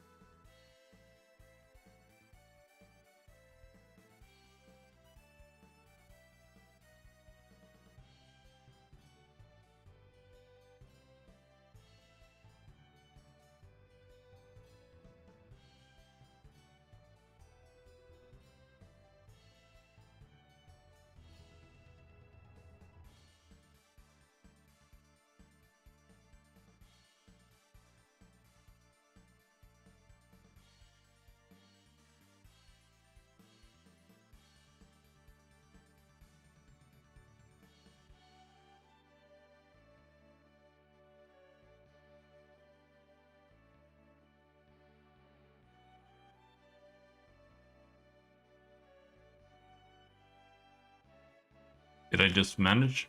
Is that how it needs to be?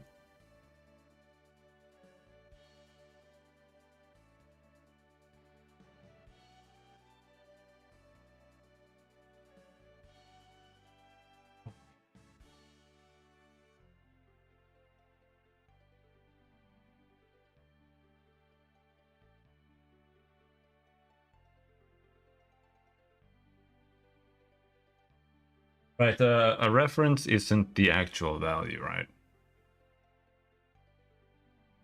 That's just the location of it.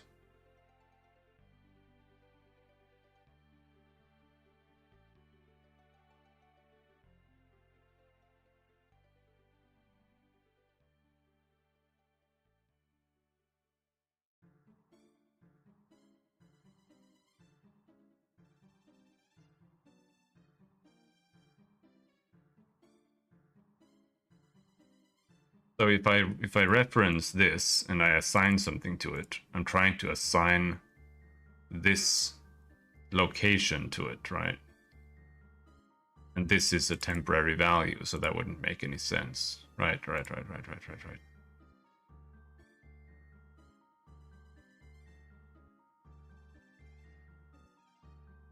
I'll be right back.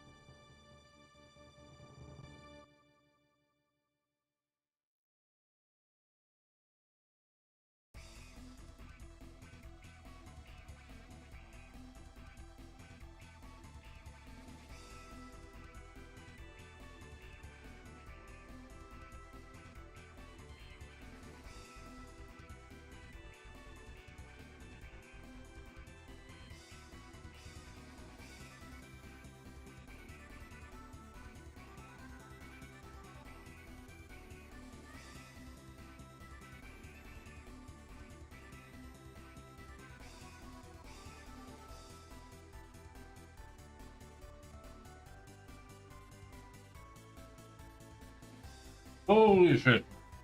Okay. God damn. Oh damn.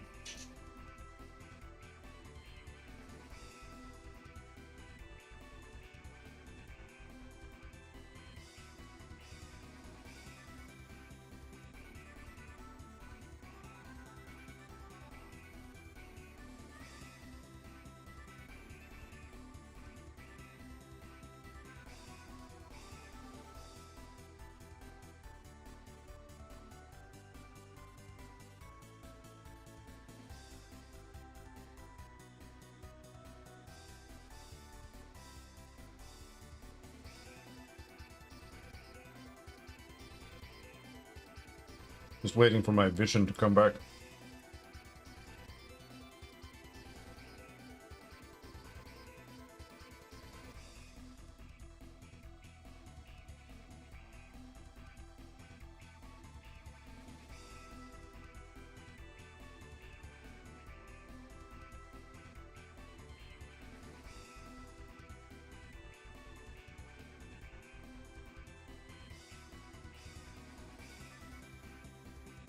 Would be nice to see the variables.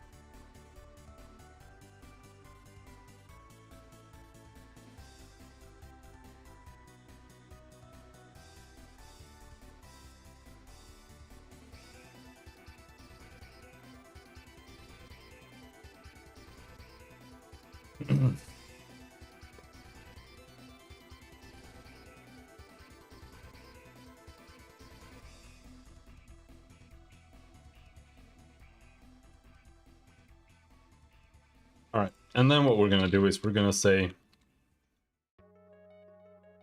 let mute obj1 equals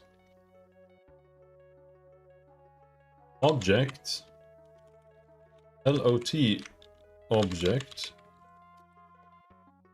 name obj1 string transform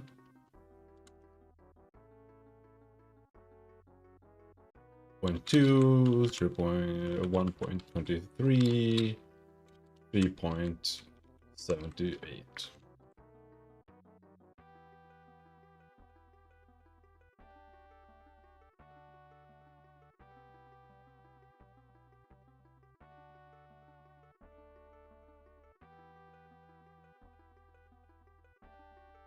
Pixel transform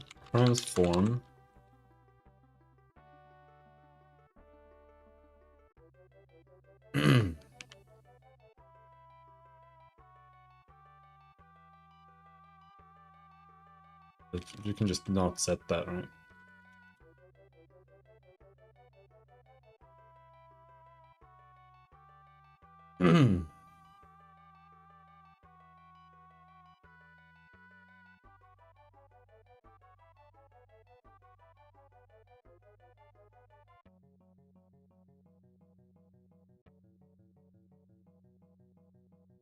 This struct is not public.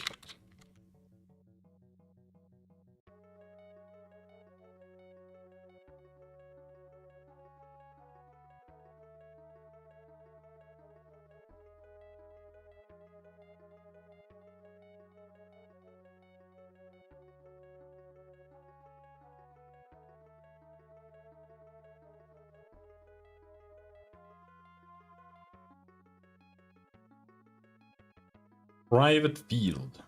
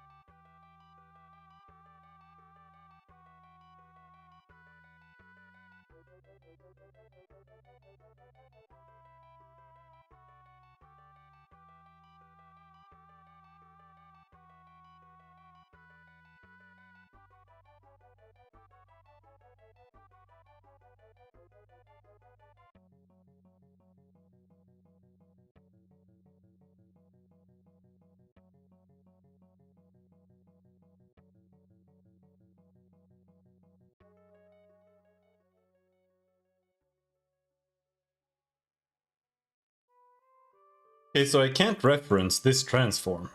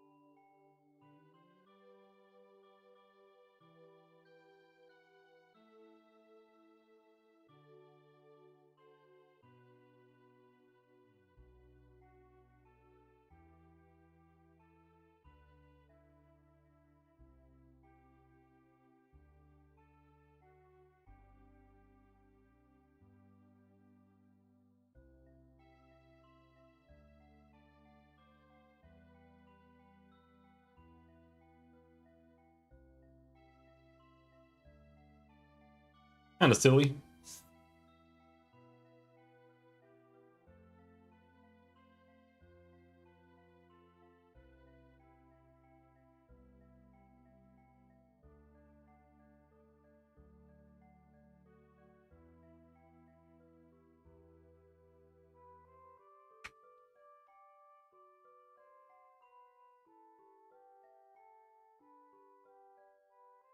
I kind of don't want to have to set this. Like,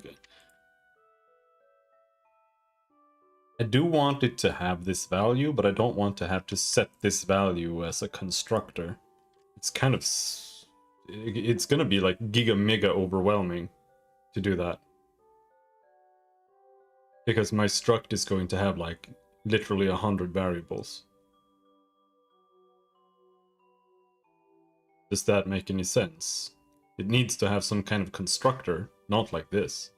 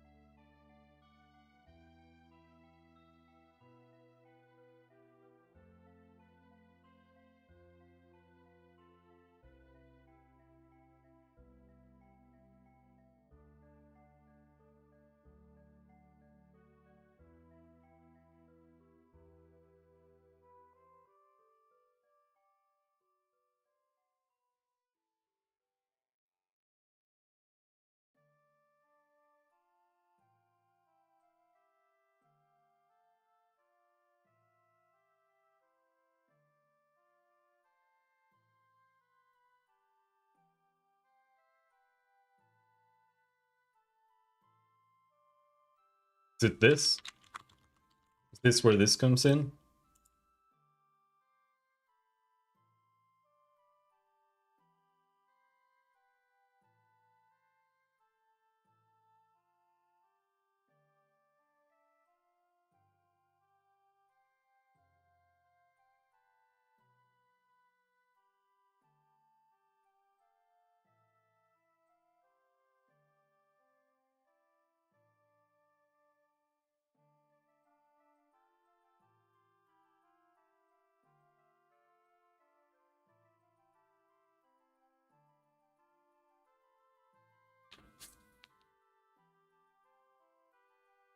Oh!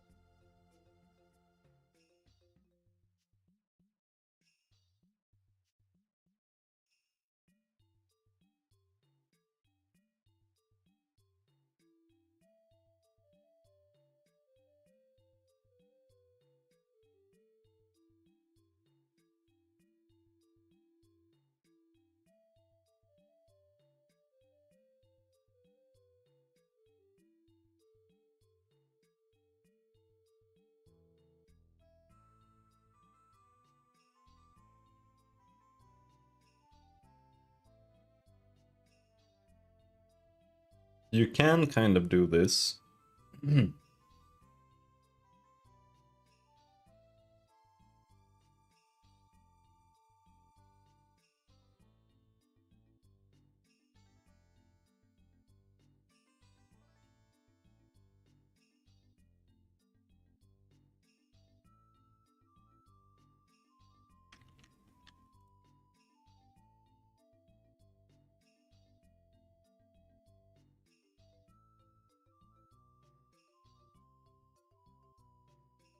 Can't do default fields on structs. Man, that sucks ass, dude.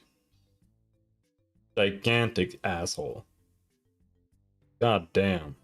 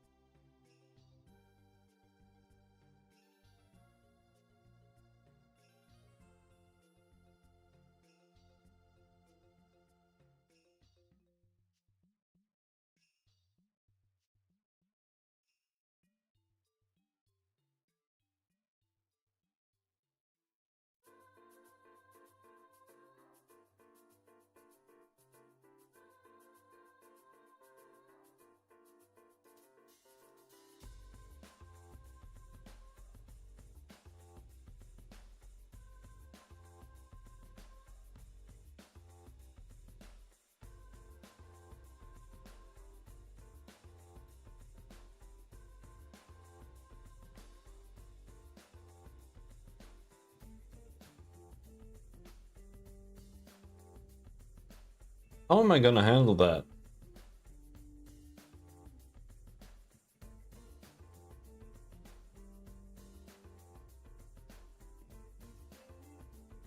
I feel like I would have to do like I would have to make a function that's just like a new LOT object. And then it's just a gigantic constructor with everything, like every single variable.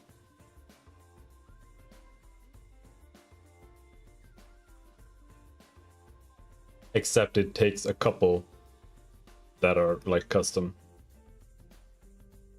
That way you can make a new struct, new object, by only entering a couple of values, and then it just sets those.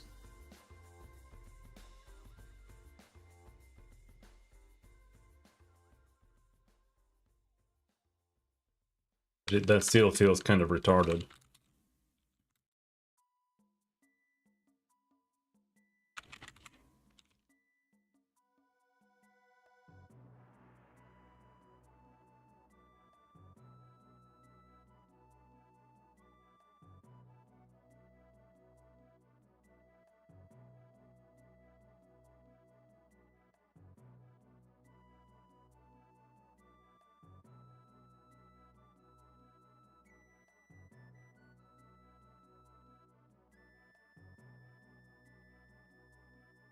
Oh, fat autocomplete, dude.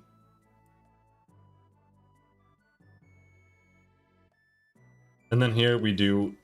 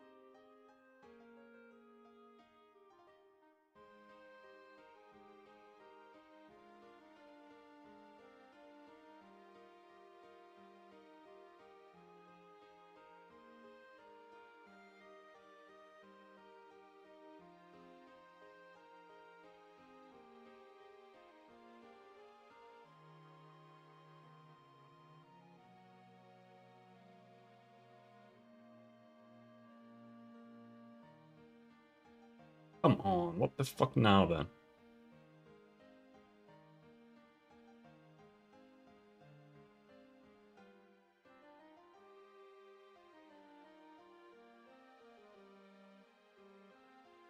Oh, it's called transform.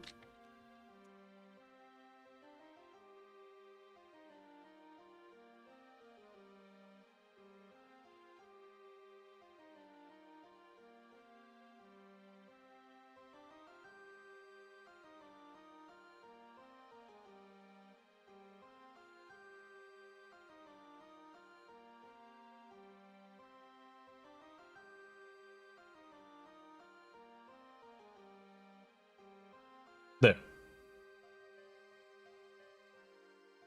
So now we have a constructor here, right? Now I can just call new LOT object. Also, I still think snake case is retarded. Like, it's absolutely the worst. But hey.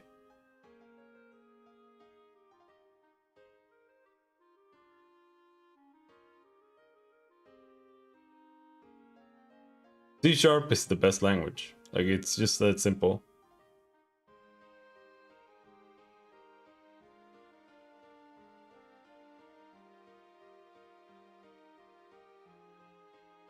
Snake case functions. Fucking hell, dude.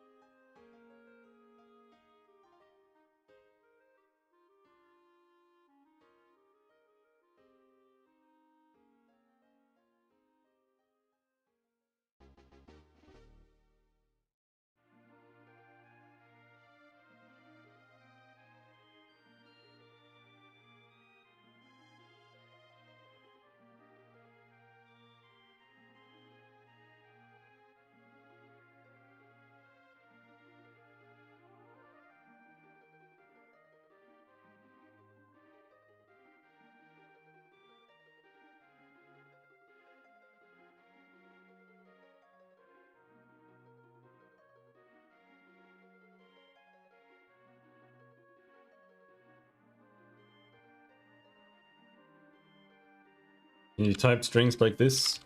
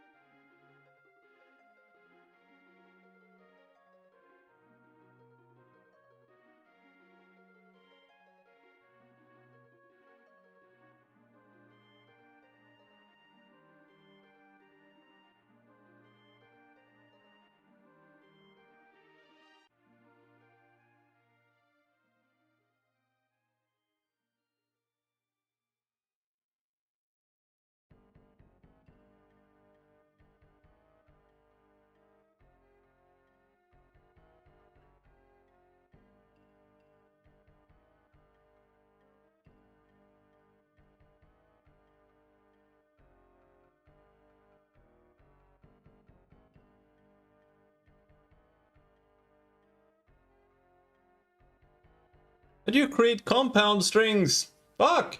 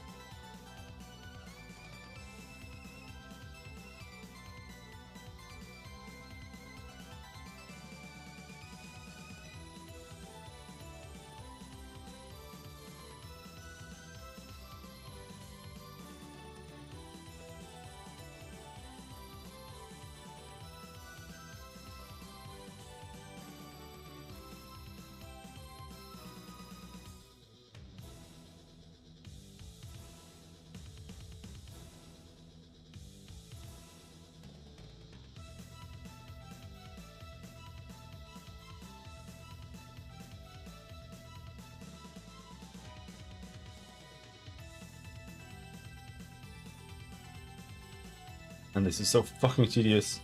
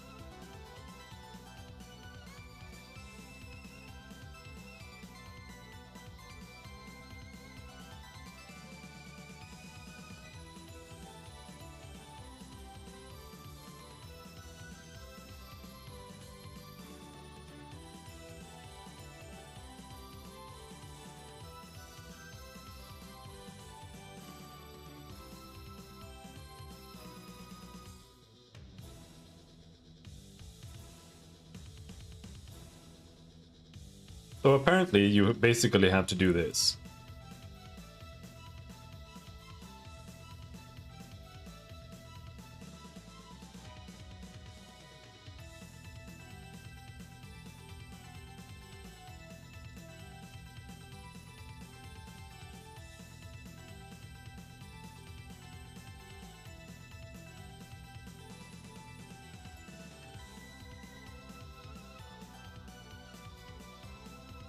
Well, yeah.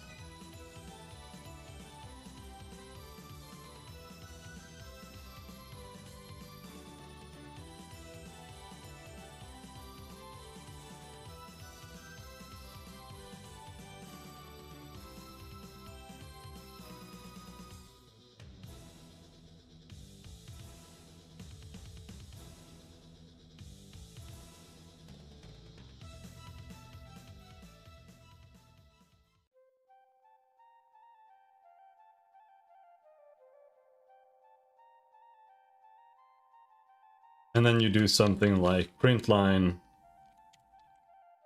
A, A, B, C, D, E, F, G. So retarded. That's so retarded.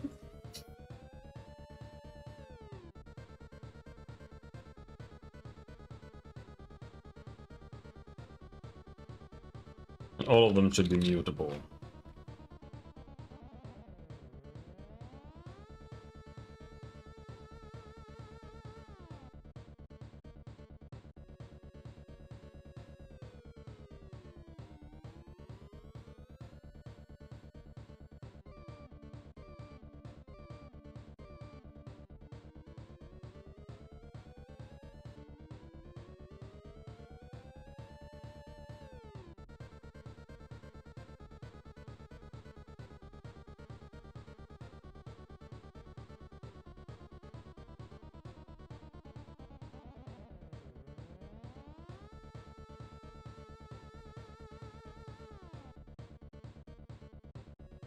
Oh, we're not done.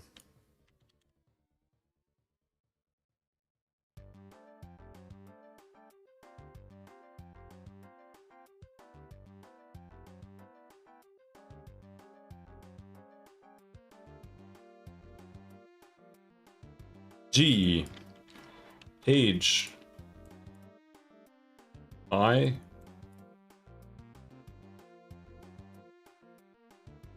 A. I. What does the alphabet look like? Alphabet. I. J.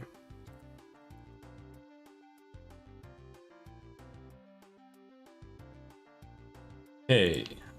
L. M.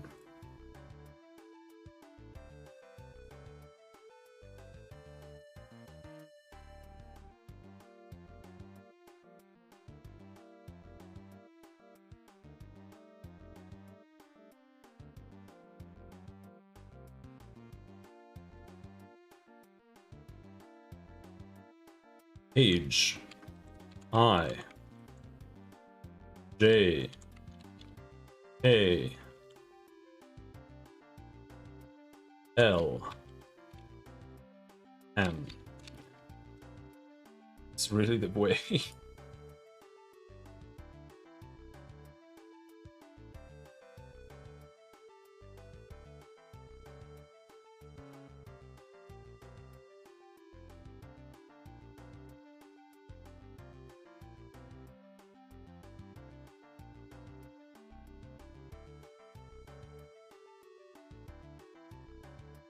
Okay, what does this mean?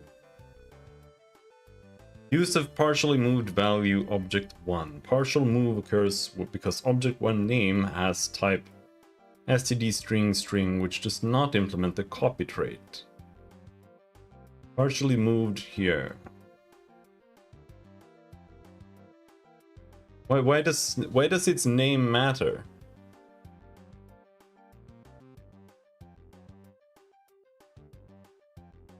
I don't give a shit.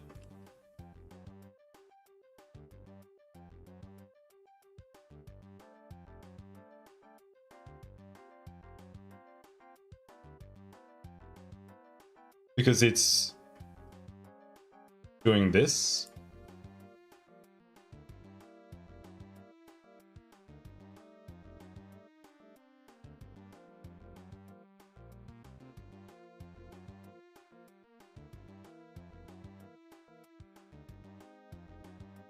Ah, damn.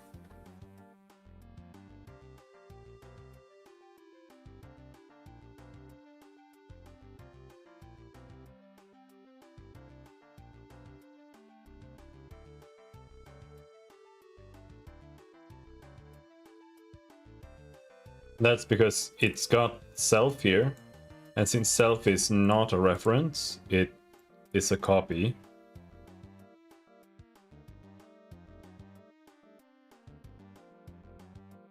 But shouldn't the reference work?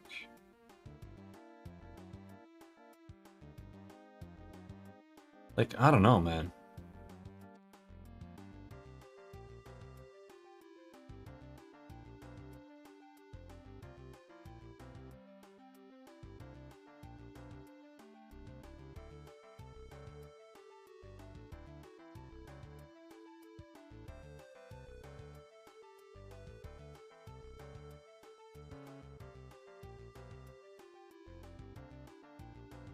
That work?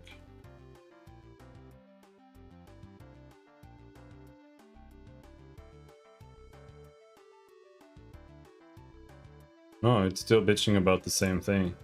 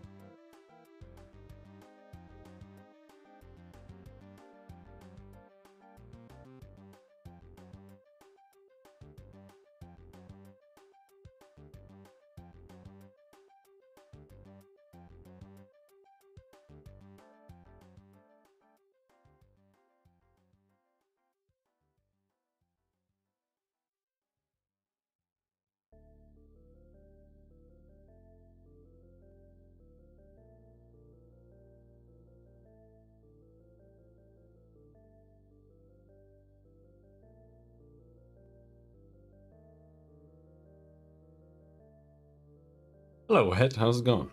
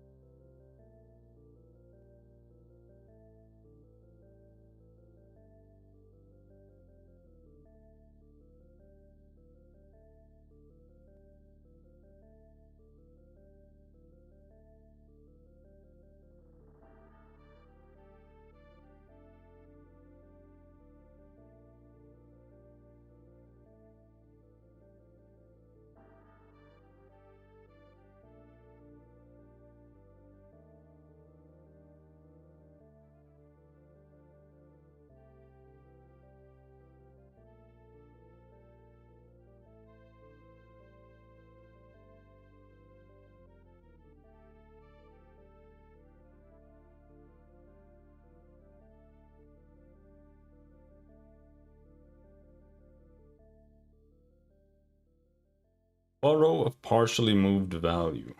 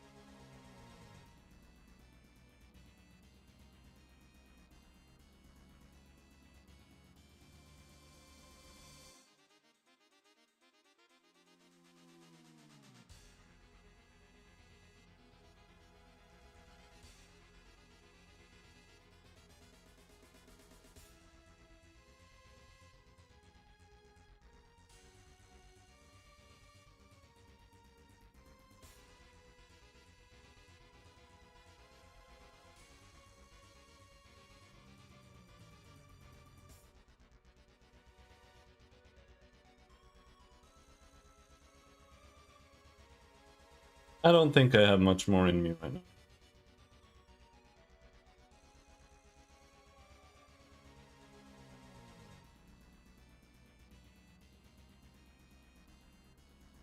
It's just, I don't know. I don't know what this means.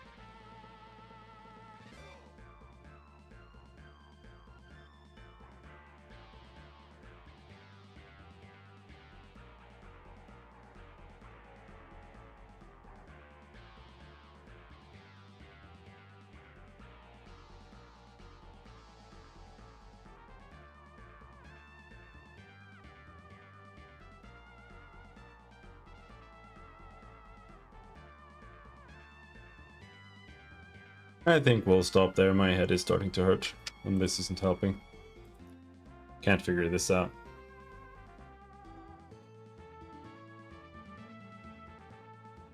All it should do is just set this value. Like, I don't understand why that is so difficult.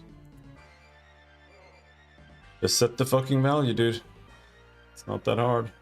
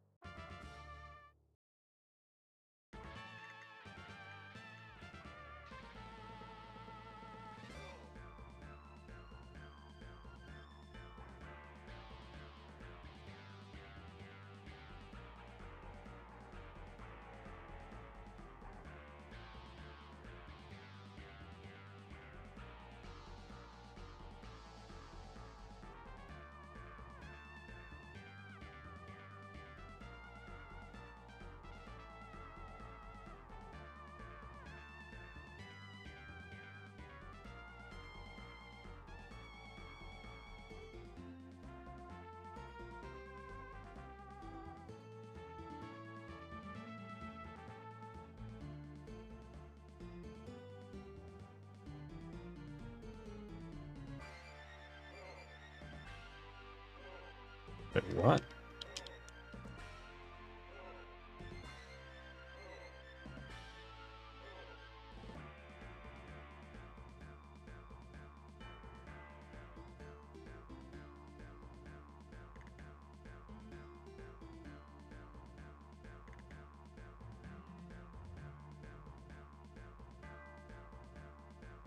Has to do with this? Holy shit, what?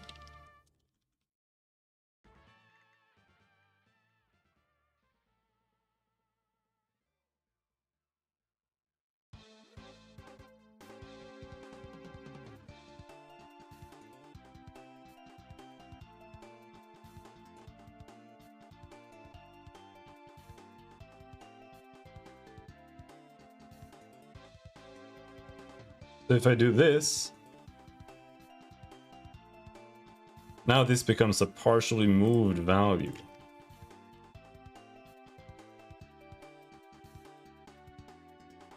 So if I send this as a reference, that's fine. These also just be referenced.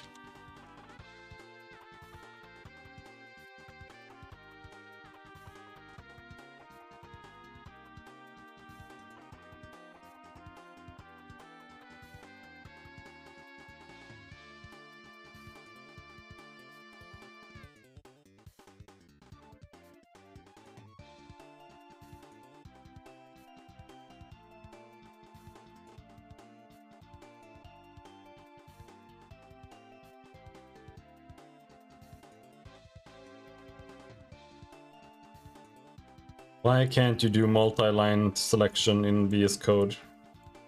Like, they're missing like the most basic shit. And at the same time, VS Studio is also missing like the most basic shit. It's terrible.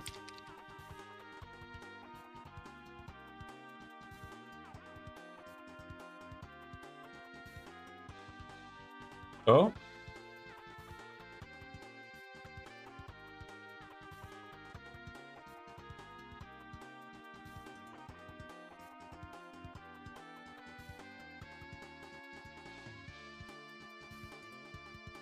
So these are already... The reference is already assigned, so when these change, the values will also change.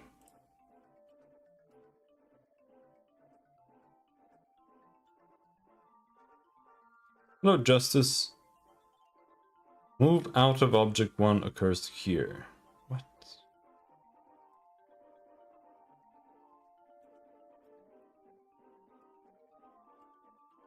How do you unborrow?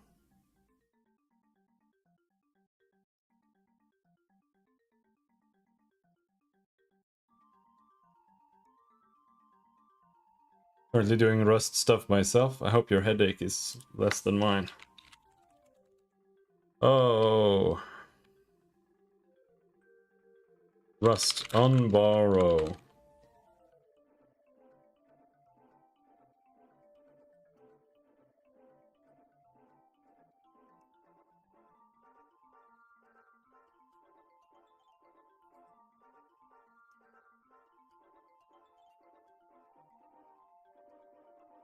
It has to be cloned?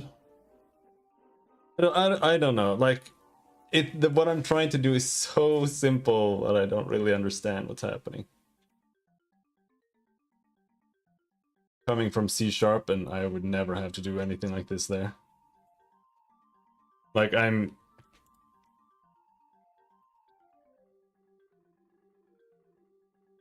just trying to use set transform here, which sets the transform and the pixel transform, right?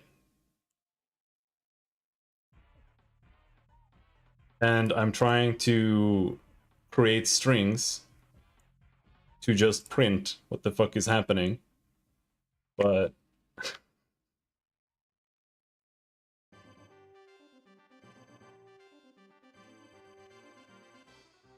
yeah, I've been messing with this. I've been trying this, but I don't really know how this works. Like, I did this as reference,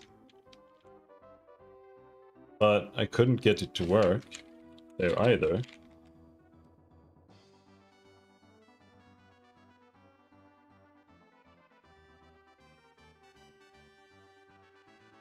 Is it now? Cannot borrow object 1 as mutable because it is also borrowed as immutable. What?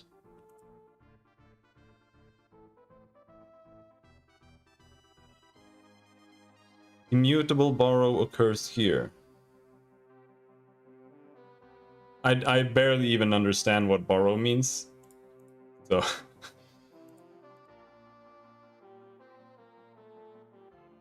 1817. Like, it's this.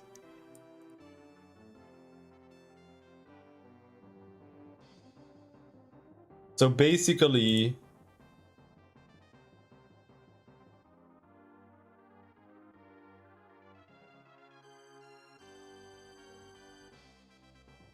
you can't just assign, right?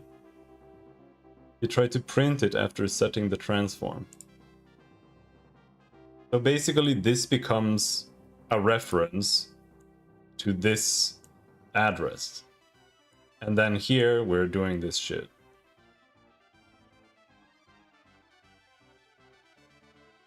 And I can't do this because this is not a copy, this is a move. So I would have to implement a copy here myself somehow. Can you just do toString from name?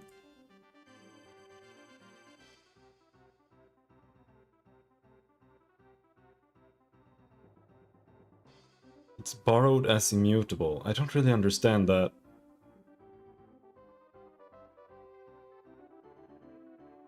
Oh, did that fix it?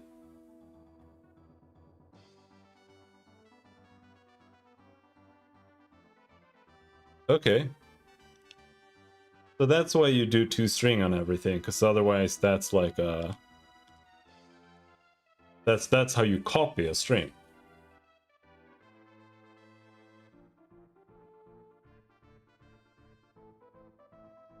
But I don't know really if I should do reference here or...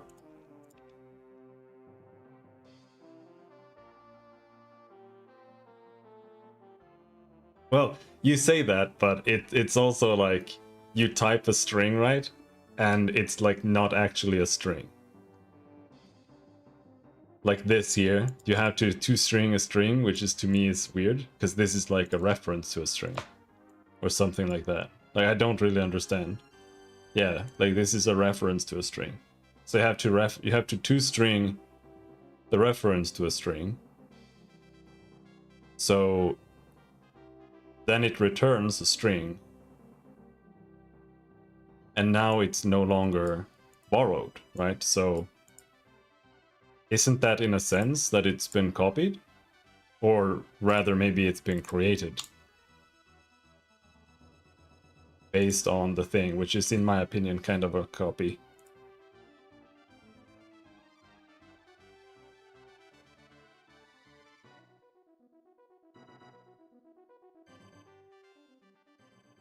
Okay. Yeah, see, like I said, I've been programming Unity for like 10 years, almost.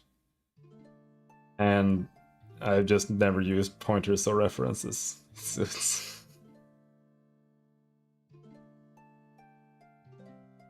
Holy shit, dude.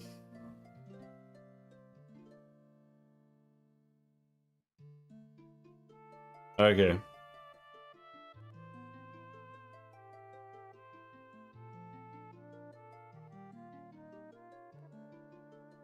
So what happens here now? Don't need that.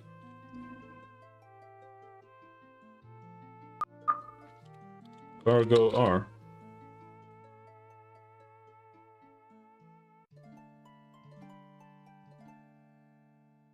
Doesn't work.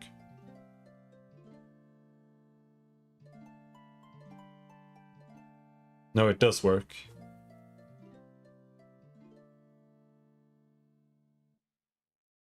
You can just use debug object 1 if you derive the debug trait. Okay, that would be nice. Yeah, someone was in here and mentioned and used that before. I was just not sure. Because this is not a very comfortable way to concatenate a string, right? Like, I'm used to just being able to type, like, literally just type. Like, plus.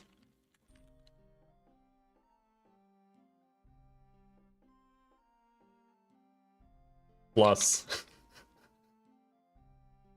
And then you just take, like, the object1 transform to string plus.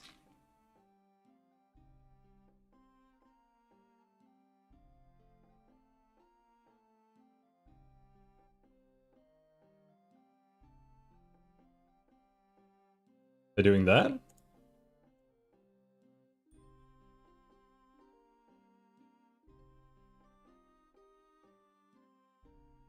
Does this actually work?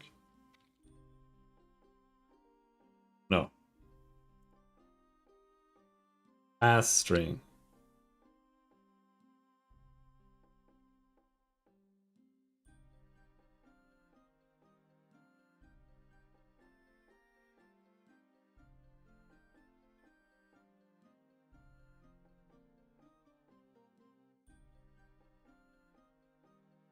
Holy shit.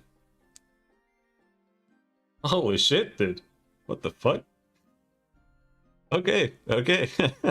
Alright, thanks a lot.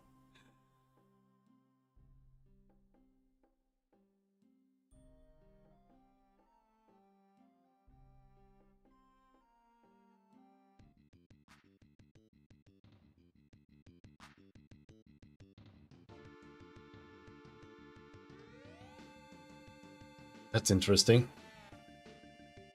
Yeah, it's gonna take a lot of effort to do this. Oh, and I have so much code to convert to Rust. Holy shit, dude. Oh my god.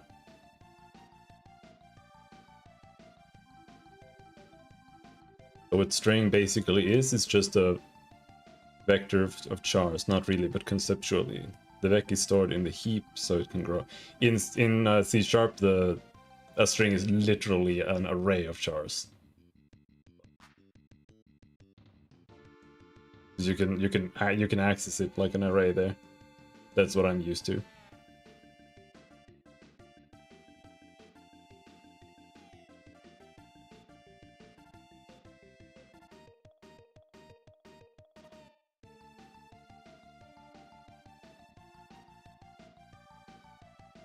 All right. Yeah.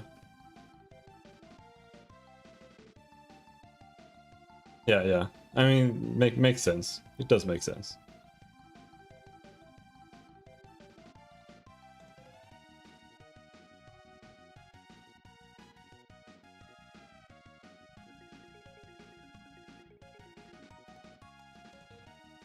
But now I do need to do this again.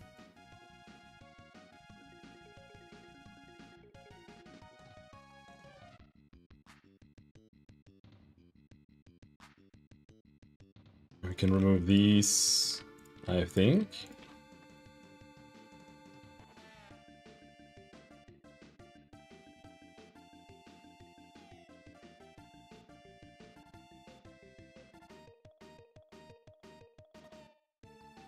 Now we try running that. Oh, it works! No, it doesn't. What is that? I must have mistyped something. Pixel transform to... Is that a 1? Yeah.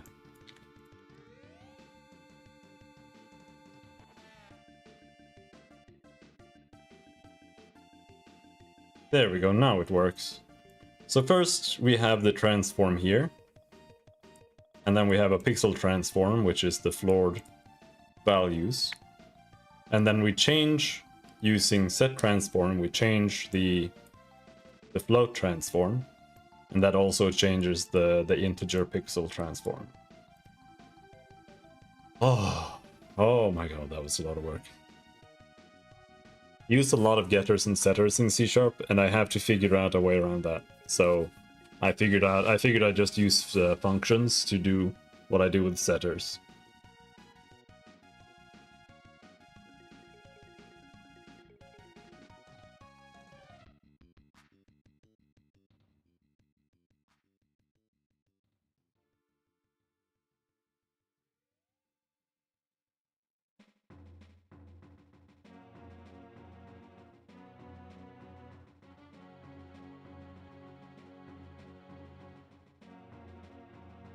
Print line object one name.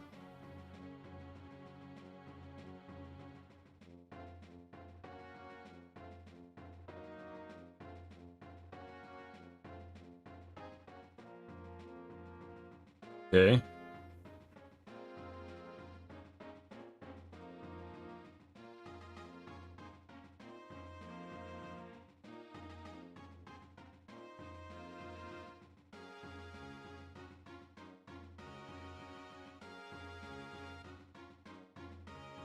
I saw there was something called format as well that did something similar.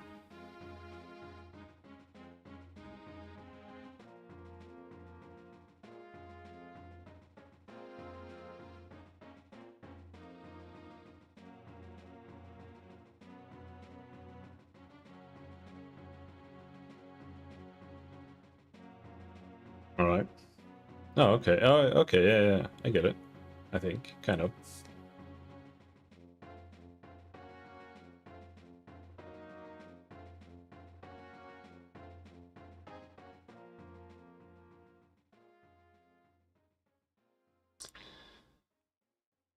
Ooh.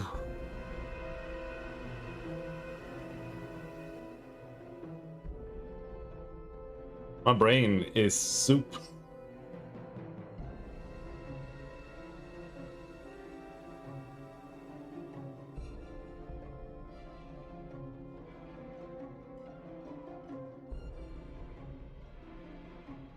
Yeah, yeah. Yeah, yeah, I know what you mean. I know what you mean.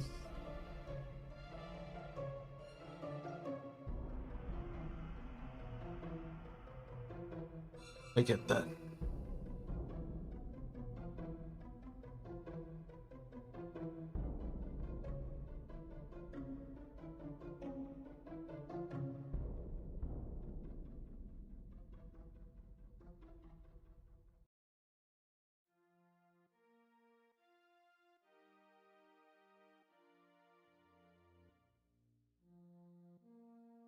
But there's a print as well.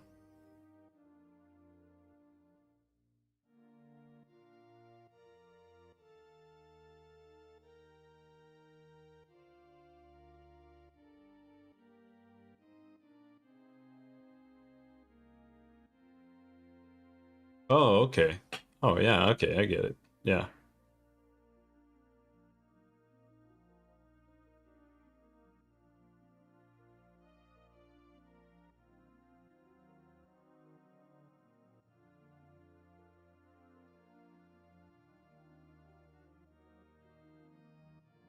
So you could technically just like do print on all of this. And it would just give you the thing.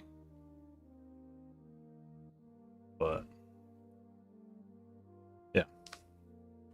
At least I know now I can do this at the very least.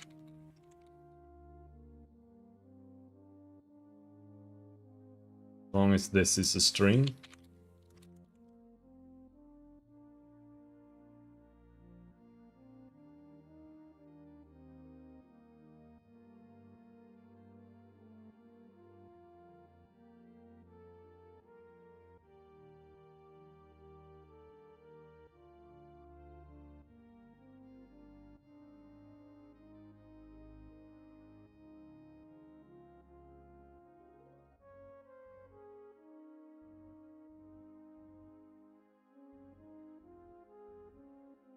Implement the display trait. So I can make a custom, like a custom way for it to print itself, basically.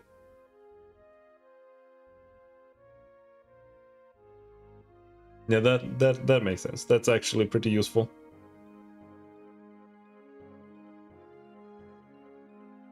Actually gonna Rust display format. I'm gonna put that in bookmarks. I'm just building a little bookmark library for Rust now, trying to figure this shit out. I have to figure out which... I have to figure out if I'm gonna use Ash or if I'm gonna use WGP or whatever for Vulkan as well. But as you can see, we're still stuck on very extreme basics, so that's a little bit further down the line.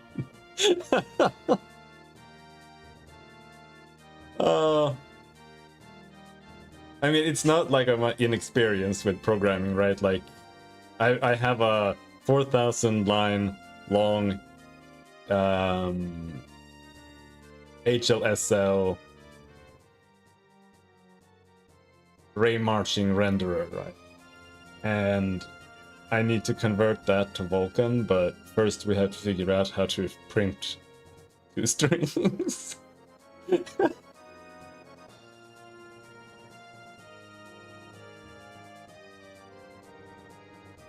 Oh my god.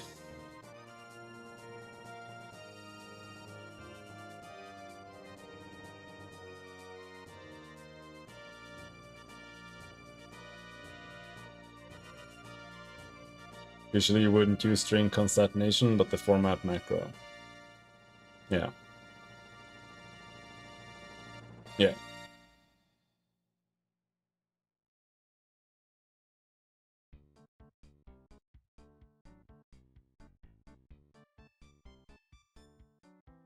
Yeah, I was just trying to get the lines easily printed so I could check if I could get the function to work, but it was a lot harder than I thought. It was a lot harder than making the function and everything. But I think we're gonna stop here. It's been a 6-hour stream, and my brain is turning into liquid. But I appreciate all the pointers, it was very helpful. I'm gonna keep figuring out Rust more coming weeks. Otherwise, I'm just gonna keep programming in Unity during the weeks. So we need to make progress as well. I'll just figure out how to convert it later.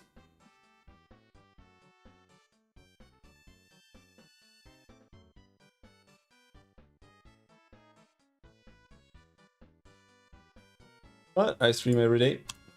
Maybe I'll see you around. Until next time. Thanks for hanging, dude. Bye-bye.